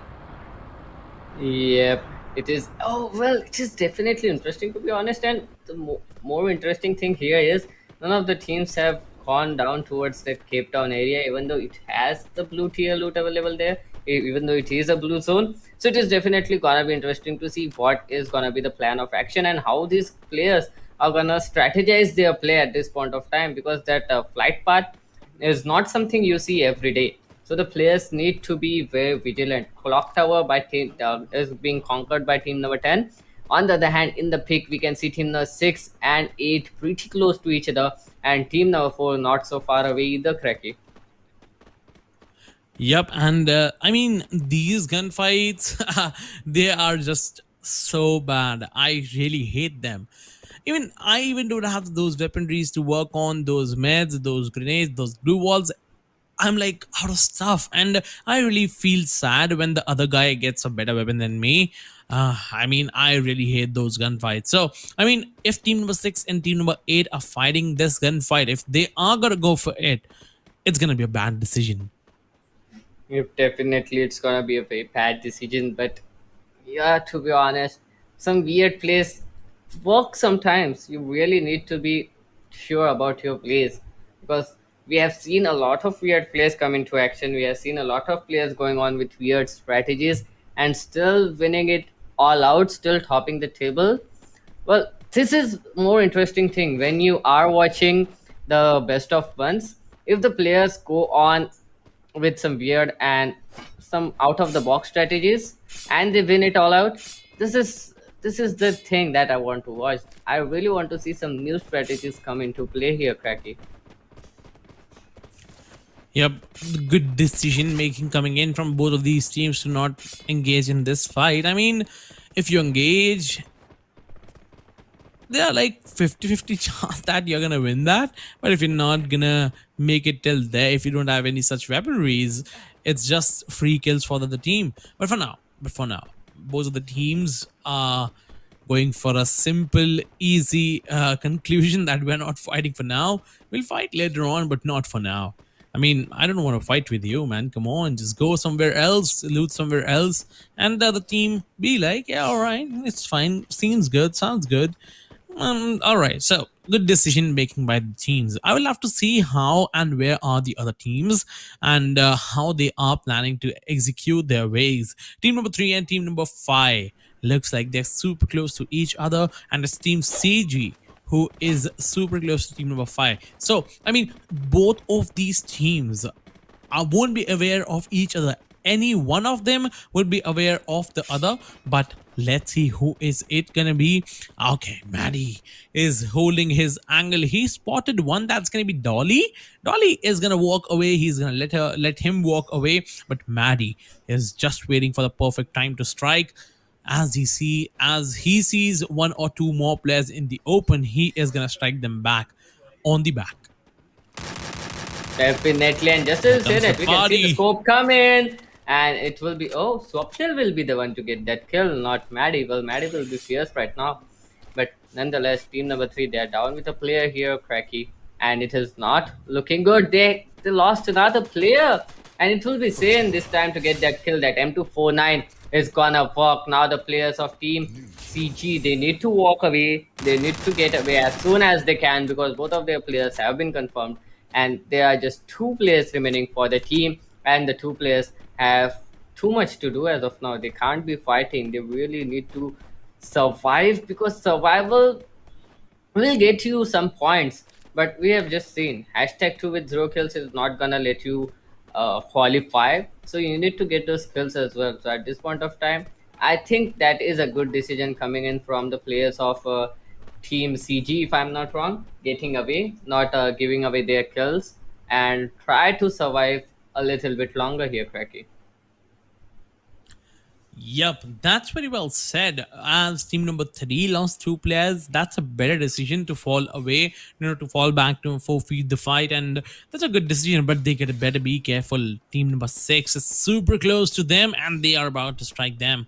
And team number 6, I mean, if they see they are like 2 players walking their way, obviously they're gonna shoot you because are not like a full squad or nothing like that. You're just 2 tiny little players walking their way, and obviously those all 4 players will shoot you in your head or maybe put that bullet in there as well. So I'm super excited how team number 3 is gonna work and capitalize on that, because team number 3, things are not looking that great for them. They lost 2 players out of nowhere. They had no idea. They had nothing. I mean, team number 5 just surprised them, said hello, and said goodbye. I mean, and team number three just lost two players. So now they gotta be careful. But as the circle is towards the you know western side of the map, only two to three Mhm. teams are in the circle. Most of the other teams are like outside the circle, so they gotta be rotating there. And after the rotations comes in, we will see some sort of action in the upcoming circles. Yep, definitely we are gonna see some action. But the main thing is now none of the teams are inside the circle. Just two teams were there. That is team number 10 and team number 1. The other teams are trying to rotate in, and if they are trying to rotate in, they are gonna encounter the players because everyone is using the same rotation path. We can see team number 2. They are trying to rotate in, and team number 4 is pretty close to them. So they really need to be careful because team number 7 is not so far away with them as well. So they need to be careful. Team number 7 and team number 4 need to be careful as well. And if they can actually manage to rotate in, get some kills, maybe this is gonna be fine. But until then, until they are completely rotated in, it is gonna be a huge trouble for them. And they are, to be honest, they are not in a good shape as well. They are rotating in late. They will be the last players to rotate in as well. And just as I said, that team number 4 and team number 8 using the same rotation path are gonna encounter each other after coming inside the circle. And team number 8, they are trying to rush in onto the players of team number 4. But team number 4, they were waiting, and oh, that panic attack. Well, that nade would be lost, but the flank is that matters at this point of time. And finally, it will be Kamchatka to get that kill. And to be honest, it was kind of a weird move coming up because they were rushing in. You must have stopped. You must have tried to stop that rush other than rushing onto them. And teammate, they got some easy kills out of it. And now it will be just a single player, that is you baby surviving. And round 2 hell will be eliminated at hashtag 10 here, Cracky. Ooh, so nine teams, huh? Nine more teams. And I really feel like these nine teams would show some great action there. But let's see how team number three is actually going to survive there. Yep, definitely. Team number 3, Team CG. Well, not looking good to be honest. There are two players, Yeah, I and mean, they're the last two players, and they are being chased every single time. And now it's team number nine. yep, team number 9 this time. But oh, CG Strange, he's gonna get a kill. He's gonna confirm it to be honest. And now it is gonna be really difficult for the players of team number 9 to get that kill on him. They do have a lurker, but he is way out of the town right now. He is way out of the zone. And now the team number 9, they really need to rotate in. Team number 3, they can catch the players. They can actually try to damage him all out. He just have 2 more glue walls left. And well, glue walls, you can't finish them up this soon. You really need to have them in your future stages as well. So X unknown, he's gonna go down as well. CG Strange, this time they got those kills. They got 2 kills from team number 9, and just 2 Yeah. players of team number 9 will be surviving at this point of time, Cracky. Yep, and as we know, these nine teams will be holding their way, and the circle is moving towards the northern side of the map. That is quite interesting to watch. As three teams are for now, okay, not three actually, it's two teams actually for now outside the circle, and I mean they are taking some zone damage as well. It's team number three and team number nine respectively. So they gotta be moving inside the circle, and let's see how they are gonna actually make their way towards it. And as you mentioned, right, these teams are gonna play slow. They are just doing the stuff, and after the third and fourth circles they actually go for a big fight. Yep, definitely. And this is the probability right now because look at that. The players, they are trying to rotate in. Oh, the circle is pretty interesting this time.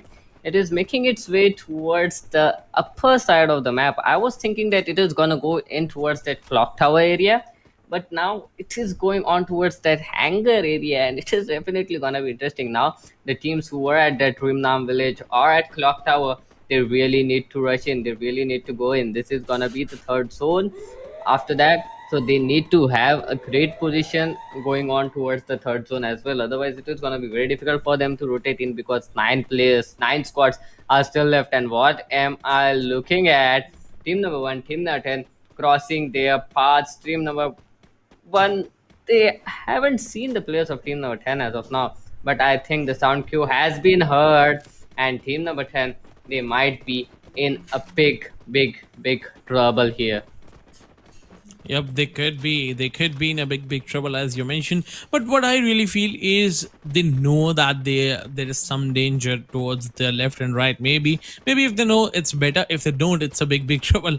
And the players are just for now rotating in the circle. As this is the second circle, it won't damage that much. But you know, you gotta be in the circle for your safety and for the advantage. But team number one looks like they might get keep team number six and team number 10. Maybe they can, if they hear some gunshots, they can come for a third party.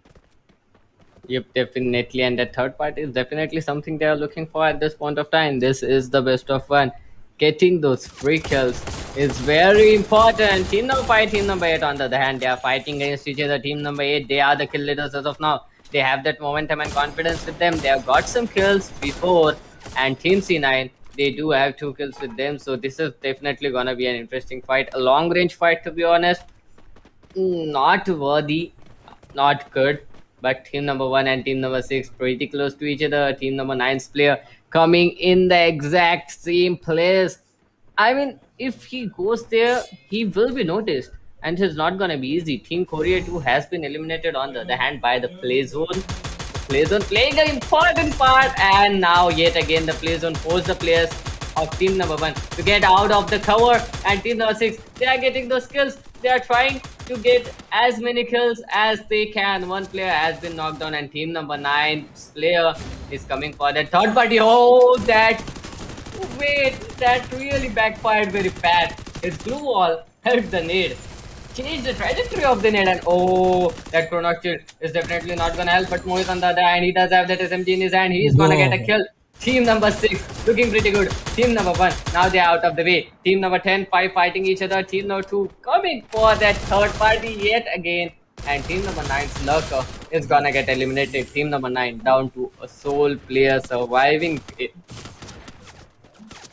Yep, that's the last man surviving. But we gotta see now who is actually gonna get that booyah for them. Team number 5 is quite vulnerable there as they are being shot from left, right, and center from team number 2, 10, and 1 as well. So they gotta be careful there. Team number 5, I mean, it's not going to be easy for you to hold that center of the circle as you are spotted. You don't have much cover to work with, and you are just barely breathing now. Yep. But oh, look at that arm shot coming on towards Voldemort. But it will be Bhuvan to get that kill, to not that arm. AWM, well, arm, that sounds a little bit weird. I don't know why. But yes, it is definitely gonna help it out. On the other hand, we can see Swapnil trying to do everything. He's trying to heal his teammate as well. But now, once he gets up, he's gonna get spotted. And the players are definitely not gonna stop. They are gonna try to get those kills. And team number 5 and 10, 2, 7. Look at that player concentration. Look at that cluster here. Everyone is inside the zone, and this zone is gonna be brutal. Look at that. They just have 56 seconds to work on a strategy here, because it will be just team number 5 who will be inside that zone, and other teams need to rotate in. Team number 8 coming inside, getting the first knock. The farmers coming into the play on the then. Team number 2 trying to rotate in as well. Team number 7 holding their way. Team number 7 might as well get a kill, and team number 7, they are looking pretty good as well. Oh, they have spotted the players as well. Oh, wait, that was a pretty clear shot available to him, and this kill is gonna get confirmed. But two of the players have been knocked out. That's a great trade coming in, and the player are trying to finish off the remaining players as well. But oh, he'll get inside just in time, and he will get raised as well. Team number 7 in a tough spot at this point of time. One player is down already, and on the other hand, we can see team number 5 still contesting the zone, and they are in a great position. They can contest it. We are down to 2 seconds. The zone is gonna come crushing in anytime soon, and when the zone collapses, It is definitely gonna be very, very difficult for Yep. the players to rotate in here. Cracky.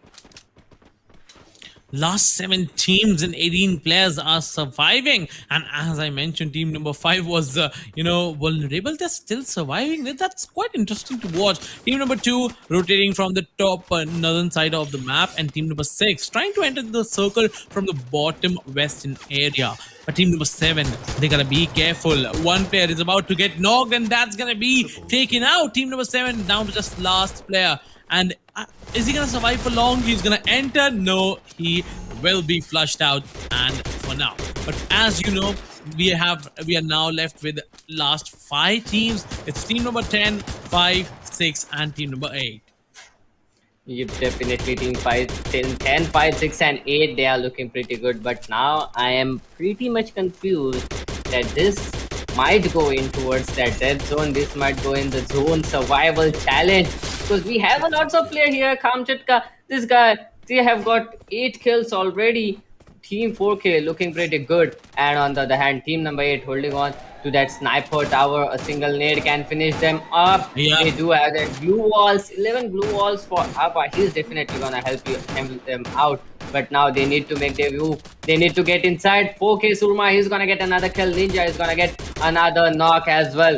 Team number 8 trying to make their way inside the zone. The zone is in an open area. U19 Esports, under 19 Esports, our town, and Ellie Ninja. Now they are trying to get inside. Team 4K, they do have those skills in their favor. Team number 2 trying to come in. Noob Gang OP has got eliminated. And team number 6 not looking good. We're down to just 6 players remaining. And LESYT has been eliminated. And FF Lords eliminated by that zone.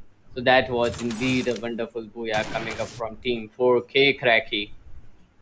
The way they played it was just fantastic to witness. And 4K, I mean, the way you execute things matters the most. It's not that you need to win the game. It matters like how you win the game. The way Team 4K played, it was just amazing to watch, and that's what you get for doing that stuff. Yep, definitely they have got that booyah. They do have kill points in their favor as well. Forgotten Knights, that was indeed a wonderful, wonderful gameplay and indeed a Yeah, it was. beautiful abbreviation for their names as well. 4K sounds so cool there, Cracky. I mean, yeah, it sounds like 4 kill. I mean, yeah, it Yeah. sounds super good. And a 4K team getting that booyah will be getting them 30 extra points beside what they got with the kills. I mean, obviously they are gonna qualify because that 30-point lead is just on another level. And second, if you even end up coming second, you are still gonna qualify because you're gonna get those 20 points extra for yourself, at Yep, least. definitely. At least, definitely. But the Yeah. players did have a lot of kills in the last zone, and I'm sure the team getting hashtag two. If I'm not wrong, it is FF Lords. I don't know how many kills they have got to be honest, but they have a pretty fair chance of qualifying. We can't tell until we see the map wise scoreboard come up here, until we see the total points they have accumulated. We know that they have got just 20 points, but the kills are still a mystery. On the other hand, Forgotten Knights, they had like 10 kills with them. So that is definitely going to help them out. 50 points up, they are going to get qualified.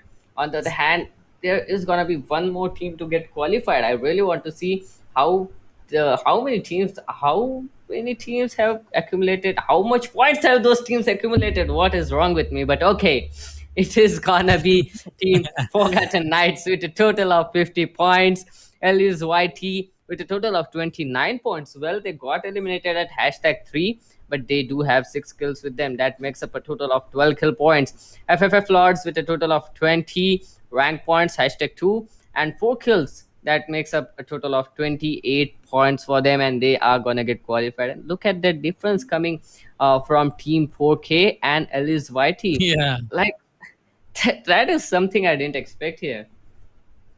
I mean, me too. But you know what? What matters the most here is the way you play the game. Because LES YD, I mean, they got like 6 kills for them and ended up on third position. If they had some more man advantage in the last circles, they could have made it even better. I mean, they could have got more points for them. FF Lords, they were super close.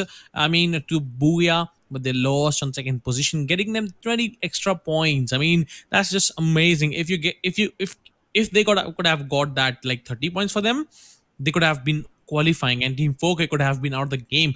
But what matters is how you played, how well your strategies worked, and how your teamwork was there. So Team 4K, everything was on point, and with those 50 points, they're gonna qualify along with Elias Whitey and Triple F Lords.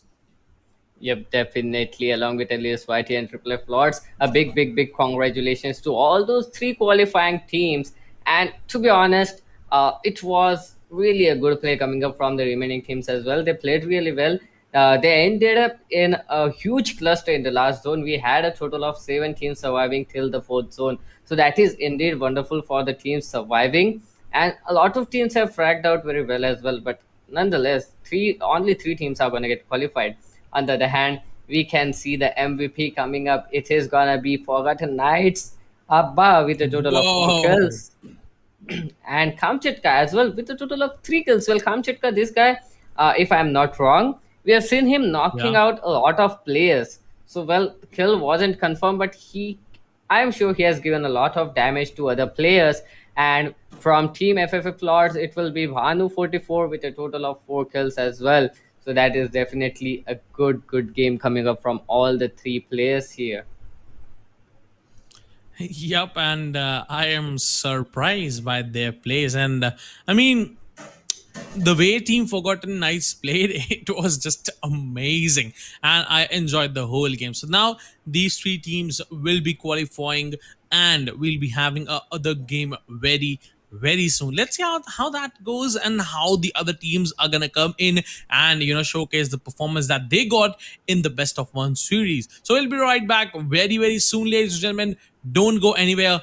Okay, if you want to go, just go and get some popcorns and Pepsi. I mean, it's going to be super interesting to watch the next Bermuda map starting after this break.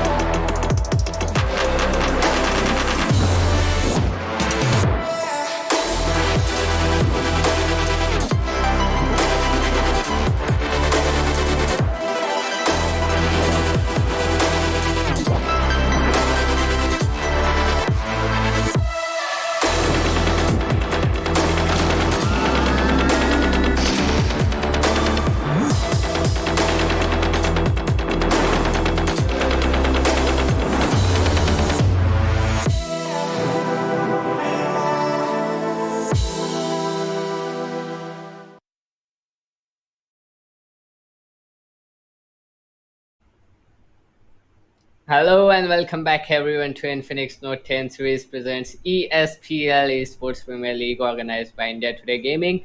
I am Doctor and alongside me at this time is gonna be Godshot and we will be your storytellers for the rest of this evening. We are down with two maps. We still have four more matches, four more best of ones left, and it is definitely gonna be interesting because Godshot, we have seen some amazing plays come up today. We have seen a best of six, we have seen two best of ones till now, and now we are gonna see four more best of ones. This is the round one of Group C, and we are gonna watch the matches on Bermuda Godshot. Exactly, and Bermuda is gonna be that place where all these teams are like, we want to show everything that we have got. We have to get that perfect rotations, we have to get that early frags, and we have to get that aggressive gameplay as well. I have been seeing the entire day a lot of Free Fire tournaments coming up from here and there, and I've also seen the best of six that we had, and definitely Bermuda is the map that gets me excited the most. Looking at it, I think it is the most consistent map in this particular tournament as well as for the players, because whenever I see people landing on Bermuda, I see them go all in with proper rotations, proper decision making. And since the particular flight path that we are seeing right now is kind of a bit of northern side bias, we are gonna see the circle coming up into play as well, Doctor, because definitely the circle is one thing that we are pretty much excited to see. And I never have properly understood how this particular circle in this particular game works, because it always surprises me. What would you say? Yep, definitely the circle. I mean, you can predict the first and second circle to the most. The third circle is always gonna surprise you, and it's always gonna be at somewhere where you least expect it to be. On the other side, we can see the players dropping in towards decent sides, to be honest. None of them uh, are having any kind of a drop clash in between them, but team number three, they are at this point of time sandwiched in between the players of team number 8 as well as the players of team number 5. So it is gonna be interesting to see how the players are gonna come up, how the players are gonna rotate inside the circle. And team number 1, on the other hand, they are on that Santos Island. This is definitely gonna be interesting because, I mean, they are pretty secure as of now. And team number 3, they are making their way towards that observatory. Team number 6 has that loot in their hand. And last Czar, if I'm not wrong, he has got a gun for himself. And now he is running back as well at team number 6. I have no idea that there was a player here from team number 3. And he's gonna get away with that as well, Godshot.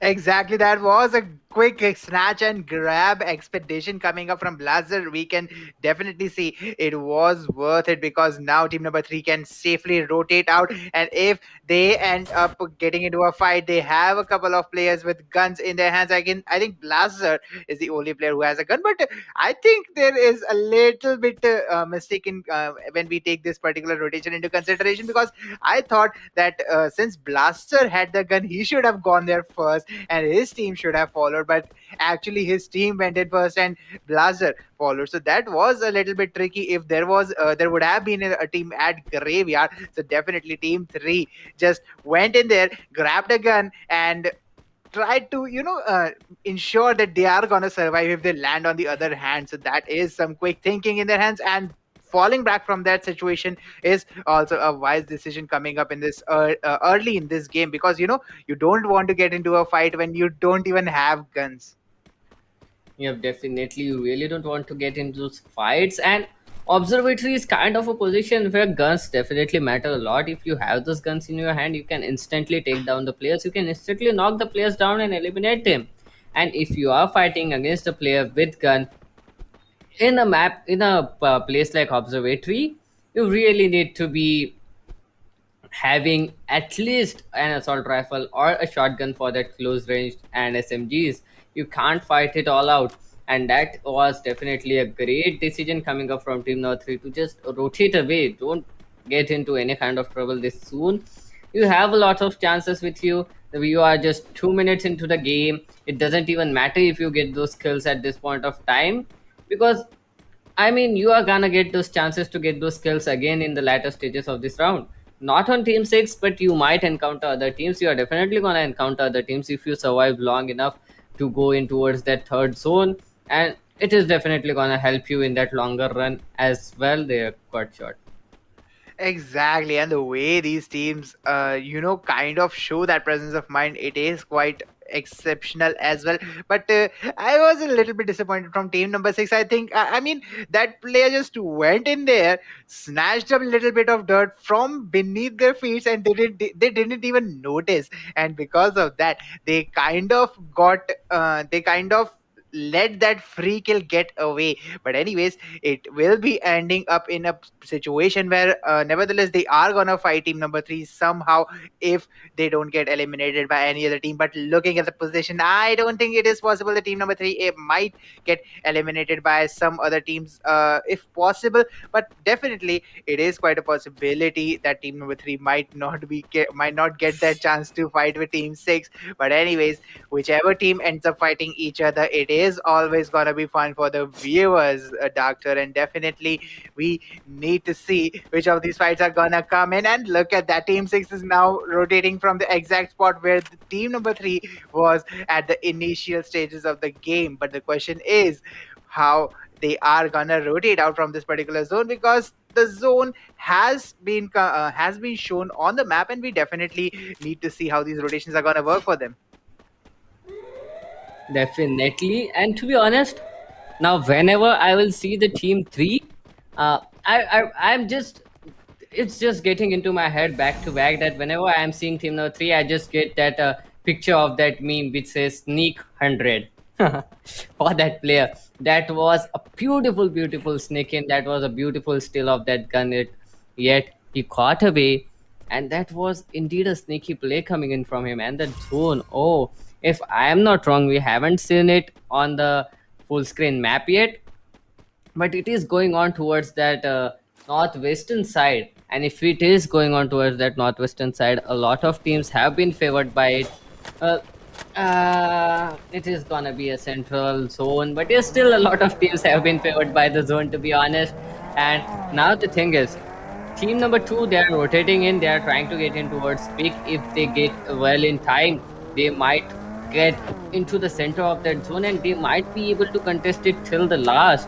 And if I'm not wrong, the second zone, it is gonna be in towards that peak area. It must go in towards that peak area. So any team who has got that position of the peak area, they're definitely gonna be very fine. But team three, on the other hand, they need to rotate in. There are three teams in their way, and I really want to know how the players are gonna come over it, how the players are gonna play it, and how are they gonna rotate inside as well. Got shot. Exactly. But doctor, looking at that particular zone, I do have a presumption that the zone might shift towards the middle area. But looking at the positions of the team, I am pretty much excited to see how team number one is gonna play this particular match, because they are way away from every single team that is possible that is present on this map. And possibly they aren't gonna get into any encounters until it is quite late into the match. So definitely team one is at the safest position right now, and it is going to favor them that they do get a really good position in this particular zone. But now we have team number two coming up at team number one, and I have been totally blown away by the players that, no man, Godshot cannot be correct at any moment. Team number one might be the first team to be initiating into a fight, and they are the ones that are gonna get the first casualties. We do have a trade coming up on team number two. We have Oh, another trade coming up, and we do have two players being knocked out from team number two that try to attempt that kill. But Demon confirms the kill. Demon confirms the second, and here we go. Two kills. Sorry about that coming up. yep, two kills coming up. They are the kill leaders as of now. PDE Demon being the kill leader as of now. They completely wiped Team 2 out of existence from the peak area. Just before I said that team number 2, they are in a pretty good shape. They can contest it all out in that peak area. And now it will be team number 1 to get that position of the peak area. Team number 2 down to just two players surviving. Pretty close to the players of team number 1.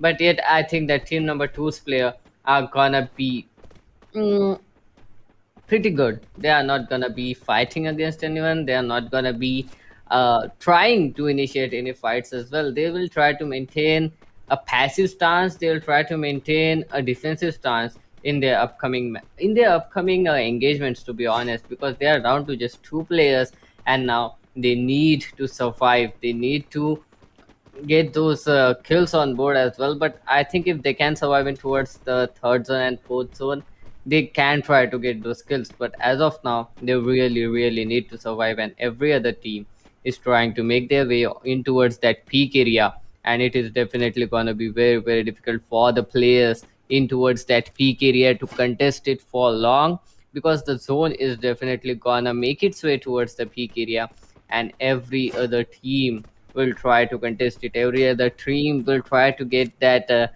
position of that area, and it is definitely gonna be very, very much interesting to see how the players of team number one are gonna hold it all off, and how the other teams are gonna try to come up with a strategy to get the position, to get the eliminations in their favor. They are got shot.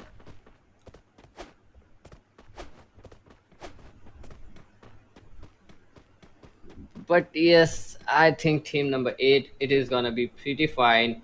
Team number eight is gonna be happy as well. But team number four and team number six, well, they are fighting against each other. Team number four, they have knocked a player. They have a player knocked down as well. He'll be raised pretty enough. But now, Meet FF, he's in a big trouble because he's facing four players at the same time, and his team is pretty far away. If he gets knocked out, he can't get rest pretty soon, and the players of team Nice, number Nick. four will try to maintain that. The players of team number four will try to get that kill confirmed, and just as I said that, the kill has been confirmed, and the players of team number four, they need to get away as well. Got shot.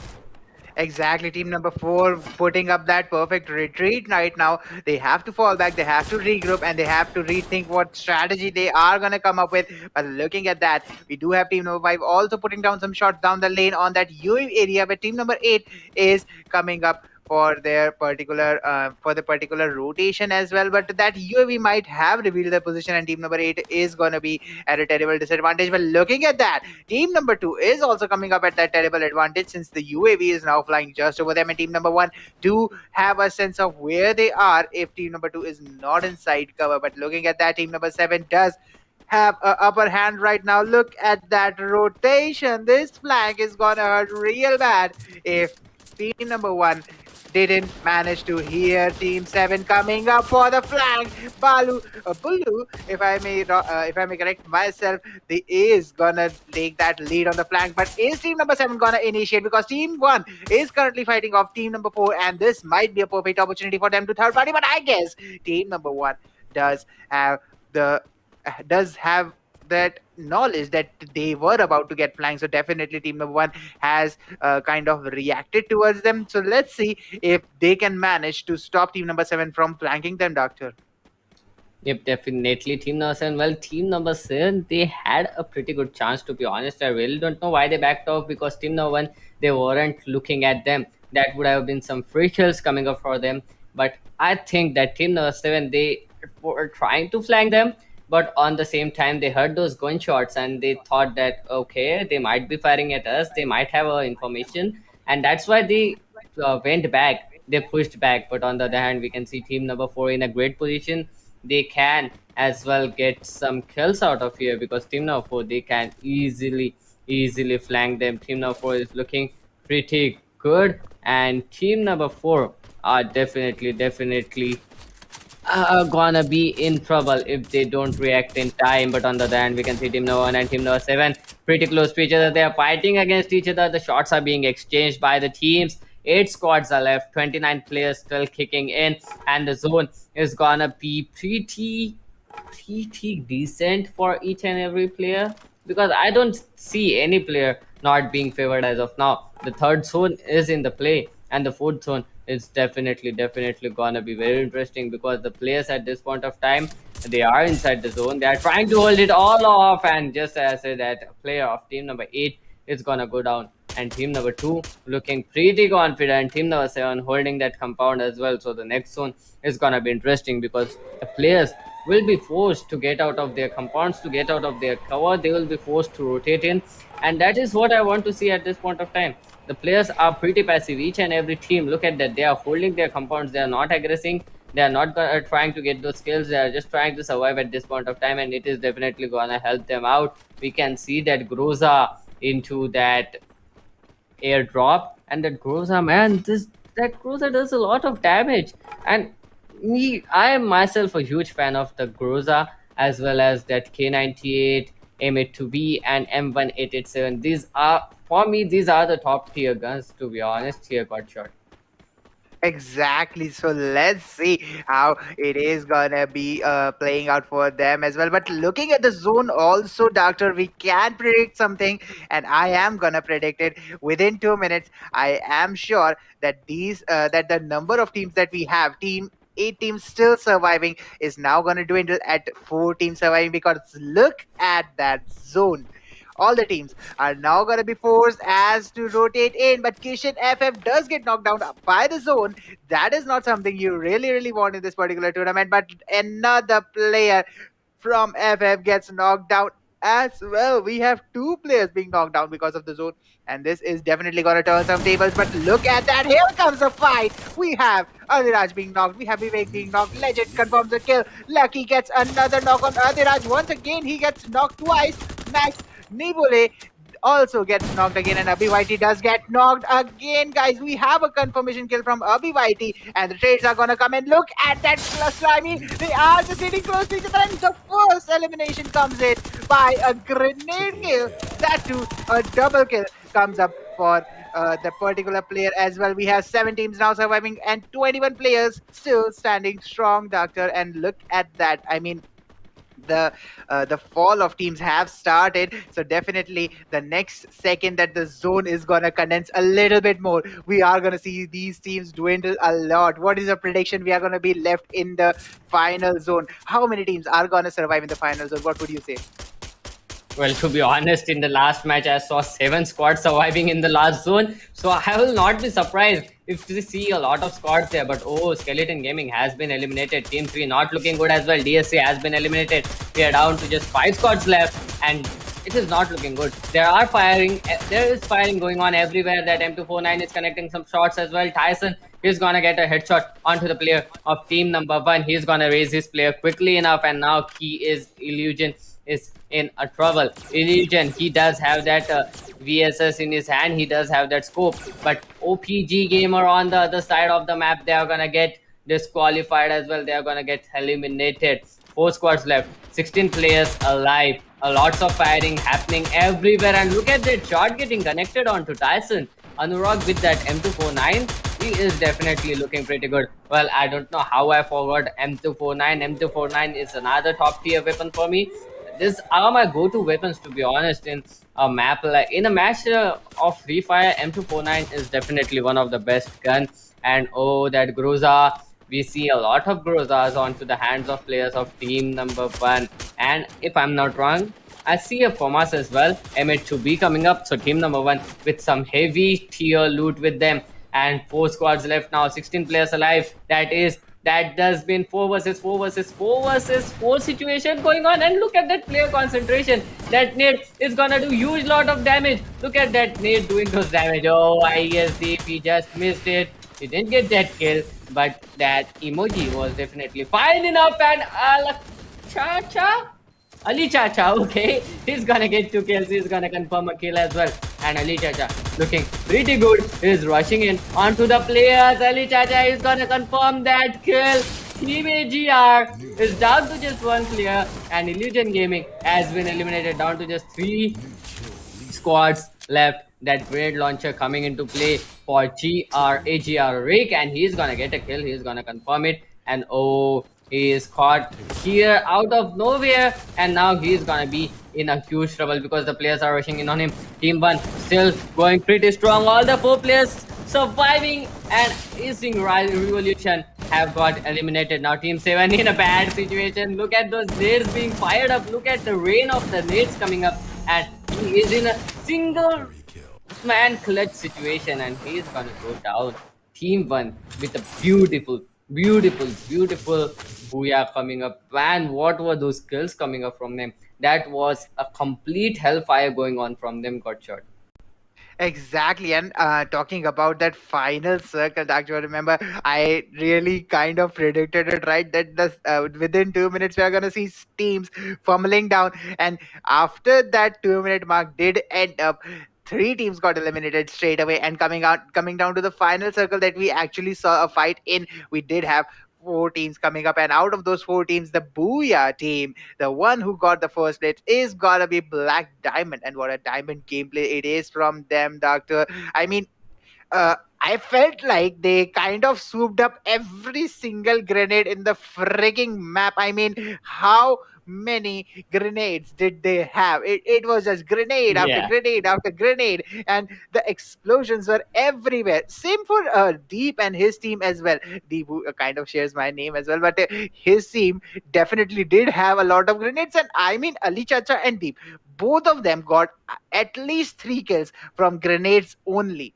So definitely grenades were a lot in play in this particular match that I have seen. I mean, I haven't seen this many grenades being used in the final circle before. There were like 20 something grenades that I counted were used, and I am pretty sure the players would be relaxing their ears off because they kind of need some relaxation after all those explosions being blown into their freaking heads. And I mean, it was a lot of chaos coming up in the final four teams. And I mean, every single team had all the four players alive. The only reason this was a small fight was because that most of the teams were eliminated because of grenades, because of grenade pushes. Even they did get eliminated by rifles, it was because they were trying to run away from grenades, Doctor. Yep, those grenades, man. It was just as a complete hellfire in the end. Those grenades were just like raining. And to be honest, I'm pretty much sure that Ali Chacha has got a lot of kills. But nonetheless, we can see Black Diamond with a total of 8 kills and 30 rank points and a total points of 446 getting qualified alongside LLB and Acing Revolution. And LLB, to be honest, they got at hashtag 2, they got 4 kills as well, and a total of 28 points goes in their favor. And Acing Revolution, look at that, 17 rank points, 10 kill points, and a total of 27, just a single point difference in between the second and the third team. OPG Gamer down to 16, Illusion Esports 15, DSC Rockers 14, Rowdy Boys 8, Skeleton Gaming 6. These guys are not going to get qualified, but a huge, huge congratulations to Black Diamond, LLB, and Acing Revolution got shot. Exactly, and the way these teams did outperform the others was quite commendable as well. I mean, looking at the kill points, we can definitely say that these teams did have a lasting impact on the entire lobby, because the DSC Rockers and OPG gamers are the only one who kind of even came close to the kill numbers that these top three teams got. So definitely there was a little bit of the kill domination, but the top three teams who just got qualified for the next round are definitely one of those who kind of got that a little bit of domination going for them. But definitely it is going to be pretty fun, pretty interesting to see how the next matches are going to be played, because we just saw Group B Stage 3, and watching that coming here, there is a little bit of gap. And I mean, the way I have seen these teams grow is what I'm expecting with Group C as well, because this is just the first round. We do have only best of ones. We are filtering the teams slowly and steadily according to their play. But looking at these MVPs as well, before I complete what I wanted to say, it is going to be Demon from Black Diamonds coming up with 4 kills, Rick from Acing Revolution with 4 kills as well, and Ragefall with 3 kills from DSC. So these were the MVPs who made their teams become what they were in the particular leaderboard. But the DSC's player coming up in the top leaderboard means that the other teams didn't have that kind of an impact that they wanted. So definitely it was something that team DSC did accomplish, but they couldn't hit the hammer correctly because they got eliminated early. So definitely DSC is one team I kind of wanted. If they would try harder, if they would tried harder, what would happen? But as I was saying, I wanted to complete this one fact, that when you see round 1 of any group, and then you see round 3 of the other group, you see that stark difference what these teams change in themselves. Where in one game, there are mistakes, there are certain things that they focus on, they miss, they do something. But at the end of the day, we see in group 3, in round 3, that these teams just become totally different, and they have a lot of new stuff, a lot of new strategies that they come up with, and with that they become quite professional by the end of round 3 when they qualify for level 2. Doctor, what would you say? Yep, definitely. This tournament is not just a tournament, but it is helping the underdogs to exactly know how to play, to exactly get that experience of professional gaming. And just as you can see the difference in the players. When you see the players in round 1 and when you see the players in round 3, there's a huge difference. They become a little bit more professional. They have those variations in them. They have some different strategies going on with them, and that is definitely going to help them. Even if they don't qualify for level 2, they have got a lot of experience here, and that is definitely going to help them in the future. But before I say that, we are going to come up with the next match after a few while, so stay tuned. We'll be back after a short break.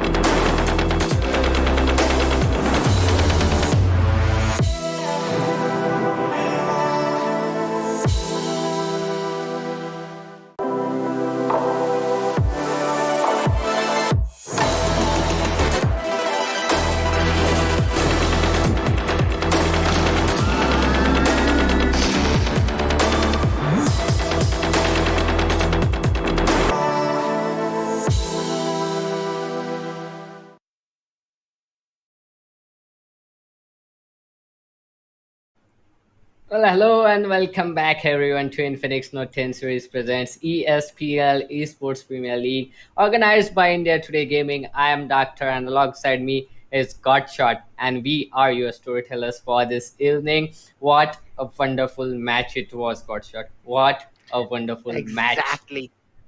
Exactly, and coming up with the follow up of this particular match, we once again have another best of one coming up as another qualifier for three new teams to get the chance of going into the second round of this particular group. It is Group C, and now we have a lot of qualifying to go again. Once more, guys, we just went through Group B. Now we are filtering Group C again, and once again, Bermuda, best of one, is being called for this particular task. For those of you who don't know, it is gonna be a best of one. The top three teams who are gonna get the highest points are gonna qualify for the next round, and the match is now gonna be live pretty soon. The flight path is gonna drop in. We have already got three of some exciting matches coming up. Actually, three of the exciting matches that just went. If you haven't seen them already, you can go back and check the highlights. Just scrub back a little bit on your YouTube stream and definitely make sure to enjoy them as well. But for the moment, we have this particular match coming up and we have two more lined up for you as well. So, Doctor, the flight path is on. What would you say for this particular one? For me, I think this is quite balanced for the most part. Yeah, Yeah, it is quite balanced. And to be honest, the teams have got a fair chance right now. They can land in the places where they aren't expecting any other teams. They can get themselves some nice loot as well. And looking at the drop locations, it is definitely gonna be a little bit passive. Not a lot, but a little bit because I can see on Bullseye and Shipyard we have team number 8 and team number 3, and Bullseye is a place where you can easily scout from, where you can easily scout the players of team number 3. So team number 8 at this point, they do have a little bit of advantage if they can get a sniper in their hand, and if they do get some nice scopes, they can scout one or two players out of here, out of Shipyard, and they might even try to rush it on them. On the other side, we can see each and every team dropping on in towards some good locations. The clock tower, the Mars Electric, every team has acquired it. I haven't seen anyone going towards the Sentosa Island this time, so this is pretty good as well because Sentosa Island is a place where the team who are looking for a passive gameplay try to go in, as well as Reimnam Village is a place where the teams who try to have a passive gameplay, they try to go into that positions. But we are seeing none of the teams going on towards north towards Reimnam Village, and neither towards that Sentosa Island. So I think still, even if the players have not gone in that places, it is gonna be a little bit passive gameplay coming in here. Exactly, but don't count them out yet, Doctor, because remember, the game is the god, the circle is the god, and it forces players to come to it. So definitely, these are some places where the circle might go. I think Raimnam Village might not be the place where circle is gonna end up, but Sentosa or maybe Cape Town might be the center of attraction for this particular zone because when we saw that these teams drops, we did notice one particular thing that most of these teams are at the north or north southwestern side to be precisely, and the spread of these teams is more towards Raimnam village than towards Cape Town and Sentosa. So definitely I'm expecting the circle to shift towards that particular area so that it will force teams to rotate out, and to make sure that these teams get an early rotation, they will start moving up towards that side, and then the zone is going to play its particular game, and we will see a lot of teams go out of the line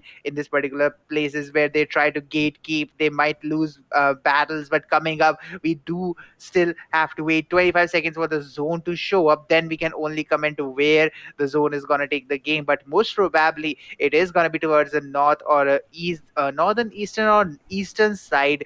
Most More specifically, what would you say?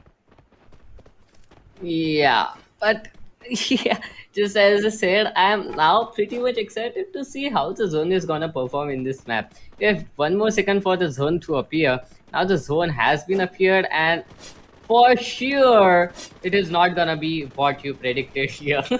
It is again gonna be a central zone, and peak will again be the center of attraction here. But for a time being, if the zone goes in towards Clock Tower or even towards Bhima Shakti Strip, it is definitely gonna be interesting because now the players from Sentosa Island, they will need to rotate in. They'll need to be sure that they are not getting scouted as well. And Team 7, oh, enjoying their stay here at the factory. And oh, look at that. Pretty happy, pretty happy. That is great. That is great. Enjoy your stay, bro. Team number 4 is counting on you. Don't overdo it because team number 4, they'll come here anytime soon. And team number 4, if they spots them doing those emojis happy AF, that team number 4 might try to get advantage of that situation there. Exactly. If they catch them off guard, it is game over for them, and unfortunately, the happy song might become the sad song of the day. But for the moment, we do have team number 3 coming up on the plantation area, and I think team number three's position is quite good to gatekeep that particular spot. If there is another team coming towards them, but. I think okay. I will walk back on that particular statement. I think they should go a little bit further in and wait for the next zone to show up and kind of tell what the temperament of this particular game is gonna be. Looking at that, we do have team number 7 still sitting up at factory, and I think this is gonna be the most chill team that we are gonna see for a little while. I mean, their name is literally 000, and I mean they are playing this very excitedly. So I am pretty much excited to see where this team is gonna end up in this particular ranking, because we do need some teams like them who kind of kind of excite the viewers as well as themselves, because they are here to have fun and they are here to compete as well. So let's see how long they're gonna go, but for the moment we do have a fight brewing up very close to the Cape Town area and inside now, as team 1 has rotated towards Cape Town. We do have team 5 and team 5 expecting a fight, and we have bullets now flying towards each of them. BMP Alpha does spot a player. We have a kill coming up from Choker. Confirmation comes in. Alpha gets a second one, and with that, Team 5 is down to only 2 players standing within a couple of seconds. And yet again, Team 7 is out here doing some emotes, enjoying themselves. Let's see how long their enjoyment is gonna last. We are not gonna curse them, but at some point they will have to fight the other teams who are rotating towards them. But looking at team number 5 right now, I don't think their position is good, Doctor. Yeah, team number 5. Well, to be honest, they're down to just 2 players surviving at this point of time. And on the other hand, team number 1, they have got those 2 kills. They have got that momentum. Oh, this is huge. This is huge. This is definitely huge. He caught the K98 player off guard. And K98 player is the player you need to fear the most because these guys is quick scopes. Man, oh, every team today is looking so good right now. Look at that emotes coming up. Oh, oh, oh. This game is too good. Too good. And BMP Joker will be the one to get that knock confirmed as well. Team number 7 on the other hand. Well, to be honest, kudos to the observing team, man. They are definitely showing us the exact moments that we wanted to see at this point of time. That just lightened up the whole mood of the game. It was going a little bit passive, but these teams are definitely giving colors to this match at this point of time. And on the other hand, we can see team number 1 now. They'll try to get inside. Well, the zone is closing in on you, and you are still dancing here. Well, the zone is not gonna give you a lot of damage here, just 1 DPS. So it is not gonna be a huge problem, but they need to get inside the zone. They need to get themselves some secured place as well. And on the other hand, Team 7, they are still contesting on that factory area. Well, to be honest, this is pretty good. Having yourself dropped in at this position and the zone is favoring them as well, they can contest it for a long time. They can definitely camp it out here, get some rank points for them, but you do need some kills. Otherwise it is not going to be easy for you to qualify, because getting those rank points is not the only thing you want. You also want to get those points. You also want to get those Kill points kill as points well. as well. Yeah.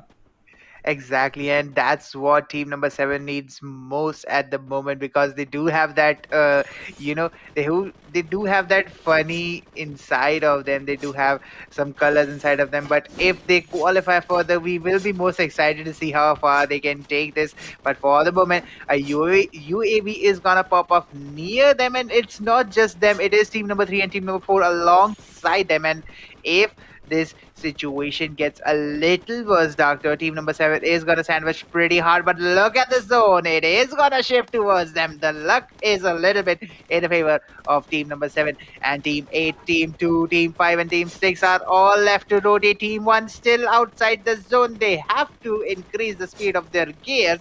I mean, come on, do some lubrication, change your tires, run, have some boost or something, some energy drink, and run faster, because you are way outside the zone. And now that they have entered, let's see team number one where they are gonna rotate, Doctor. I mean, you have to have some energy drinks coming up in you, because these slow rotations are gonna hurt you really, really hard. Even though this is the first zone, you do not, take this lightly, because even one DPS is a DPS. You might get eliminated there if you are caught off guard, although it is a little bit of a stretch that I'm talking about it, but definitely it is quite fun to have it is, kind of a better situation to have that rotation done early than being stuck inside the zone, because someday another team might be gatekeeping that area and you are done for.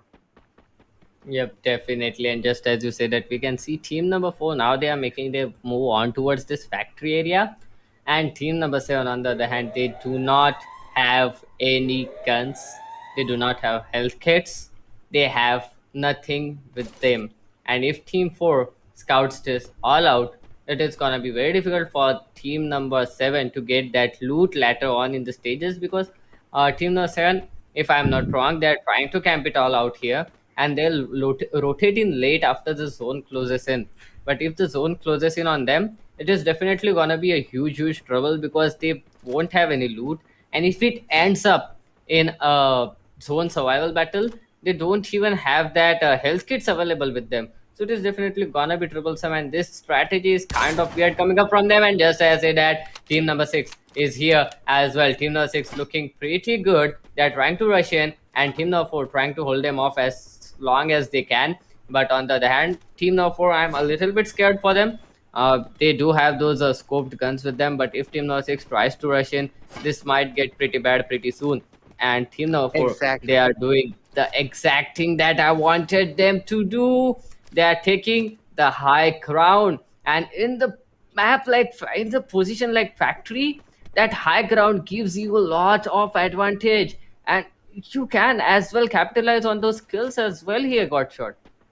Exactly, and not just that, there is a factor that team number seven does not have a lot of loot going in Oh, for them. So if just in case team four finds out that there is a team sitting atop the roof, they are gonna get free four kills. Team seven, as chill as they are right now, even ice melts at a certain degree if the temperature is oh not cold, no. and this is not cold at all. This is getting as hot as it possibly can between team number four and team number six. We do have an elimination coming out at team number five, if I'm not wrong, somewhere in the background, and definitely this is gonna be an interesting one to watch out for. We have team number seven. Okay, they do have a little bit of guns, They so got it right they now. can They got they it by can that air. That Oh, is so that is pretty lucky. lucky. That is so lucky of them. I mean, they didn't have any guns, and somehow that airdrop did help them. They got the guns, and at least they can give a fight right now. Oh my God, what are they doing? This is not a good idea. This is not a good idea. Don't peek right now. And if you peek, you are done for. Don't peek. This is the best thing that you are doing right now. Okay, they are taking shots, Doctor. It is done. I'm done. This is not something you should be doing right now. Team 7, that was a mistake. Yep, now Team 7 has been spotted, and the zone is not in their favor as well. They need to get out of it. And Team 7, well, they do have stat guns. If they would have managed to get those kills on team number 4 and caught them up by surprise, that would have helped them a lot. But now they have given away their position as well, and the players of team number 4, they will be watching for the players on the roof of that factory. And it is definitely gonna be really difficult for the players of Team 7 now, because they can't be camping here all time. Well, they have the zone for now, but I don't think the zone is gonna help them for long. They really need to get out of here. And the teams like team number 4, they will be trying to cut their rotation off. They'll be waiting for them like some hungry wolves, and they'll try to get as many kills as they can from the players of team number 7. They got shot. Exactly. Team number seven is kind of a, uh, is kind of a cuisine setup in a dinner plate for the teams in that particular room. But look at that. They are still adamant at sitting in the factory on, and here comes some particular fights going on for the particular moment. We do have Team UT pushing up. Team number 2 is the team that pushes up. Devil 999 plus gets the knock on Skull. We have Ash Freak 77 gets the trade on C3, but King Adam gets knocked out of the zone. Team UT gets eliminated. What just happened? Team 2 just got obliterated from Team 4 within seconds. It was Team 2 who took the first shot, but they got eliminated as well. But currently, we have Soul Randhir taking down a knock. We have Fizdik getting eliminated outside the zone. But team number 6 is getting a lot of shots right now from team number 3, which has a better position. It is a lot of pressure coming down on them. We do have CRWSADO being knocked down at there as well. We have Kalki taking a knock. We have VND Alpha taking a knock. Another knock comes in on Param, and 2 confirmations. Param gets confirmed, and Oh. the CRWSAD also gets confirmed. We do have 6 squads remaining, 20 players coming up Oh. for the fight. TN moves forward, gets a knock. It is a pretty intense fight. Team number 1, who tried to survive through the glue walls, gets annihilated. Their own glue wall defense became the place where they Enemy. just got cooked. That was a place where they got slaughtered. I mean, ah, it was just ironic for them. But for the moment, we do have 5 teams surviving in Dark Tour. 16 players, 15 players. Correction for me. Soul Randhi does get another kill, and 14 now. The players are dropping like flies, and this is gonna be pretty interesting because Randhir gets a third kill as well. If I'm not wrong, 4 underdog gets eliminated by Soul Love, and with that, we do have Team Soul as the new kill leaders. Is Team 7 surviving, Doctor? I am pretty freaking excited to see what the outcome of this game is gonna be. Yep, definitely. I'm totally excited to see what is gonna happen right now, because it was something I really didn't expect come up. And now team number 3, they have flanked on the players of team number 4. They know the exact position. They are gonna try to net them all out. And oh, just as we say that, 2 players have gone down. And oh, Black Dogs will be the one getting eliminated. It will be team number 4 who was flanking team number 3 to get eliminated. But on the other hand, team number 8, they have a lock on to set on the players of team number 3.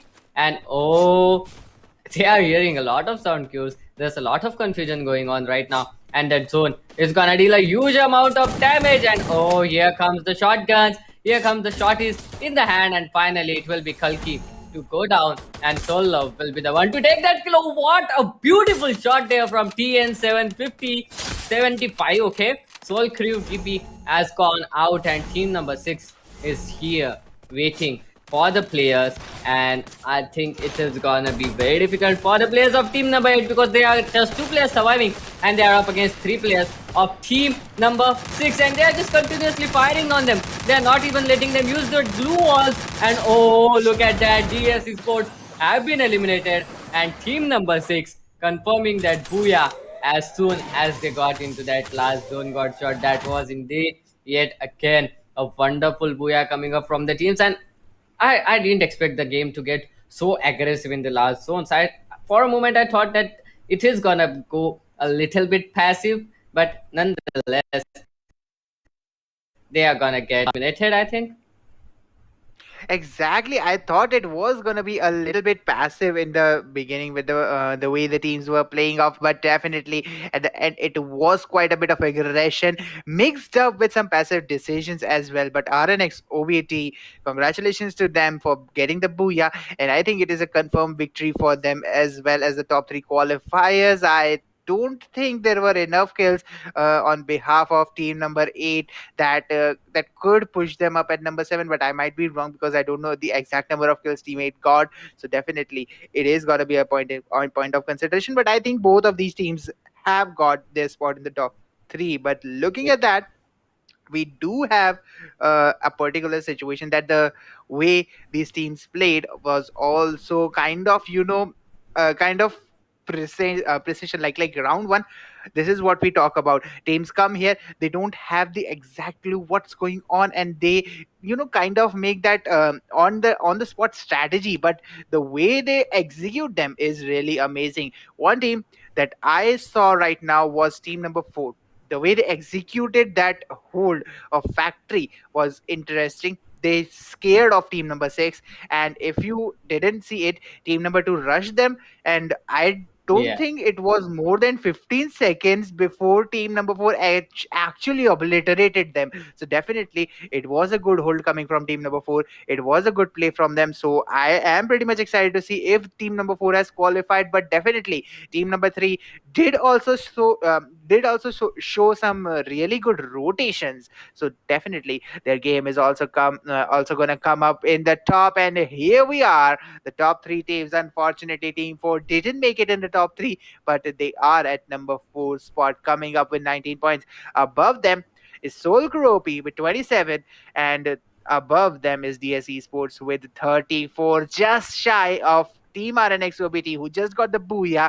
And this is as close as it gets. If RNX OBT didn't get those final kills, they would have been knocked really down, and I think they would have ended up in the in the third position, or maybe below Black Dogs. Yep, definitely maybe below Black Dogs. Well, Black Dogs did play pretty well. And to be honest, see team number 5, that is Vampire 007, that was team number 7. And they managed to place in top 5 position. They have got 4 kills for themselves. That is great. 4 kills, that makes up a total of 8 kill points. And well, they were in a bit of disadvantage when the zone actually didn't favor them, and a lot of teams came in towards factory. But yes, that was indeed a weird strategy coming up from them, and I was hoping that this strategy should work, and if it would have worked out, they would definitely have been placed in the top 3 positions. On the other hand, a big congratulations to RNX OBT, DS Sports, and Soul Crew OP. They will be qualifying in towards the round 2 of Group C. And Black Dogs, Vampires, Four Underdogs, Unique Targets, and Gorillas. Well, nice tries. I can't say more. They were playing pretty good. They did put on a tough fight for the players as well. And the players were looking pretty confident. So actually, everyone played out really well. It was really unfortunate they didn't get qualified. But here comes the MVP. And it will be Damon from Black Diamonds. Obviously, Damon. Okay, we are seeing the same MVP scorecard from the previous match. That is the first match you casted here. So this is sort of a technical issue coming out here. But if I would Yeah, have but to say never mind. who will be the MVP, but I think it was the players from Black Dogs. They, at least one of them, should have gotten that MVP. And Soul Crew OP, if I'm not wrong, his name was like something from R. This guy got 4 kills. So that was indeed a wonderful gameplay coming up from these players. Exactly, but unfortunately, I wasn't able to keep up with the kills these players were getting in, personally. But the way these teams played was pretty good, and I mean, team number 3 who secured the third position. I'm talking about Team Soul that was playing right over there. Uh, we didn't see them through the entire game, Doctor. And the way I noticed them whenever they popped up on the map was that their rotations were quite accurate, and the way they played it was pretty good as well. So definitely it is going to be pretty interesting to see if some of their players are in the MVP leaderboard. So here's the correct one, and here comes the players. Yeah, TN75, we have Run here, if I'm not wrong, with 4 kills as well, yeah, and Roy coming up with 3 as well from RNX OBT. All 3 players from 3 different teams making their teams at the placing the teams at the position that they are at. DSV Sports TN75. That's a good number, good amount of kills. And if you remember, Doctor, this is the guy who destroyed team number one in their own defensive glue wall structure. And I mean, we Yeah, got a lot of kills out of the situations. But what a game from this guy, Randhir. This is the guy you were talking about, if I'm not wrong, yeah. from Should Crew OP getting 4 kills, and Soul Roy with Crew. 3 as well from RNX OBT. So definitely, it Yeah. is quite an interesting MVP card to watch, witness. And Doctor, I love these MVP cards when all three of the players come from three different teams. It shows the amount of competition that each lobby has faced. Would you agree on that?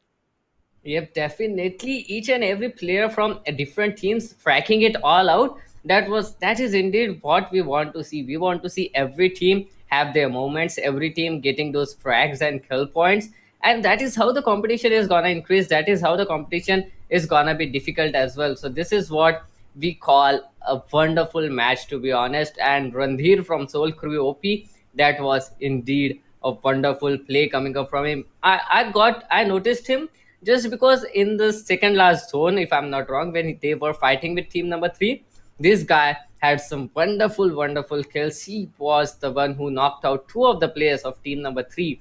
So that's why I noticed this guy, and this guy had 4 kills. So definitely, it was a very wonderful play coming up from all the players: DSE Sports, Soul Crew OP, and Black Dogs. A wonderful game. Exactly, and that is what we are expecting from these teams as well. The teams who have qualified, let's see what you have got to improve and what you have got to show in the upcoming rounds as well. Because remember, this is just the round one, and I bet. I mean, the level of difference we see between round one and round three is enormous, guys. So if you are watching round one, make sure you check out round three as well. Stay tuned until then. But for the evening, we are not done. We do have two more matches coming up. We are going to take a very short break before the next match. So stay tuned, guys. We will see you at the other end of this break.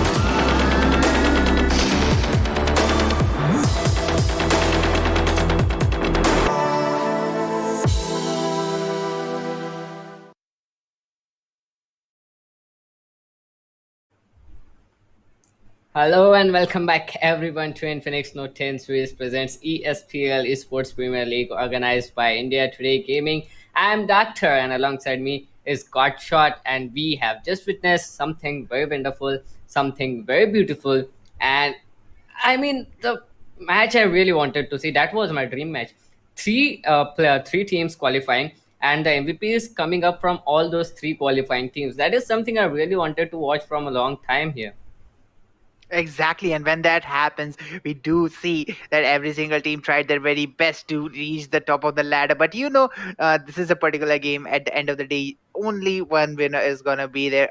Even for this particular case, we do have only three. So definitely, the teams that are not qualified here, you do not have to be disheartened. You can try again and again, and someday you will reach the top of the ladder, guys. But definitely you have to keep trying. That's the key when it comes to esports, or when it comes to any sort of event that we see, any sort of competitive game that we see. You always have to keep trying, and we are going to keep entertaining you for the evening for the next match that is going to come up on Bermuda yet again. This is Group C.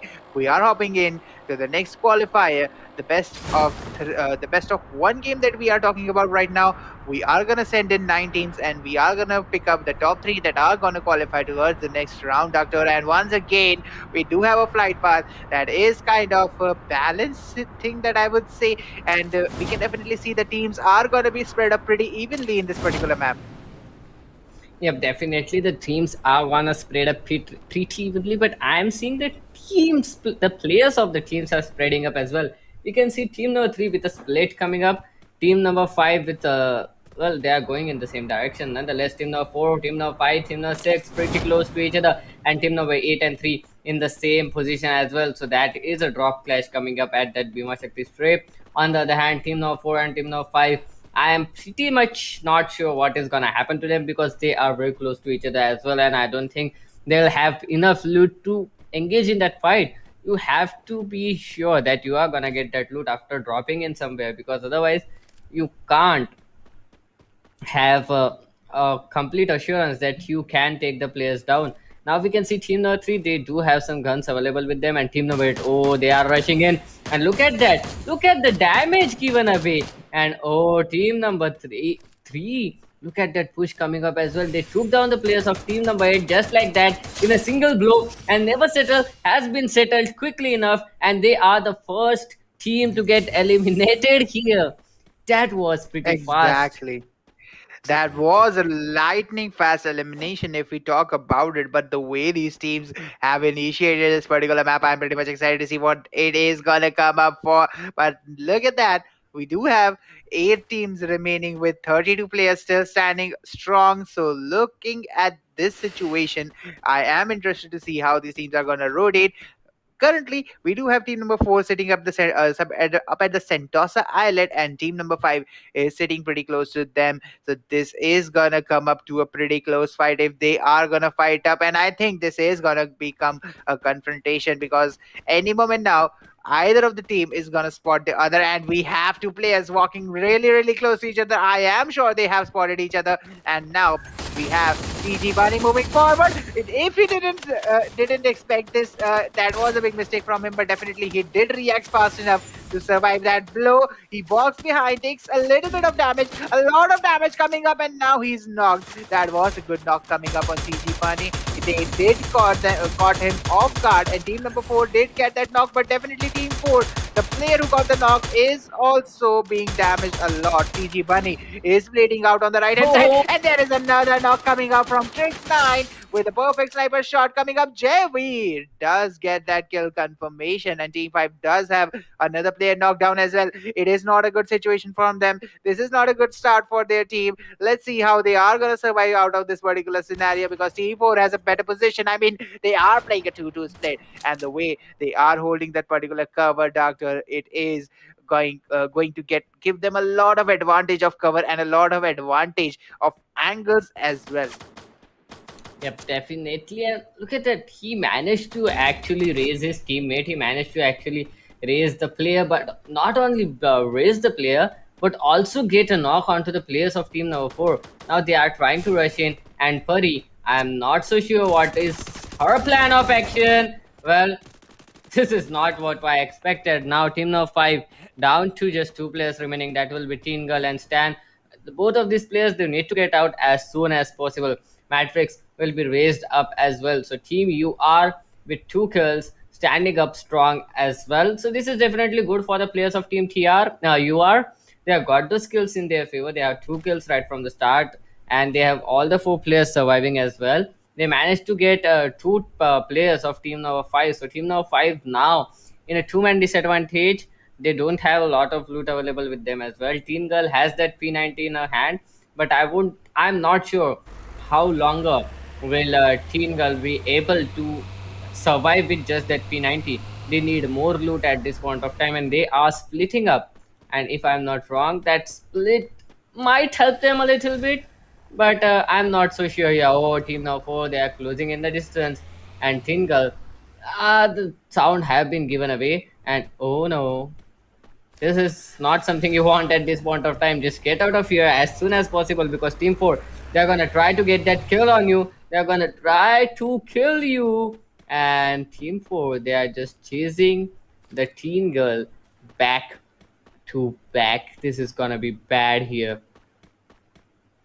Exactly, and this situation might be really, really bad as well. TA is only left with two players surviving, so definitely they can be eliminated at any moment. Coming up for team number 4 as well, we do have them rotating near the edge of the zone. Team number 9 does have a good spot sitting on the north side of Plantation near the shipyard area. So let's see where they are going to rotate from this particular zone. Team 5 crossing that bridge is pretty open to eliminations, and if this does happen, they are going to get eliminated, and I think they are pretty much separated right now, and they do need to somehow manage to get reunited. I think this might be possible because one of the players is going to use that zip line, and I think they might end up reuniting again, Doctor. But looking at the separation of other teams, I am expecting the other teams to end up in a conflict really, really soon, because the spread is slowly spreading, slowly contracting, and definitely all of these teams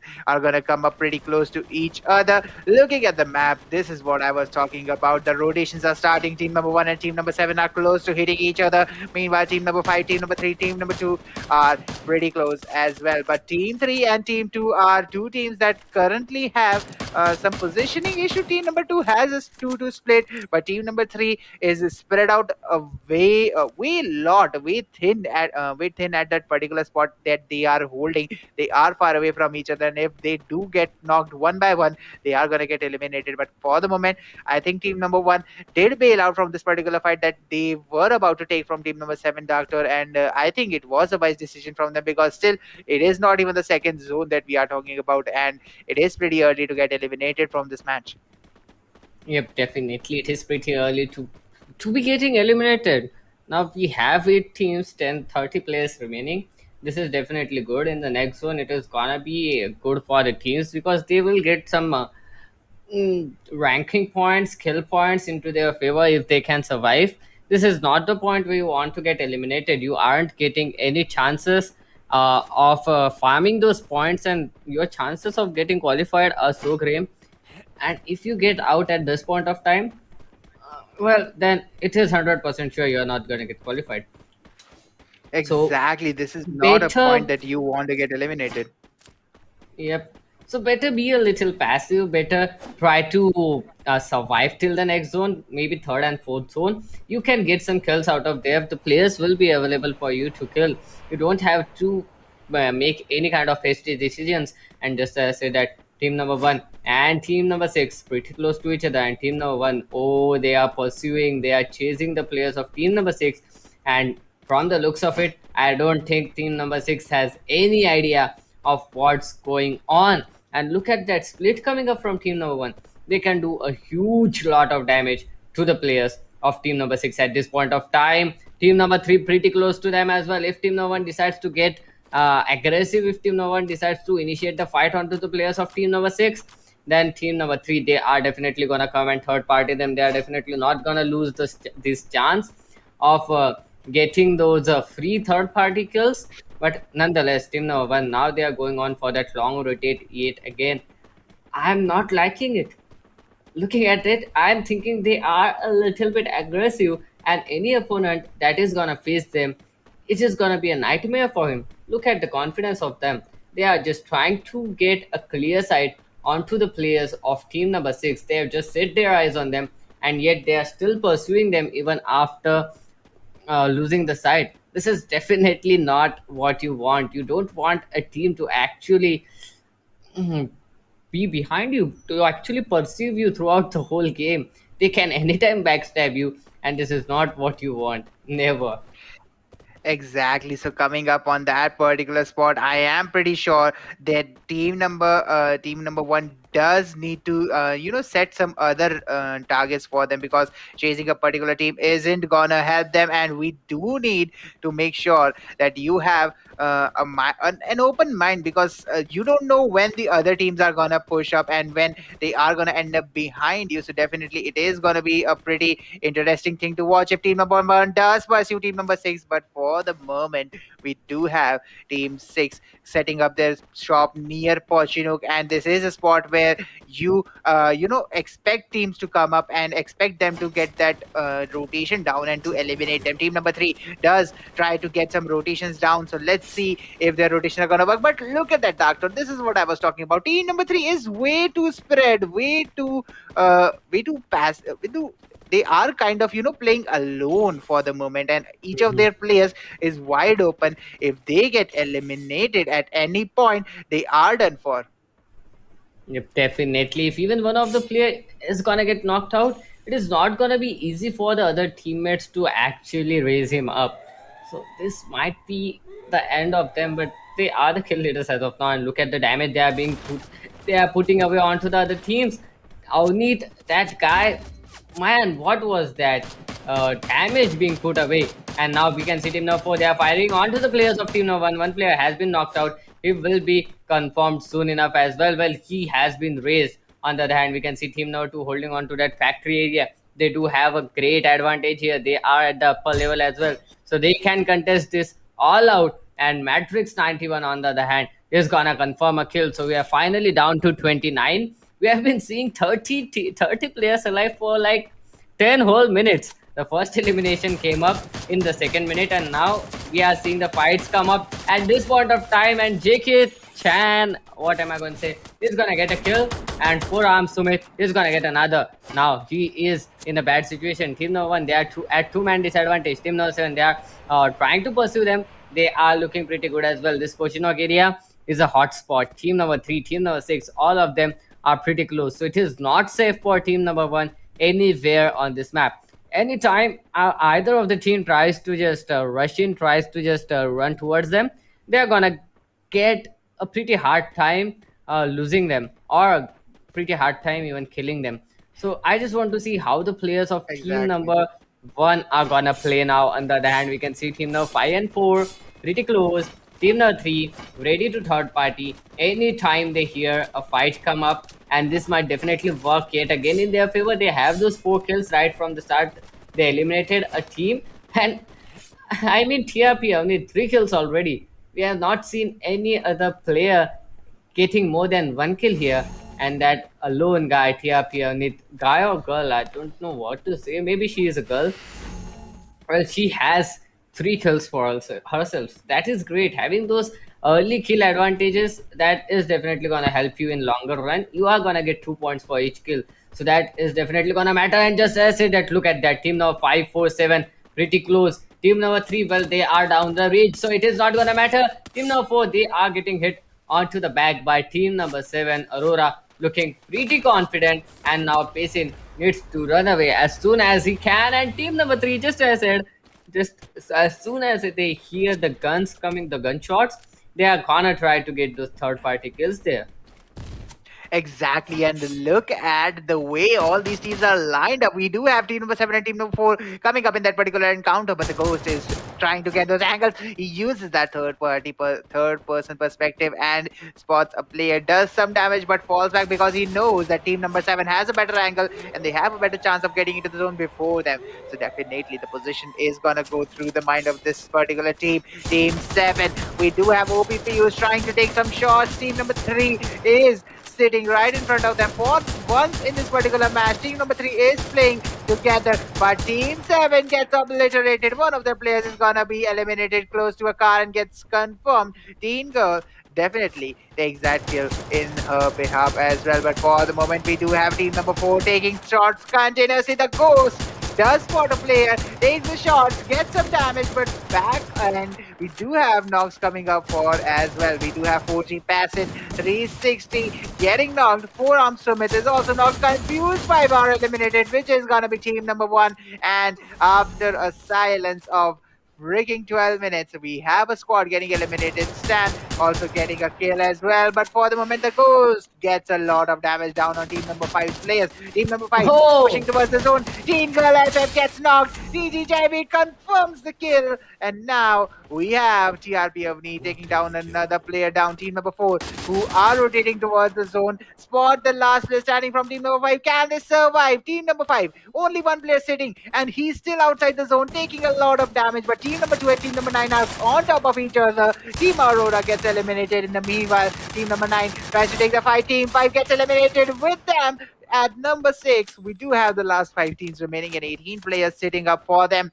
This is not a number that I was expecting because 5 and 18, I am pretty sure a lot of these teams are playing with 2-man squads only. And here we are, you are playing with a 2-man squad. Tries to take down team number 3 again. Again, Doctor. Team number 3 is splitting up a lot. This is not something you need. They are the kill leaders, but they do not need to be overconfident. And here comes the kill on them. They have just lost a player. Team number 6 taking down that particular kill. Team number 4 way outside the zone. They have to get in. They have got that glue wall down, but definitely this is not enough to cover from the zone that is rushing towards them. They have to get the rotation down. They get oh, knocked. Strix 9 gets knocked, gets eliminated, and unknown rulers. What a terrible fate coming down to them. Team number 4 gets eliminated. 4 teams now surviving. We oh, do look have at team that. number 9. One player get knocked. 4M dead. What are you doing? He just got out of the zone and almost took some damage, but gets in time and definitely saves some health points for himself. Team number 2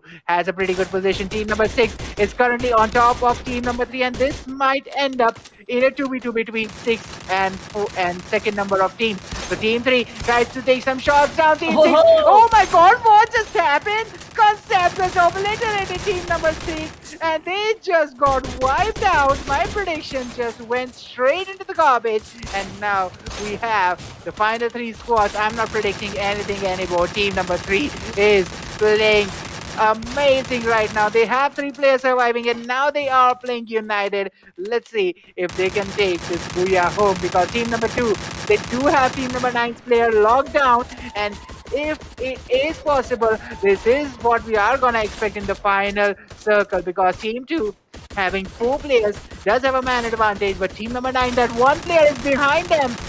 We have Tamilan Wike getting that kill. Oh my god, that is a good kill coming up from him. Team number 9, we have Virus 772. Is he doing a heal battle? If I'm not wrong, he is trying to do it, but can he make it? Because Team 2 does know where he is. At some point of time, he has to get in because his meds are running out. He is almost out, and this is all it for him. But Team number 2 coming up on that fight on Team number 3. Are they gonna get the elimination down? Brutal Boss gets eliminated, and now we are in a 2v2 situation, 2-team situation, a 3v4 battle. Both of these teams are now pushing forward. Okay, it is a 2v3 battle. Team number 3 has lost 2 players from their side, tries to get some fight down. Team number 2, we have 4 and CR7 getting the knock on concept, and with that, we do have only 1 player surviving from team number 3. Triple gets eliminated, and with that, we have winners as team number 2.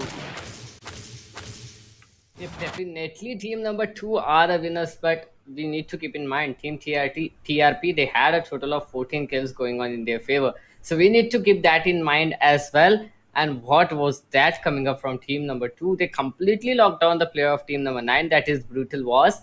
And to be honest, that guy Virus 772, he tried to heal himself for quite a long time, and he even confirmed a kill for himself in the end before going down. And then the players of team number 2 took him down, and then again the hellfire began. The grenades were raining onto the players of team number 3. There was nothing they can do. The shot is coming up, the grenades running onto them, and those splash damages as well. finally Team 2 were able to conquer that booyah after annihilating the complete Team True Reapers. Exactly, and that was a really, really interesting one to watch out, man. I mean, the way they play seem four mirrors. Oh, that's a nice name coming up from them. They did get the booyah, and if I'm not wrong, most of their points are so confirmed that they are gonna end up at the top of the leaderboard without any competition. At number two, we do have team number three. They had the kill leader spot, and I think there might be a little bit of competition going on, but definitely since team number two didn't had that kill leader spot till the end, there is a possibility that they might end up at the second position, and team number three has enough kills to overcome that 10-point barrier that the rank position gets on them. It might even be a equalizer if it is possible, but definitely it was a good competition coming up from this. And doctor, I think I have noticed one thing from this particular group. All of these players are very, very addicted to grenades. So I think Yeah. Group C is gonna be an explosive group. Yep, definitely. It is an explosive group, to be honest. We are seeing those grenades and shorties. These grenades and shorties are the meta at this point of time, and it is working. I mean, what was that in the end zone? In the last match, we had like 10 or 20 grenades thrown in the end zone. In this match, we had like 20 grenades thrown at the same team. Well, what was that? And they are converting the kills as well. So that is indeed a wonderful way to end it. Is a wonderful way to win that booyah. But still, got short. The real question is, three teams are gonna qualify. We know who the two teams are gonna be. That is Four Mirrors and True Reapers. But who is gonna be the third team to qualify, as well as what are the total points that these guys have accumulated, and are True Reapers gonna be ending up in the second position, or are they gonna end up at the first position? Too many questions and just a single answer. I really want I to see would the say I scoreboard. would say team number four is a contestant for that third spot because they did have a lot of kills. Exactly how much team nine got is a question for me, but definitely team four is up there in the competition. But the scoreboard is here to speak for itself. We have the top three teams, and it is Oh, unknown rulers. They made it. They made it in the top three, and they are qualifying with just 1 point difference, Doctor. Only a 1 point difference. Hawk Knights barely scrapped the win, but it is unknown rulers with 20 points coming up at the third position. Four mirrors. I kind of expected this, but here we are. True Rippers, team number three, actually getting 13 kills. Way more than what four mirrors got for themselves, and they have two extra points. They did manage to cover the distance. They even went far to overcome and take the first position, Doctor. yep, definitely. I was expecting something like this to happen, but look at the point difference. Just 2 point difference in between True Reapers and Four Mirrors. That is not a lot of difference, honestly. But even if Four Mirrors, even if they had one kill more, like even if they had a total of 46 kill, it will be true. It would have been True Reapers to top that table as well, because 13 kills, the kill points matter. And Hawk Knights, man, that is really unfortunate. Brutal was with 19 as well. That is really, really unfortunate for both of these teams. And Unknown Ruler, with a total of 20 points, 10 rank points, and 10 kill points, are gonna qualify for round number two. So I'm really excited to see how these players are gonna play in towards round number two, and how many teams out of these qualifying teams today are gonna go and end up in round number three. That is gonna be interesting to see, and it is gonna take a long time for us to watch that. But before that, here is the MVP and True Reapers concept. Yes, everyone knew it. Everyone knew that this guy was gonna get that MVP with a total of 5 kills, a single grenade launcher, and 4 kills on that single grenade as well. True Reapers, the second guy, Randhir, is gonna get 4 kills as well. What is up with the players of True Reapers? 9 kills coming up from just two of them, and 4 kills coming up from the rest two. And CR7 from Four Mirrors will get 3 kills for himself. Well, that is great. uh, but still, Concept and Randhir, they really played a very important role in this team to actually get the first position to actually top the table here. Got shot. Exactly, that is some really good gameplay coming up from these particular teams. But the way Team True Rippers actually ripped this particular lobby is pretty interesting to see how they are gonna end up and how they are gonna play in the future rounds. Doctor, I am pretty excited for this particular teams, and it is gonna be pretty interesting to see how they are gonna play. But there is one more thing that I'm pretty much excited to see, Doctor, is how much of a grenade spam are we gonna see in the future rounds, because grenades are a lot of active have a lot of activity for this particular thing, because definitely it is an explosive group, and I think we are going to talk about this explosiveness pretty for a pretty long time. But anyways, we do have to see how this particular day ends, because this is group C, day 1, round 1, and we have one more match lined up for the viewers that are watching us right now. So guys, we are going to take a short break. We are going to come with the last match of the particular evening. So it is Doctor alongside Godshot signing off before the ad.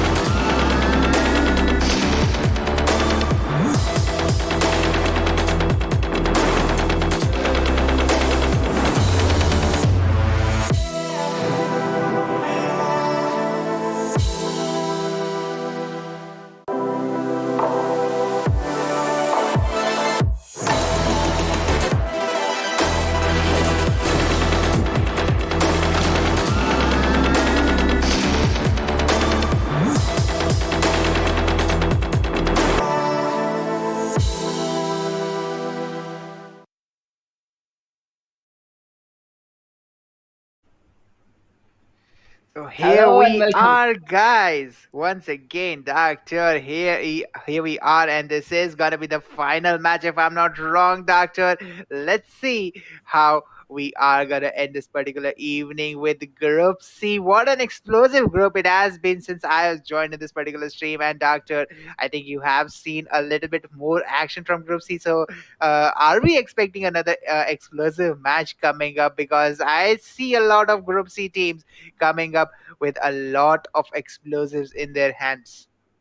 Yep, definitely. I'm actually not sure what we are gonna witness, but yeah, this much I'm sure about that we are gonna see a lot of nets coming in yet again because this has been an explosive day, and we have seen a lot of explosions, a lot of splash damages, and a lot of players getting those booyah just with the help of those nades. So I'm pretty much excited to see what the last match of the day is gonna show us, and it is yet again gonna be on Bermuda. Top three teams are gonna qualify, so yes, we do have too much waiting for us. And if it does have these many grenades, I'm sure it is because of you. Because before you, we haven't seen this many grenades come up into the play today, cut shot. Well, I would say I'm a little bit of an explosive person, but definitely that is gonna be an overstatement coming on my part because I'm not that of an explosive person. Let's see how these teams are gonna react to my presence forward, but definitely this is a flight path that we do, kind of didn't expect coming up. It is a little bit balanced, a little bit off balance. I think if it was a little bit towards the right hand side, it would have been covering a little bit of more area towards the map. But look at that, Doctor. The way these teams are dropping, most of the northeast side is almost empty. There is a blue zone coming up at the mill, and only team number 7 is the one going up for that particular spot. But here we are, the match has begun, and we are already seeing the fights coming up. Rebu uses the jump pad, comes towards the observatory where the teams are fighting, team number 5 and team number 6 on top of each other, and we might have a first blood coming up really, really soon, Doctor. So let's see how this is going to end up. But I think we are going to see a zone coming towards the northeast side of this particular match. But here comes the damage. Let's see who is going to take the first blood, Doctor. Yep, definitely. I really don't know what is up with that observatory today because every time we are seeing first bloods coming up from that observatory area, and oh, Sunki is just leaving with just small amount of HP. Finally, is gonna go down, and that UMP is dealing a huge lot of damage from this long range. Karthik will be the one to get that kill, but it was that UMP who did all the damage out there. Team number 5 looking pretty good. They have got a kill on board. Team number 6 now in a huge disadvantage. They are being surrounded by the players of team number 5. They have nowhere to go. That is a perfect gameplay coming up from the players of team number 5 surrounding the whole team. And now Team No 6, they have nowhere to go. They're in this weird kind of a standoff situation where they cannot go out and they cannot stay in forever as well.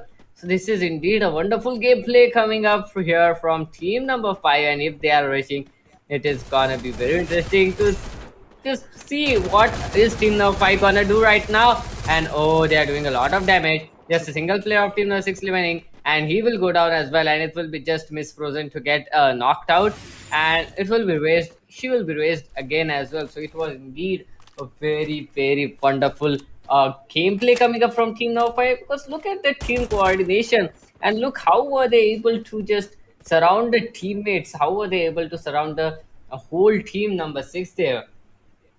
Exactly, and the way they worked is what we would expect from a professional team coming up in the early stages of this particular tournament. Guys, this is how you learn to grow up. You have to get that teamwork going down, but Team 5 securing the first battle victory for themselves. 7 teams now remaining with 27 players standing. And if I'm not wrong, one of these teams do have a player down even in the starting. So definitely that 3-man squad is gonna face a lot of problems. But let's see how far that 3-man squad is gonna take the vehicle that he is driving. BLS, on the other hand, is sitting on the area of Portugal. There it is. Team number four, which is Team PG, is playing with only three members. And I mean, a qualification game, a best of one game, you really don't want to have that kind of a disadvantage early on. And this is quite a little bit of something that they need to work on if they qualify. But let's see if they are going to be able to do it. Definitely, they have taken a drop where there aren't many players, so it is going to be a little bit of passive for them. All they have to do is to make sure that they survive till the final moments, and when they have their chance, they try to get those skills. So let's see if they are going to make it possible. For the moment, we do have team number 8 coming up from the Remnam village, which wasn't touched for a little bit of a time. Well, I think like the previous three maps, it wasn't touched at all. But for the moments, we did have a team number 8 landing on Remnam village, and they are now rotating towards that Mars Electric and that plantation area. So let's see how they're gonna play. For the moment, we do have team 3 sitting at the area of Porchinook and setting up their defense. The zone, that is the zone number 1, will start collapsing in 40 seconds, and it is gonna be a pretty interesting sight to watch out for. And so is the site of this beachhead as well, Doctor.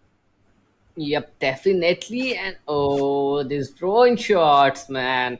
The observing team is so good in these drone shots that this is just so good to see. But nonetheless, just as we start talking about it, they tend to remove that screen. Nonetheless, we can see team number 4 here. Sugar, if I am not wrong, looking pretty good. Have that what can I say? Loot available, decent loot, not great to be honest. They haven't got great loot, but yes. On the other hand, Team Number 7, they do have some great loot available, some great weaponry with them. So it is definitely gonna help them in the longer run of this game. And now we are down with the first zone. The first zone has come up into the play. So it is definitely gonna be interesting to see how the players are now rotating inside the zone. And Team Number 7, well, they are using those zip lines to rotate in, and they have the ground clear pretty much, so they really don't need to be careful enough as of now. But on the other hand, we can see team number 4 from Sentosa Island, they'll need to rotate away as well. So it is definitely gonna be a little bit worrisome for them, but I don't think they have any other players waiting for them.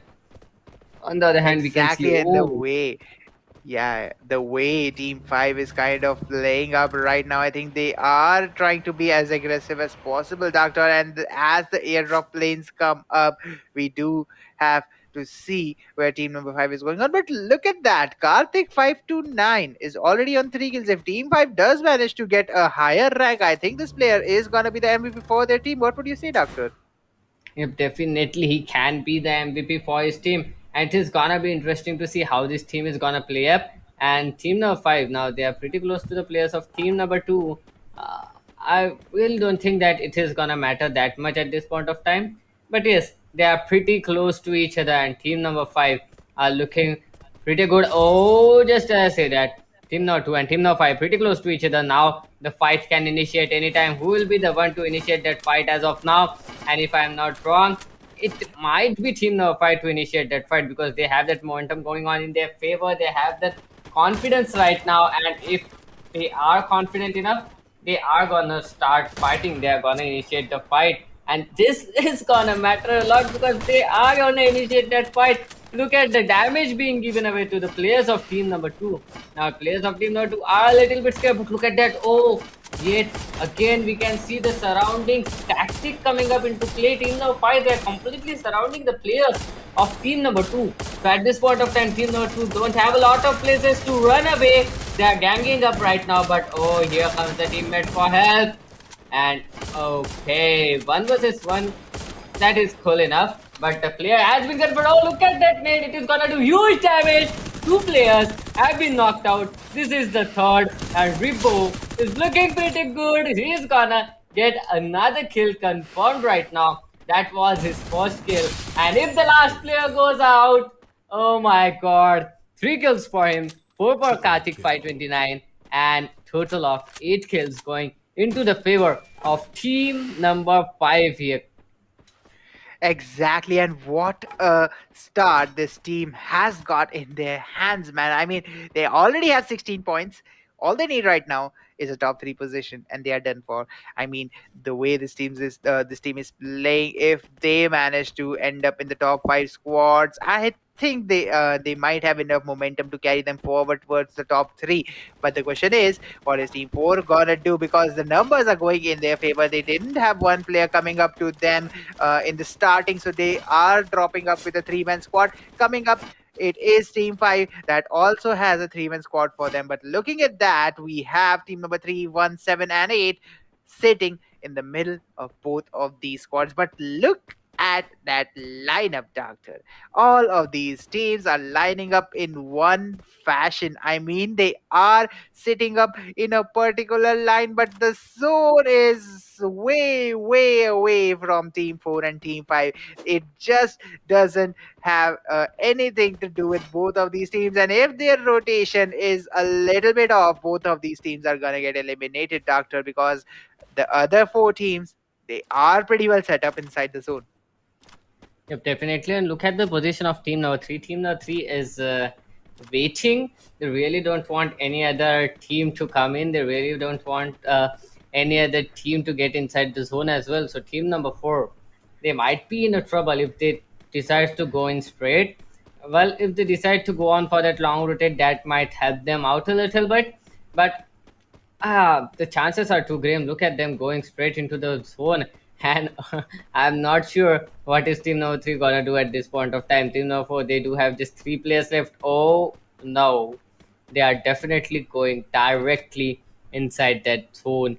Team number 3, so close to them, can actually take a lot of damage. But oh, team number 3 has been spotted, and they have spotted the players of team number 4 as well. Now this is gonna be a standoff coming in between them, and if I am not wrong, the players are gonna try to get that knock, and okay, SS Green is gonna get the first knock in his favor. And team number 3, now they do have just 3 players in this server, so they really need to be pretty careful about each and every step they take here, Godshot. So they are running a Exactly. fake. Exactly. They have just withdrawn out of that fight. And look at the speed they just ran. And I think they just. It felt like they had springs in their boots, and they are running at speed of light, man. But the way they are rotating, oh no, it is a UAV over their head, and their position is gonna be revealed. Team 3 will have the information of where this team is rotating. So let's see how they are gonna use this particular thing. Let's see how team number 3 is gonna set up. But oh my god, if team 3 is gonna do what I am thinking, if they are gonna do what I am thinking, it is going to be a really sad thing to watch out for, because team 3, they are sitting in that particular spot. If they don't rotate out, it will be considered camping for them. So let's see, are they gonna camp or are they gonna go out, because the zone is gonna collapse really soon again, and I don't think it is gonna be here. Let's see how long team 3 is gonna stay at that particular spot, because I see other teams doing a little bit of the same thing, but they are, I think, trying to change the positions. If we do see at the particular map, okay, I think we have 4 camping teams here, all set up for their defenses. Let's see how the other 2 teams, which is team number 1, which is team number 5 and team number 4, how are they gonna deal with this particular situation, because team number 3 actually got an airdrop for them as well. Coming up, we do have team number 5 rotating near the Bhima Shakti ship, that particular tower where people try to stay for as long as possible. They are rotating towards the zone, and team number 8 is also rotating close to them. This is going to be a close fight if they kind of end up, and I think Rebo has spotted the enemy, Doctor. Yeah, Prebo has definitely spotted him, but Team 8, they have no idea about the players of Team Number 5, because looking at them rotate like that, I really don't think that they know exactly where the players of Team Number 5 are. And oh my god, Team Number 5, boy oh boy, are they in a good place.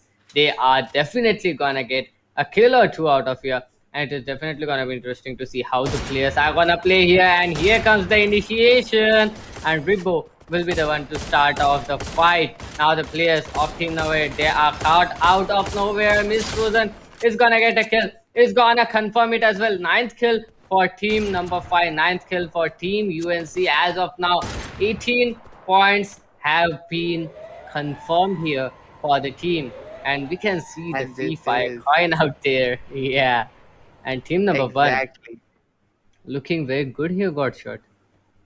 Exactly, and the way they are playing this particular one out is gonna be pretty interesting to see. I think they are planning to get that third party in motion, but Free Fire, this is the game that we are watching right now, and this is the game that has been piquing my interest for for the longevity of this tournament. Man, the way these teams are evolving slowly and steadily, they are doing the homework. Like, I mean, Doctor, we do see a lot of teams doing doing homeworks and putting things into effect, but currently Team 5 is the team that is putting things into motion. What was that? Team 5 just obliterated another team.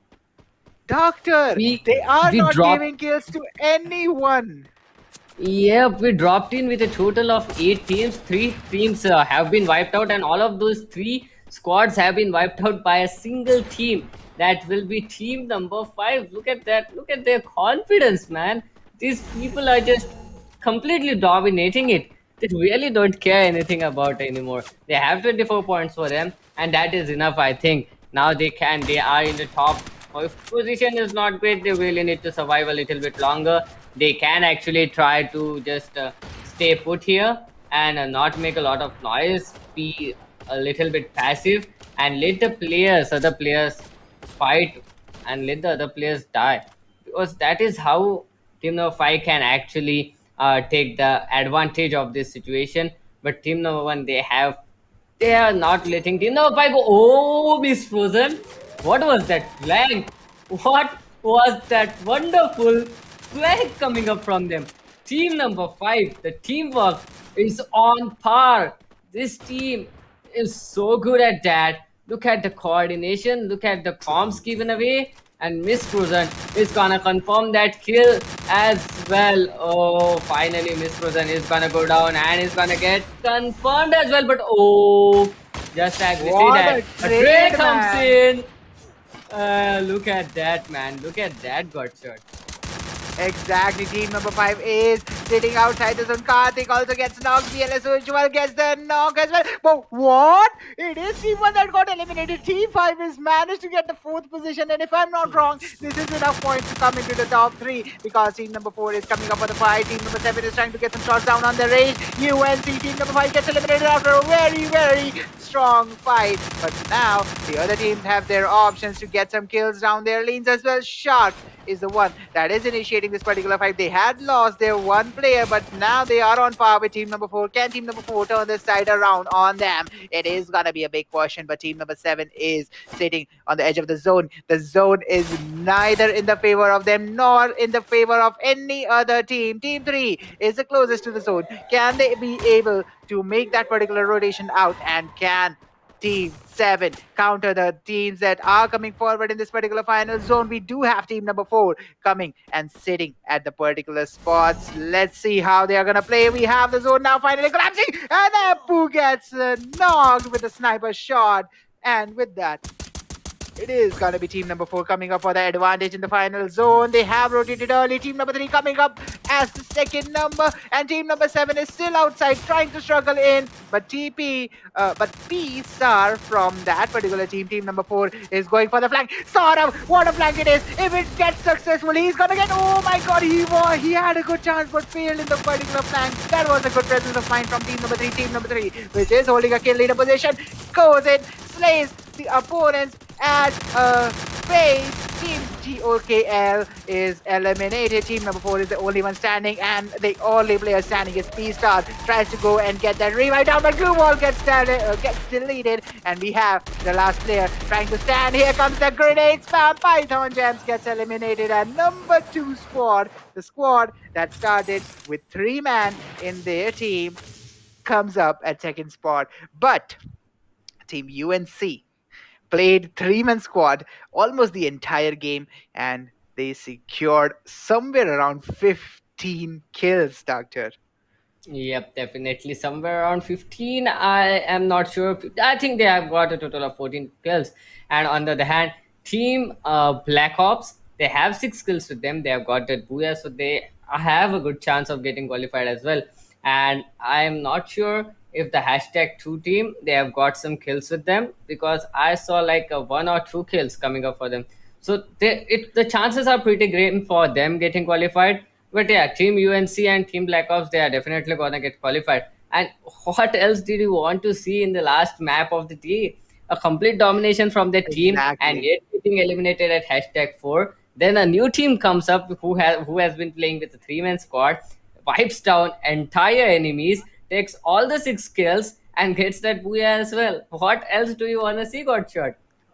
Exactly, that's the kind of thing we do expect from competitions, from even tournaments like this. I mean, this is the final match of the day, and as if the players had the intuition, they wanted to give a great show, and what a show it has been from Team UNC, wiping out three entire teams with with I mean, as if they were a stack of dominoes. They just topple them. When you hit a domino, they fall in line, and this is how team number 5 was playing until they got, I think if zone would have been a little bit in Yeah. their favor, it would have ended a lot differently for them. If there was one zone that ended on their head, I mean, Doctor, they could have turned the entire game and they could have actually won it. And if possible, they might have eliminated a couple more teams.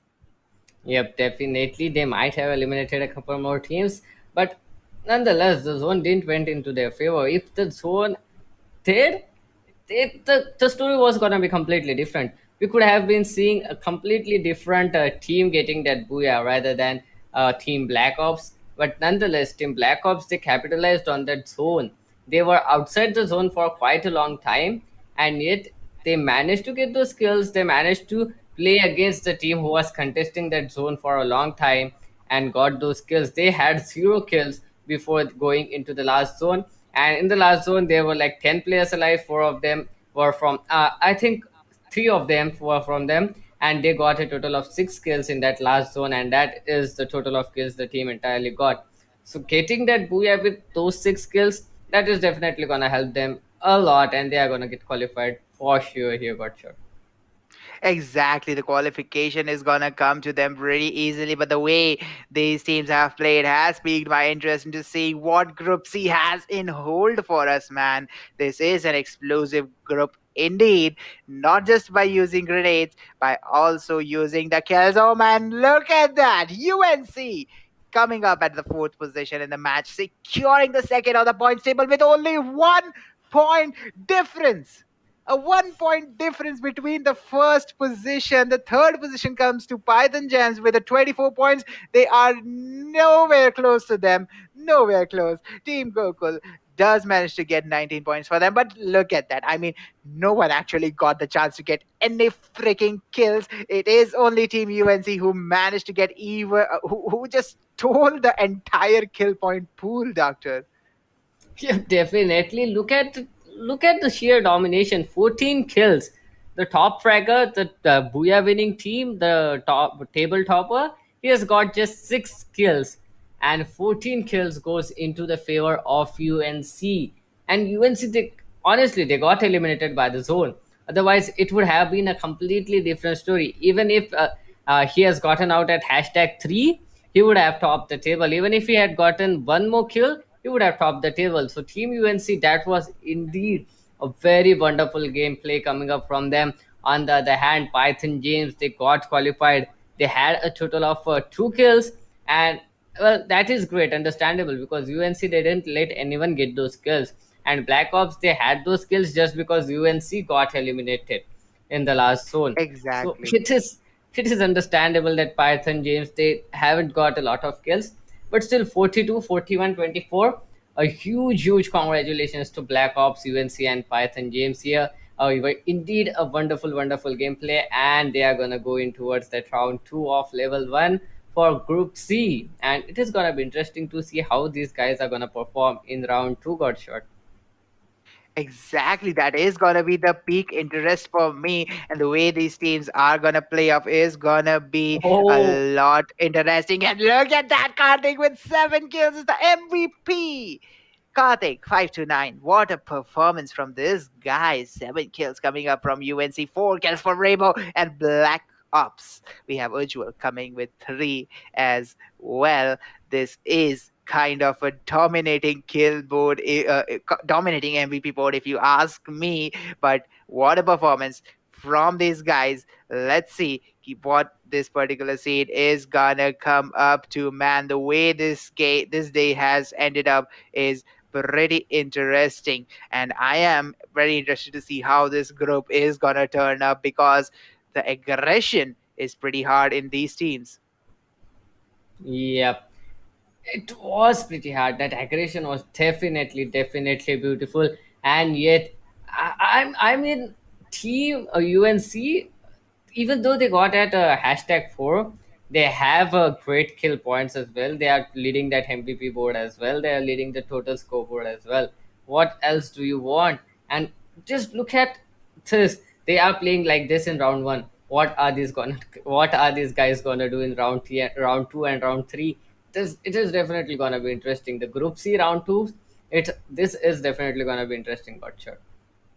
Exactly, the way they are gonna play is gonna be pretty interesting to watch out for, and I am pretty much excited to see how this group is gonna face off. But guys, this was it for the particular day. This is me, Gorshot. Alongside with me is Doctor, and we are gonna sign off. First of all, this is ESPL 2021, and this was organized by India Today Gaming, sponsored by Infinix Note 10 series. If you are a gamer, guys, make sure to check it out on Flipkart today and get one if you want.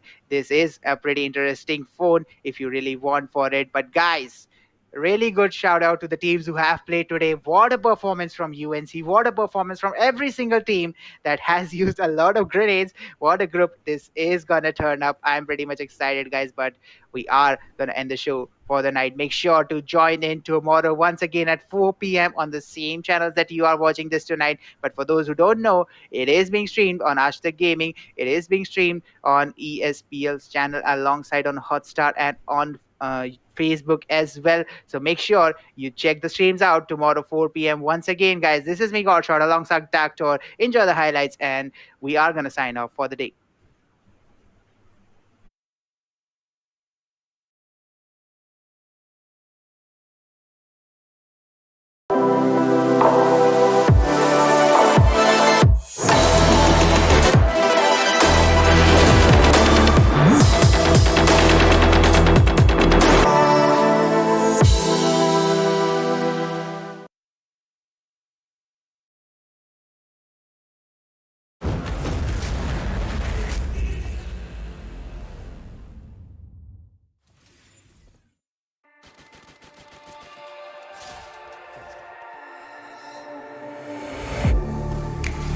Getting hype when I aim up. Elevating that game up.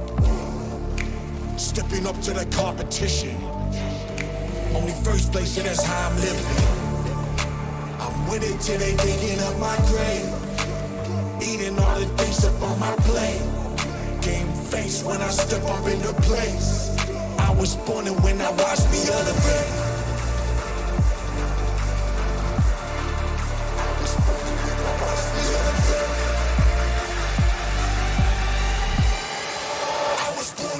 Watch me elevate.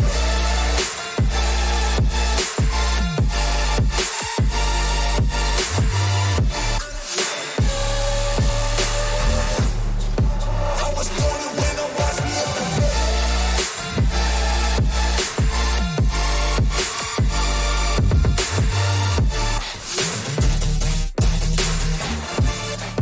I was born to win, watch me elevate.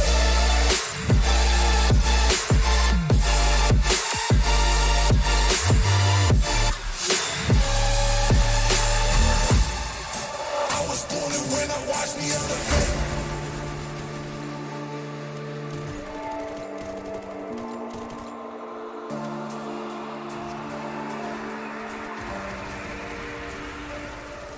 Yeah. All in when I show up. Whole place about to blow up. Superior to that competition.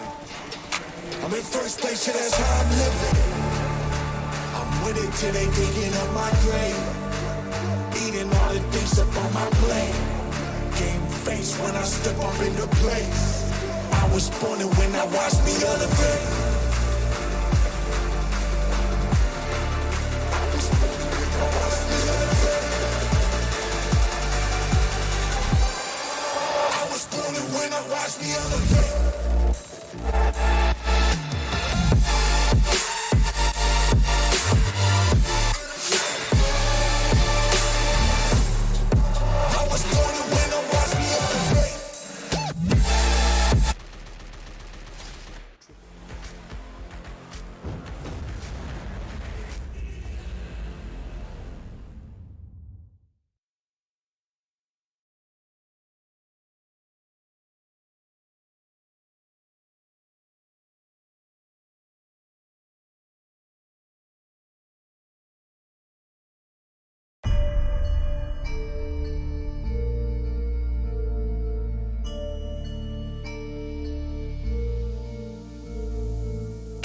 Burn 'em, burn 'em. All this money I be making, I'ma burn 'em, burn 'em. I'ma murk 'em. And if they playing with this fire, I'ma burn 'em. Murder, it's a murder. Disrespect us, I'ma spark it, I'ma burn 'em. And I'll be searching, I'll be lurking, I'ma hurt 'em. And all these bridges that I'm building, I'ma burn 'em, burn 'em, burn 'em. All this money I be making, I'ma burn 'em, burn 'em.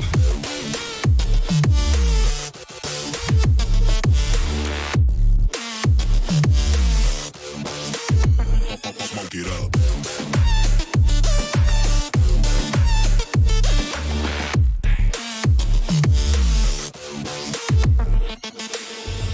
Burn 'em. Whop a nigga's bucket, I'ma serve 'em. Spinning on a block with a mop, I disturb 'em. I never killed a nigga, but I'm ready to spit a hollow right on a person. And the curse, I'm about to merge on a nigga's turf. I'ma let a nigga burn, burn, let him burn.